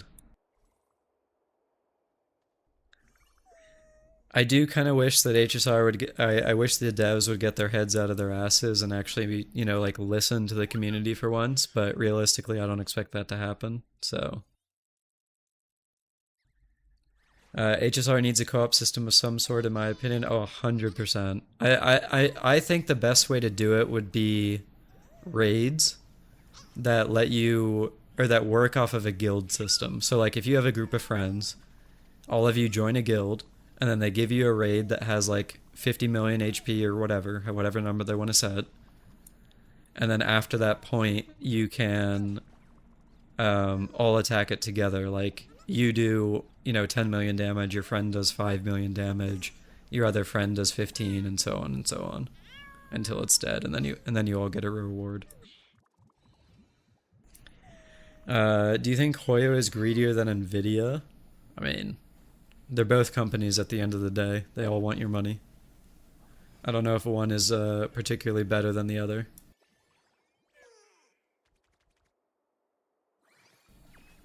If the money drops, suddenly the devs get ears. Yep, that's how it works.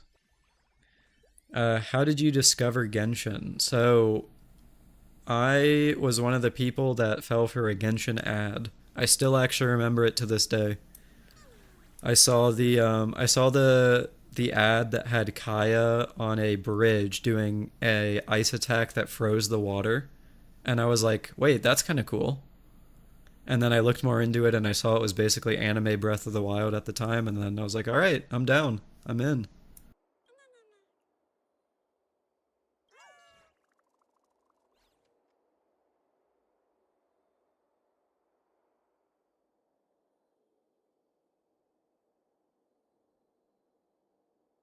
A Genshin ad, yup. I mean, that was before the game launched, to be clear. Like, I was a day one player, but yeah.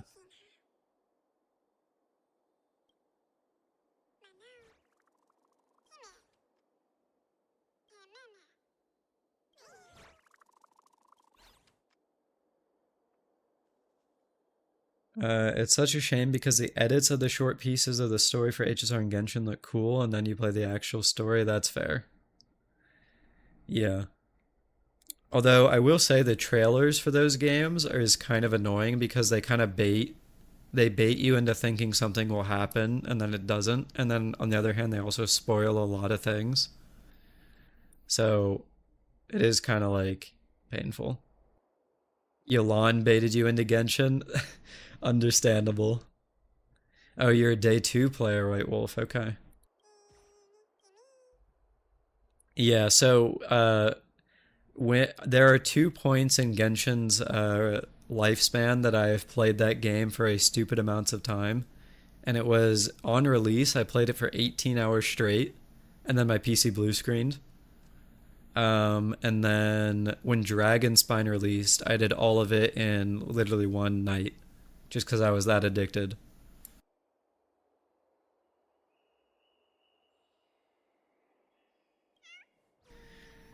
Um, Kaching, dude, Kaching is one of my favorite characters in Genshin. Um, but I didn't actually get her until 5.7 or 5.7. What am I saying? Sorry. Until AR 57. So I was like deep into the game before I got my first copy. You haven't been able to get into Genshin. What's so addicting about it? I mean, it really depends on the person. Um, for me, I really have always enjoyed open world games. And the early regions of Genshin, like Mondstadt and Liyue, were basically regions where you could look in a direction, walk in that direction, and nothing would stop you from doing it. So, like, if I wanted to climb a mountain that I see in the distance, I could go there and climb that mountain. And to me, that was extremely novel, and I really enjoyed it. Nowadays, though, a lot of the requests and stuff like that kind of lock you into a path where if you fall off of the path, you'll end up having to come back to it later because a quest wants you to go back onto it or something like that. So it's a little bit annoying. What's up, Nuvalette? Welcome. Do I have a Nintendo Switch? I do, yeah. Actually, hold on.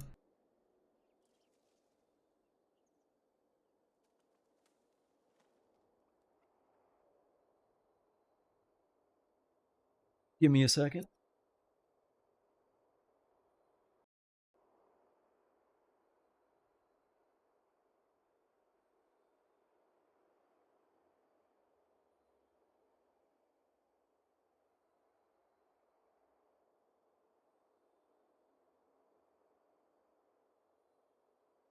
Not that. Oops. Hold on. It should turn on. Why is that locked to FGO? That's strange. Hold on.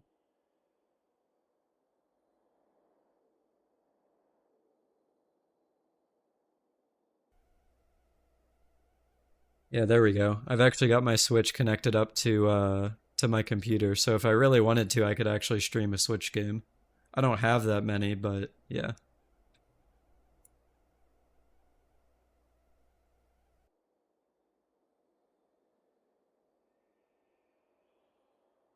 Play it right now? I don't think so. I definitely need to get this event done.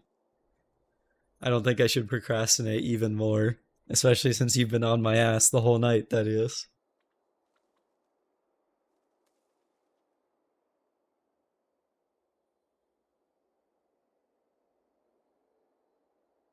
Legend of Zelda stream. I don't actually own either of those games. I played it on my friend's Switch. I borrowed it for a little bit and played some.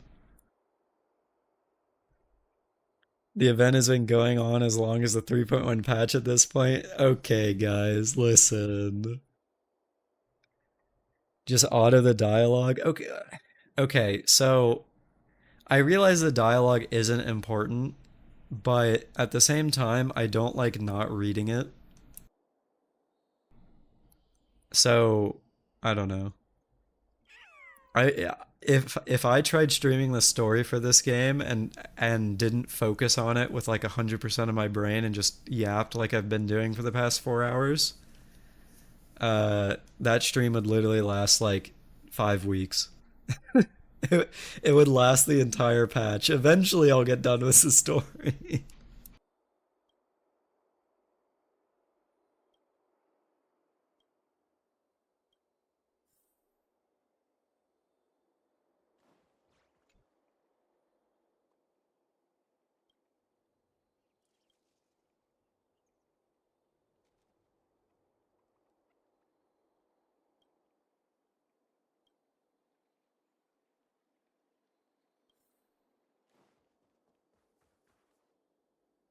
5 week stream would be awesome. Okay, let's not get ahead of ourselves here.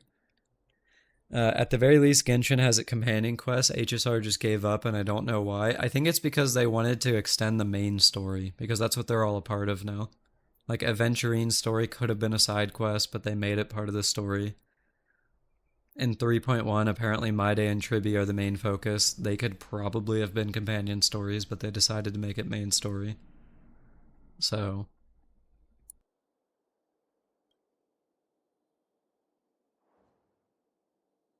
subathon? I don't even have a sub button. What do you mean?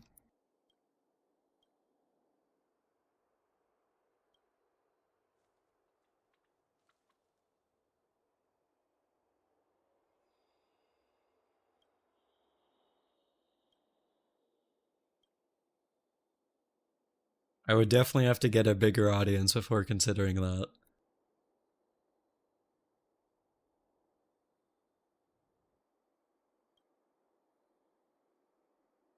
How many people actually know characters like Boot Hill, Lingsha, and so on? Not many. Because you actually have to go into the character, you have to own the character, and then go into like their voice section and their story section of the character itself.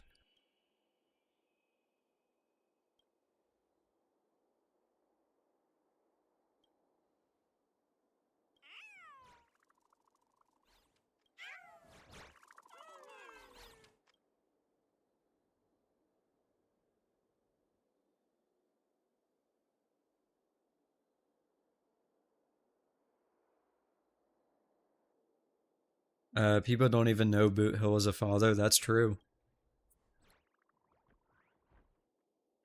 He also, I mean, didn't he have like, or what was it? He didn't have a wife, but he was in a relationship, right?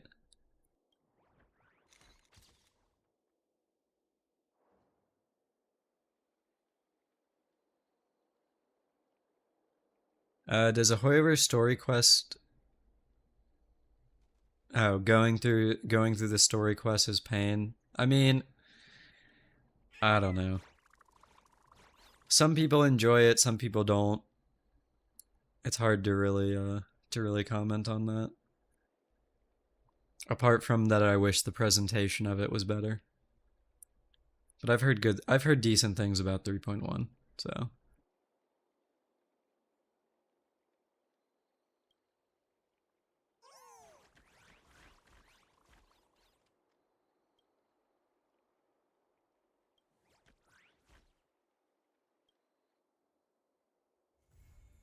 oh my god, guys, I did it. I did the event. Although there's still an epilogue apparently. It only took 4 hours to do a 30-minute event, but we got it done.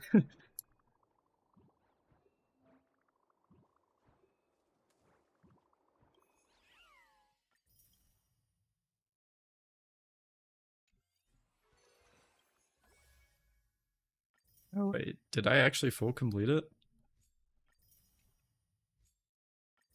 Oh, I guess I did, huh? Um, the fact that they don't give a skip button is really starting to bite them in the ass, and I say it just to say, give the players the option. I mean, something that I've heard said a lot is that if you add in a skip button, it gives the developers a reason to make the story not skippable or good so that they don't want to skip it. But I'll be honest, I don't think I agree with that sentiment because if they give you a skip button and the story is bad, then that why would they put in more effort to make it better? Like it can just be one more thing that they get to be lazy on.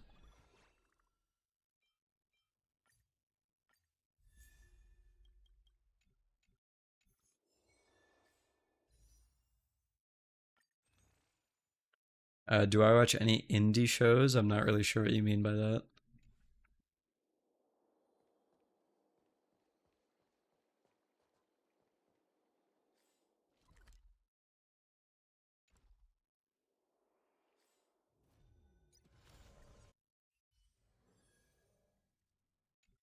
Am I saving for Castoris and Anoxa? I definitely want one copy of Castoris. I am unsure about Anoxa. I haven't decided if I want to get him or not, and I think it'll really depend on how he is in the story, because I haven't done the 3.1 story yet, so I don't know if I'll like him as a character or not.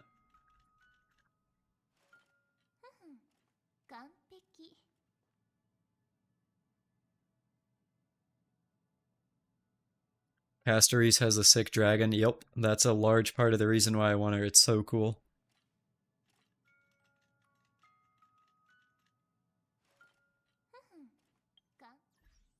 He's in 3.1. Yeah, I know. Yeah. I just haven't done it yet. So I want to know what he's like in the story. I just, don't have or haven't had the time to do it yet. Maybe I can stream the story. I mean, if you want, like I said, if you want the story to be 5 weeks long, then I could stream it, but I don't know about that. Castris's kit feels more like the dragon than herself. Yeah, that's fair. Oh, this is cute.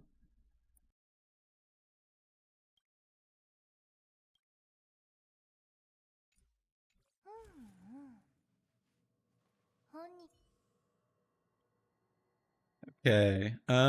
So now that the event is done, I think that honestly might be where I wrap up the stream, guys. I mean, we've been going for 4 hours at this point, and I don't think I want to do another 6.5 hour stream. So I appreciate all you guys dropping by to hang out. I do plan on streaming more in the future. Uh, I want to at least try to stream once per week from now on. So I don't know if I will be able to stick to that 100%, but that's kind of what I want to aim for. Um,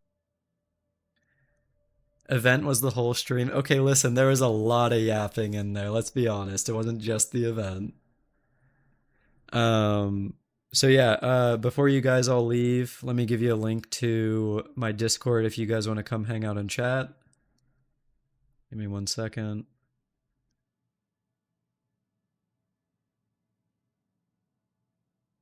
So for YouTube chat, here you go.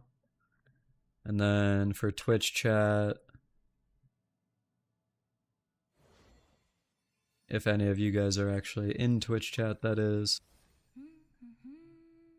Here you go there. So again, thank you guys all for coming to hang out. Really appreciate it. It was a lot of fun yapping. So I will catch you guys in the next stream, hopefully, or on Discord. So see y'all there.